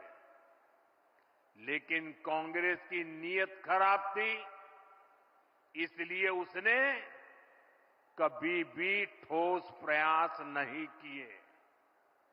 साथियों, जब देश में अटल जी की सरकार बनी तो उन्होंने पानी से जुड़ी चुनौतियों को हल करने के लिए गंभीरता से काम शुरू किया था। लेकिन 2004 के बाद उनके प्रयासों को भी जैसी अटल जी की सरकार गई, वो सारी योजनाएं, सारे सपने ये कांग्रेस वालों ने आते ही ठंडे बस्ते में डाल दिया। आज हमारी सरकार देश भर में नदियों को जोड़ने के अभियान को गति दे रही है। केन बेतवा लिंक प्रोजेक्ट का सपना भी अब साकार होने वाला है। केन बेतवा लिंक प्रोजेक्ट से बुंदेलखंड क्षेत्र में समृद्धि और खुशहाली के नए द्वार खुलेंगे। छतरपुर, टीकमगढ़, निवाड़ी, पन्ना, दमोह और सागर सहित मध्य प्रदेश के 10 जिलों को सिंचाई सुविधा का लाभ मिलेगा। अभी मैं मंच पे आ रहा था, मुझे यहाँ के अलग अलग जिलों के किसानों से मिलने का मौका मिला। मैं उनकी खुशी देख रहा था, उनके चेहरों पे आनंद देख रहा था। उनको लगता था कि हमारी आने वाली पीढ़ियों का जीवन बन गया। साथियों, उत्तर प्रदेश में जो बुंदेलखंड का हिस्सा है, उसके भी बांदा, महोबा, ललितपुर और झांसी जिलों को फायदा होने वाला है। साथियों, मध्य प्रदेश देश का पहला राज्य बना है जहां नदियों को जोड़ने के महाअभियान के तहत 2 परियोजनाएं शुरू हो गई है। कुछ दिन पहले ही मैं राजस्थान में था। मोहन जी ने उसका विस्तार से वर्णन किया। वहां पार्वती, काली सिंह, चंबल और केन बेतवा लिंक परियोजनाओं के माध्यम से कई नदियों का जुड़ना तय हुआ है। इस समझौते का बड़ा लाभ मध्य प्रदेश को भी होने जा रहा है। साथियों, 21वीं सदी की सबसे बड़ी चुनौतियों में से एक है जल सुरक्षा। 21वीं सदी में वही देश आगे बढ़ पाएगा, वही क्षेत्र आगे बढ़ पाएगा जिसके पास पर्याप्त जल होगा और उचित जल प्रबंधन होगा।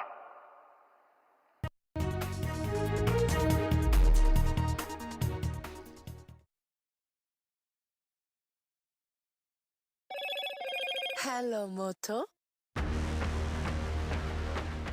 Motorola Edge 50 Pro, world's first AI-powered pro-grade camera.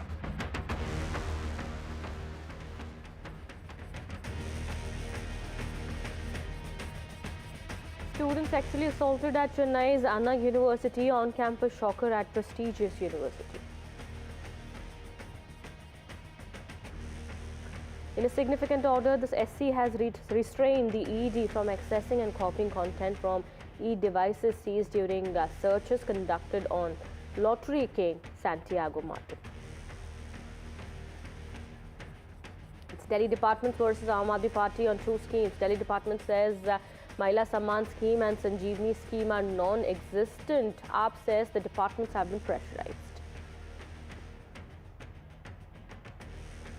PM Modi lays foundation stone of Ken Betwa river linking national project in Madhya Pradesh.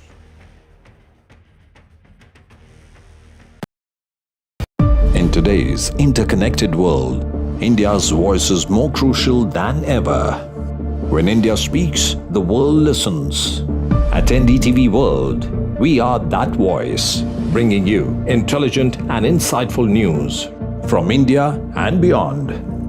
From geopolitics and diplomacy to economic shifts, migrations, tech disruptions, and the stories of our diaspora, we cover the news that shapes our global future. NDTV World, your new home for global news, is here. I've been reporting on all issues big and small from Andhra Pradesh, Telangana, rest of South India, bringing you all the action, all that you need to know, all that you want to know. The energy of maximum city is infectious. I bring in that energy in our news coverage from financial capital Mumbai. Covering from the southernmost part of India over the last 23 years, I bring in-depth and 360-degree coverage from the Dravidian heartland. The land of Mishti is also known for its bitter politics. I have seen much water flow under the Howrah Bridge, covering Bengal in all its vivid colors.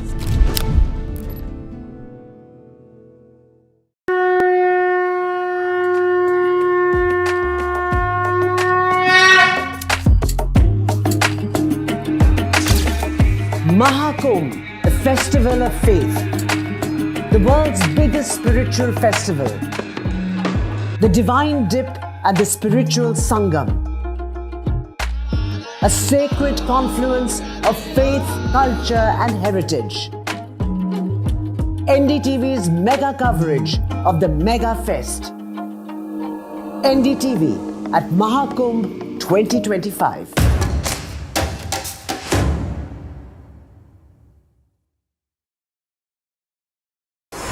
NDTV proudly upholds its legacy of trust and credibility.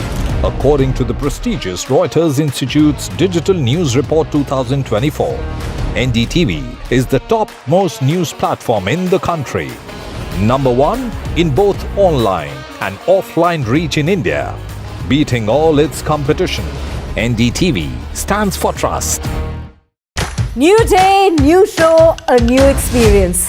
Start your day with the news, not views. We bring you stories that matter and impact your lives. News that informs and keeps you ahead.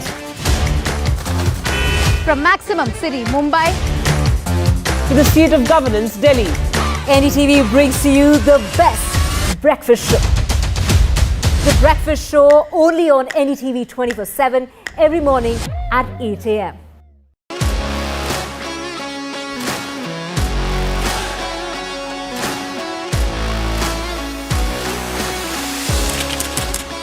We are able to maintain the democratic fabric and the democratic system. I want to do something that can make a difference. लगातार जनता की आवाज को सरकार तक पहुंचाने का काम मैं करता हूं. I was a student up until very recently. I really want to work and do something for my people because they have given me this opportunity. They have elected me. सोचा नहीं था कि राज्यसभा सांसद बनूंगी.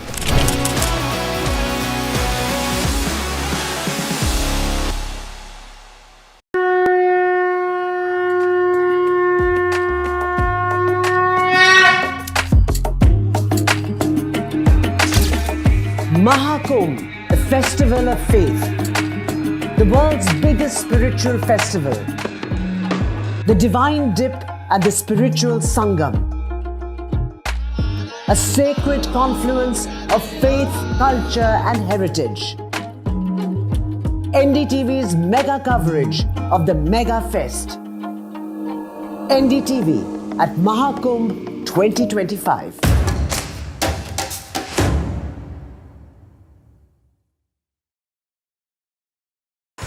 NDTV shines with 38 prestigious wins at the News Television Awards 2024.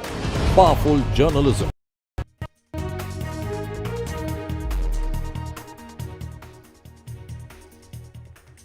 Hello and welcome to NDTV. I'm Ankit Tyagi. Let's quickly take a look at the headlines we're tracking at 2 p.m. Passenger plane with nearly 70 people on board crashes in Kazakhstan. Plane burst into flames after the crash. The airplane had requested for emergency landing. Reports indicate at least 25 survivors.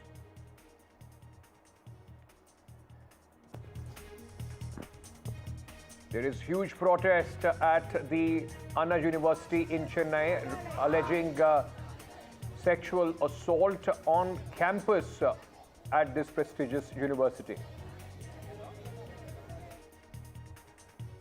Prime Minister Modi lays foundation stone for Ken-Betwa River, linking national project in Madhya Pradesh. Prime Minister's attack on Congress on Ambedkar controversy, says Congress governments never credited Ambedkar. NDA in a huddle at BJP Chief JP Nadda's office. Better coordination between NDA partners and discussions on Ambedkar controversy on the agenda. It's Delhi government departments versus the Aam Aadmi Party on two schemes. Delhi government department says Mahila Samman scheme and Sanjeevani are non-existent. AAP says departments pressured. Schemes will be fulfilled post-polls. In a significant order, Supreme Court restrains the Enforcement Directorate from accessing and copying content from electronic devices seized during searches conducted on Lottery King Santiago Martin, his relatives and employees in November.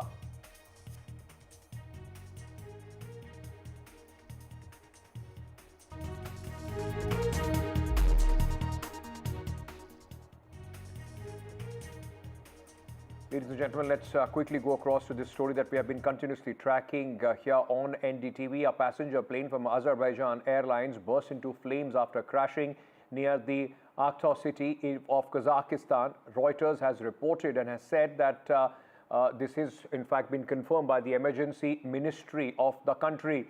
The plane was en route from Azerbaijan's capital Baku to Grozny in Russia's Chechnya, but was rerouted due to fog at the destination.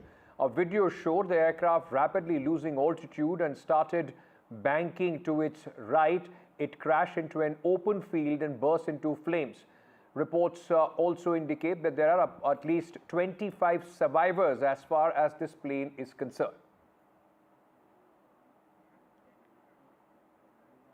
Let me bring in at this moment Christina Maliak. She's the correspondent for Sputnik, that's the news agency in Russia. Thank you, Christina, for joining us with details on this story.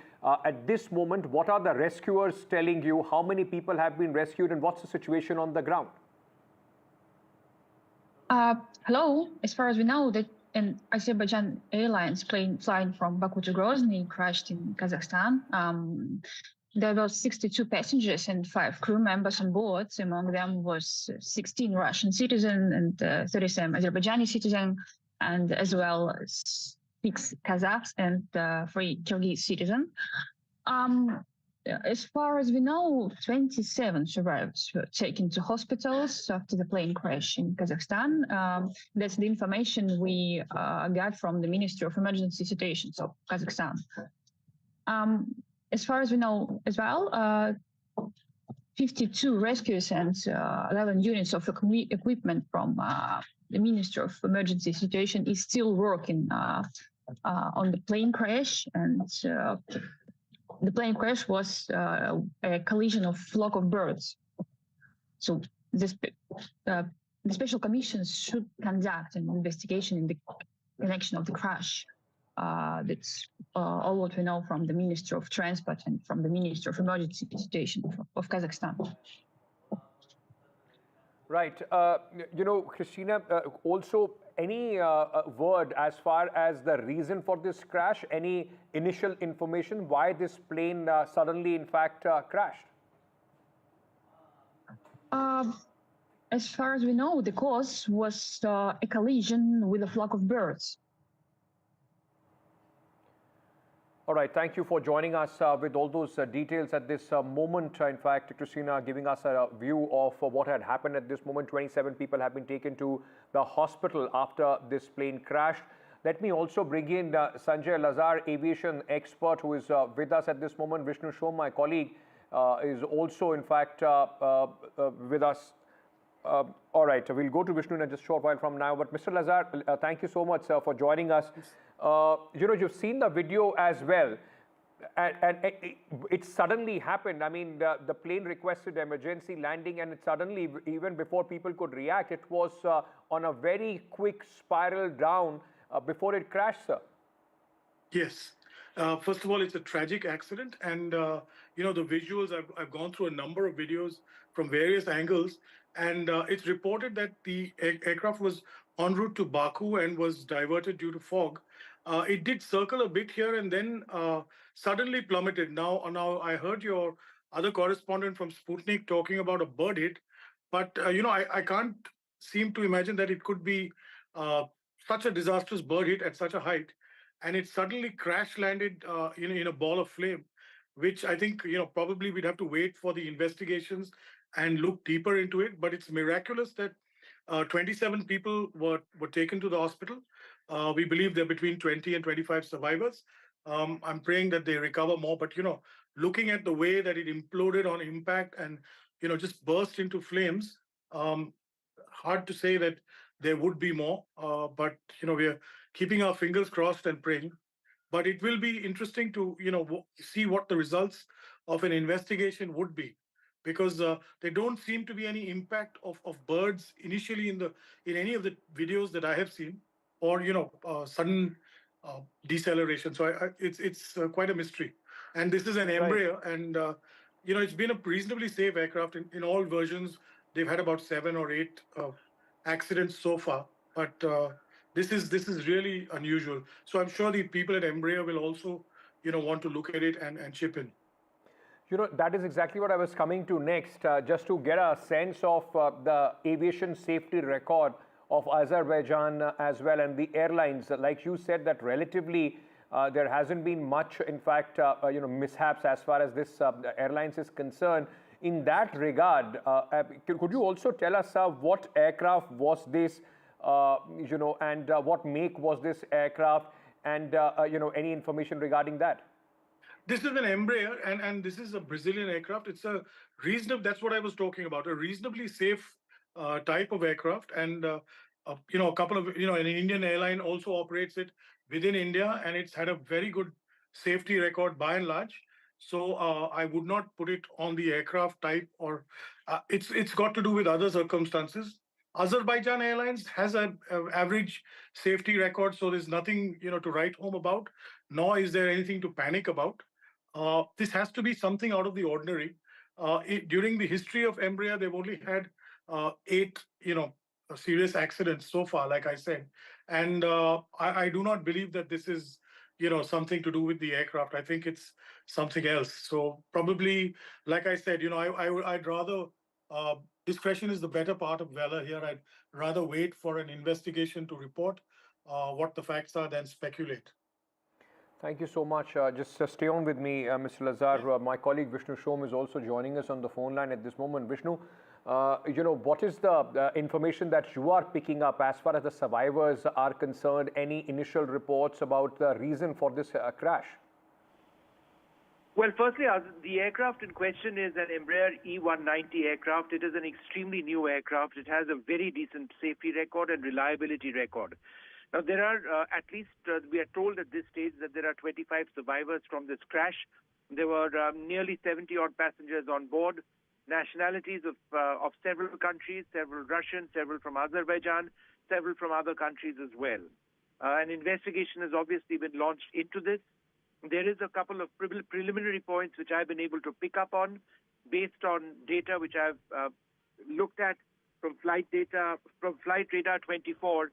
The E190 made impact with the ground at a speed of 211 knots ground speed, which translates to more than 390 kilometers per hour. I've seen the entire video which was available of the final 3-odd minutes of the flight. The pilot, the aircraft was oscillating a bit. It was going up and down. Towards the last stages of the flight, it descended very sharply. It picked up airspeed to a significant extent before the pilot attempted to pull out to flare to reduce the angle of attack going into the landing. Unfortunately, that did not work out, obviously, for whatever the reasons are, and it made impact at a speed of more than 390 kilometers per hour or 211 knots.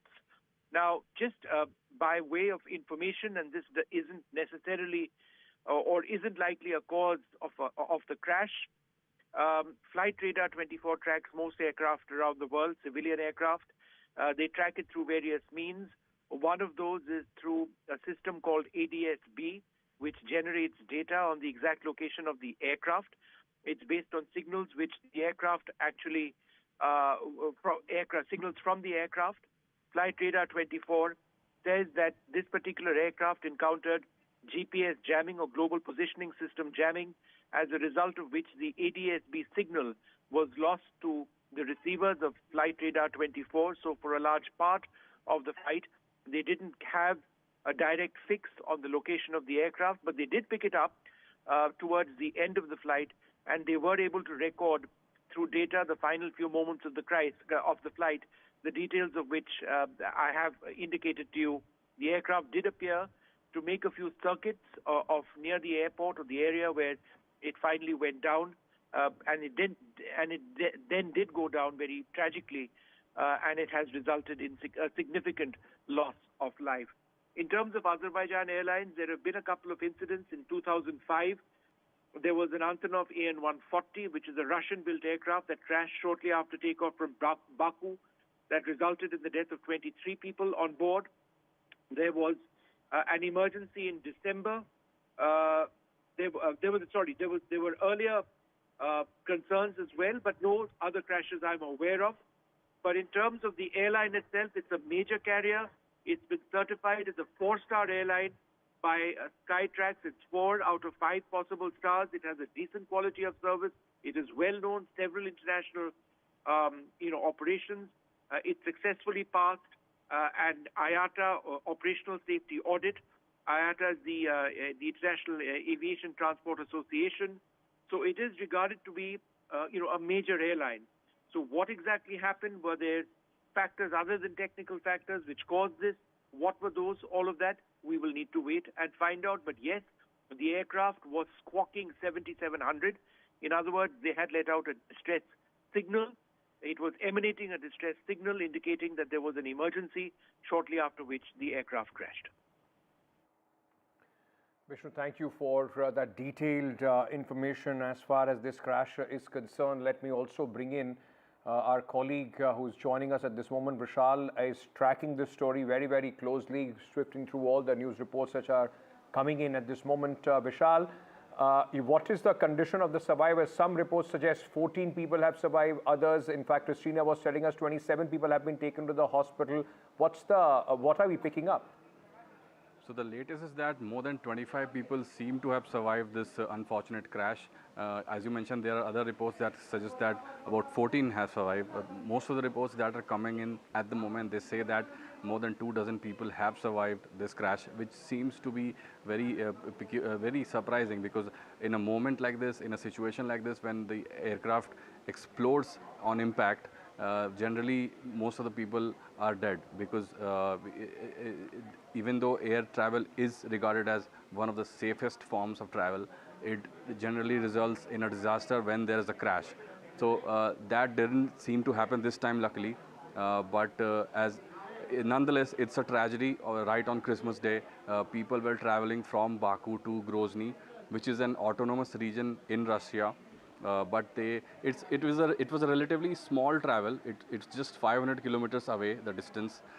It would have taken about 1 hour 10 minutes for the people to get from Baku to Grozny, but the flight had to be diverted to another location in Kazakhstan, which is also in the neighboring region.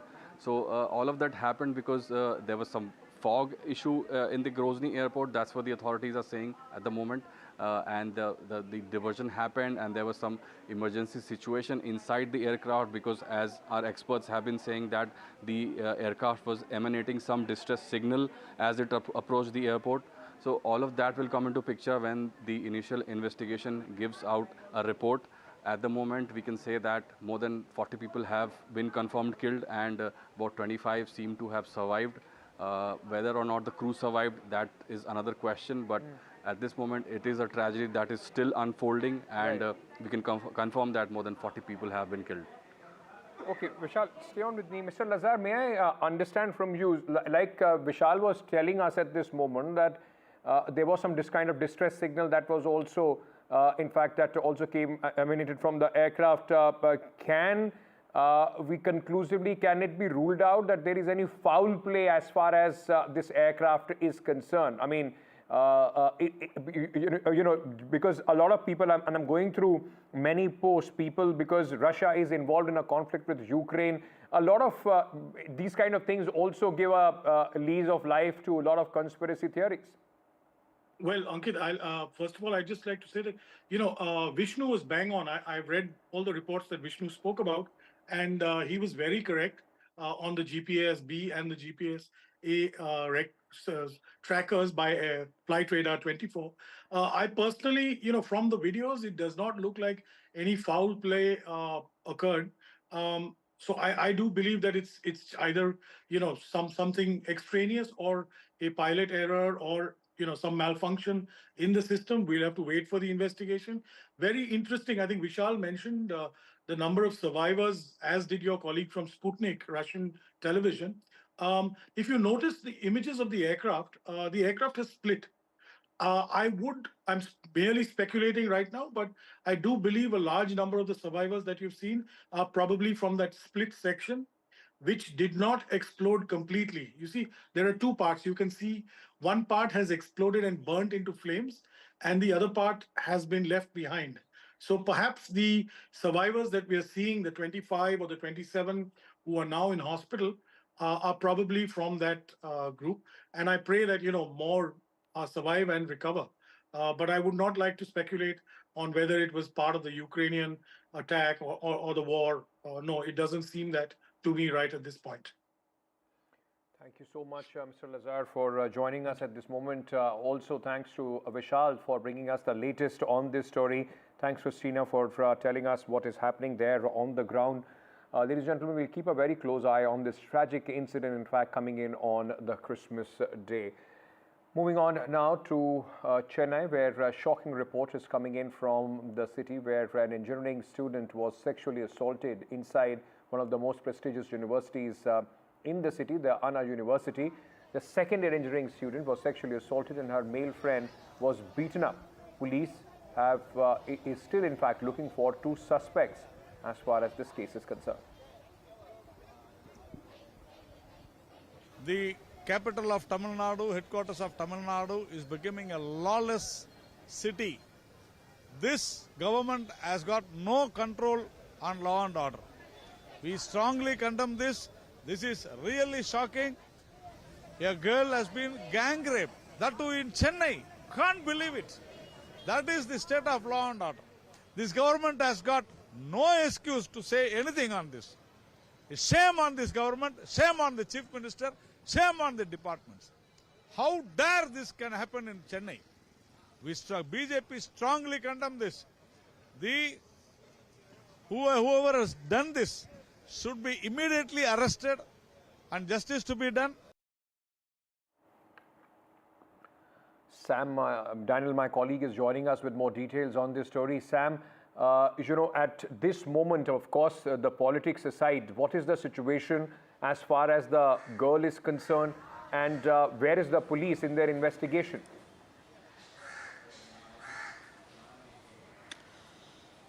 The police say investigation is underway, Ankit. They are screening all the available CCTV footage from the Anna University campus. We understand they're also interrogating a few suspects, including some of her classmates and her male friend, who was allegedly beaten up before the young woman was sexually assaulted on campus. And police say in a few hours there could be some kind of a breakthrough in terms of identifying who could be the alleged perpetrator. At the moment, there is no clarity if the perpetrators are from the campus, students or staff or workers there, or are they from outside. And this has certainly raised several questions in terms of concerns over women's safety. And this has happened on a campus that's very prestigious, one of the premier institutions in the city, the heart of Chennai. And already the leader of opposition, Atal Bihari Vajpayee, has raised concerns saying this is a clear sign of declining law and order, as he calls it. And the BJP state chief Annamalai too has said there is no sense of fear, and this has taken the state to a dark period, as he calls it. But in terms of the investigation, the police expect some kind of a breakthrough by this evening. This has allegedly happened on the 23rd, and the young student had reported the next day, that's yesterday, based on which a case of sexual assault has been registered. And no formal arrest as we speak now, but police expect a quick breakthrough. Right. So police is hoping that there will be some sort of a breakthrough soon. But, Sam, it also raises questions, not only just on the university, because, of course, the campuses have their own security system, their guards, so on and so forth. But also, in a sense, the question mark on the policing, the fear of law, as far as Chennai is concerned. That's what the opposition has been time and again alleging, that one thing is on the way the police act after a crime has been committed, but it's another thing that generally among the antisocials or those who violate law, there is very little sense of fear either over the police or over the law. That's something the opposition has been saying, but this has been denied by the state police. They cite data saying that the crime rate in the state has been declining. But when incidents like this happen, particularly incidents of sexual assault of women, certainly it shakes up the confidence people have on the police, and it takes a long time for them to repose that kind of a trust. And they hope that there will be a quick, impartial investigation, and whoever are the perpetrators, they will be brought to book. Police say the woman student is doing fine. Whether they have subjected her to the medical examination mandatory, at the moment there is no clarity, but we expect a formal response very soon. Thank you so much for joining us with all those details, Sam. Daniel, in fact, reporting on this story. Let me very quickly go across with this breaking news which is coming in at this moment. There is a key NDA coordination meeting at the BJP chief JP Nadda's residence. In fact, we are getting you the inside scoop of what happened in this NDA huddle. On the Ambedkar controversy, that remained a big talking point between all the alliance partners. In fact, coordination between the allies was also discussed. Home Minister Amit Shah, JP Nadda addressed the meeting and discussed joint efforts to counter the opposition, which is in fact quite aggressive as far as the BJP is concerned, attacking the government and the BJP specifically on the Ambedkar issue. Let me bring in my colleague Vasudha Venugopal, who's joining us with more details on this. Vasudha, important meeting, and you've got us some key details of what is happening inside. It also underlines the fact that the BJP wants the allies to step up their efforts in countering the opposition's attack, specifically on the Ambedkar issue. That's right, Ankit, and I come to you from right outside JP Nadda's residence. JP Nadda is the BJP president, and just a short while ago, this very important meeting of NDA leaders got over. In fact, Chandrababu Naidu, the most important constituent of NDA with 16 MPs, was among the last to leave. He, along with the party leader, Krishna Devarailu, and of course, Rammohan Naidu, Civil Aviation Minister, were among the last to leave. But of course, this meeting saw all important NDA parties taking part. Eknath Shinde, the former Chief Minister and presently Deputy Chief Minister of Maharashtra, could not make it, but of course he sent Pratap Rao Jadhav, Senior Minister. He also, Jiten Ram Manjhi, Lalan Singh, Anupriya Patel, H.D. Kumaraswamy, several people were there, and Nitish Kumar could not make it, but Lalan Singh was there in his place. But the most important thing in this meeting was the central figure was, of course, Amit Shah, and he spoke the most, is what we hear. JP Nadda was also there. He also spoke, and the primary, the central point, the pivotal point of this meeting was to ensure effective, seamless coordination amongst all NDA partners when it comes to ensuring that the narrative of the NDA is taken to the ground, and the opposition's, allegations on Amit Shah and on the BJP that they are anti-Dalit, or for that matter, they've not worked for the empowerment of Dalits, does not take shape on ground. The BJP and the NDA wants to ensure that all MPs work as NDA MPs, and they want them to counter the opposition's allegations, opposition's narrative on caste, Ambedkar and social justice very effectively on ground, which is why there's already a committee in place. There'll be more MPs there, and there will be in some ways some sense of monitoring that everybody is on the same page when it comes to narratives that are taken on the ground, and also when it comes to central schemes, specifically for deprived sections of the society. All NDA allies will have to work in tandem with each other to ensure that people on ground feel that the government, the central government and the NDA government, the state government is working for them, and there is no discrimination of any kind. In fact, in the last few days, NDA allies have come out in support of Amit Shah. In fact, Chandrababu Naidu in the last 2-3 days has also spoken about how he also used to be seen, called as anti-farmer by opposition in Andhra Pradesh, which is a complete lie. And he says that he has been a victim of manipulated statements, of twisted narratives, and this is something that everyone needs to watch out for. The allies are completely with NDA, with Amit Shah on this, and this meeting was only to strengthen that support and ensure that all NDA allies speak in one voice, especially to the people of the country with regard to caste and Ambedkar. Thank you so much, Vasudha, for joining us with those details coming in from this key meeting of the NDA, which is taking place at JP Nadda's residence. Moving on, in an unprecedented move, two Delhi departments, which are under the government of Delhi, have released public notices saying the welfare scheme launched by Aam Aadmi Party have not been notified by the government and are non-existent.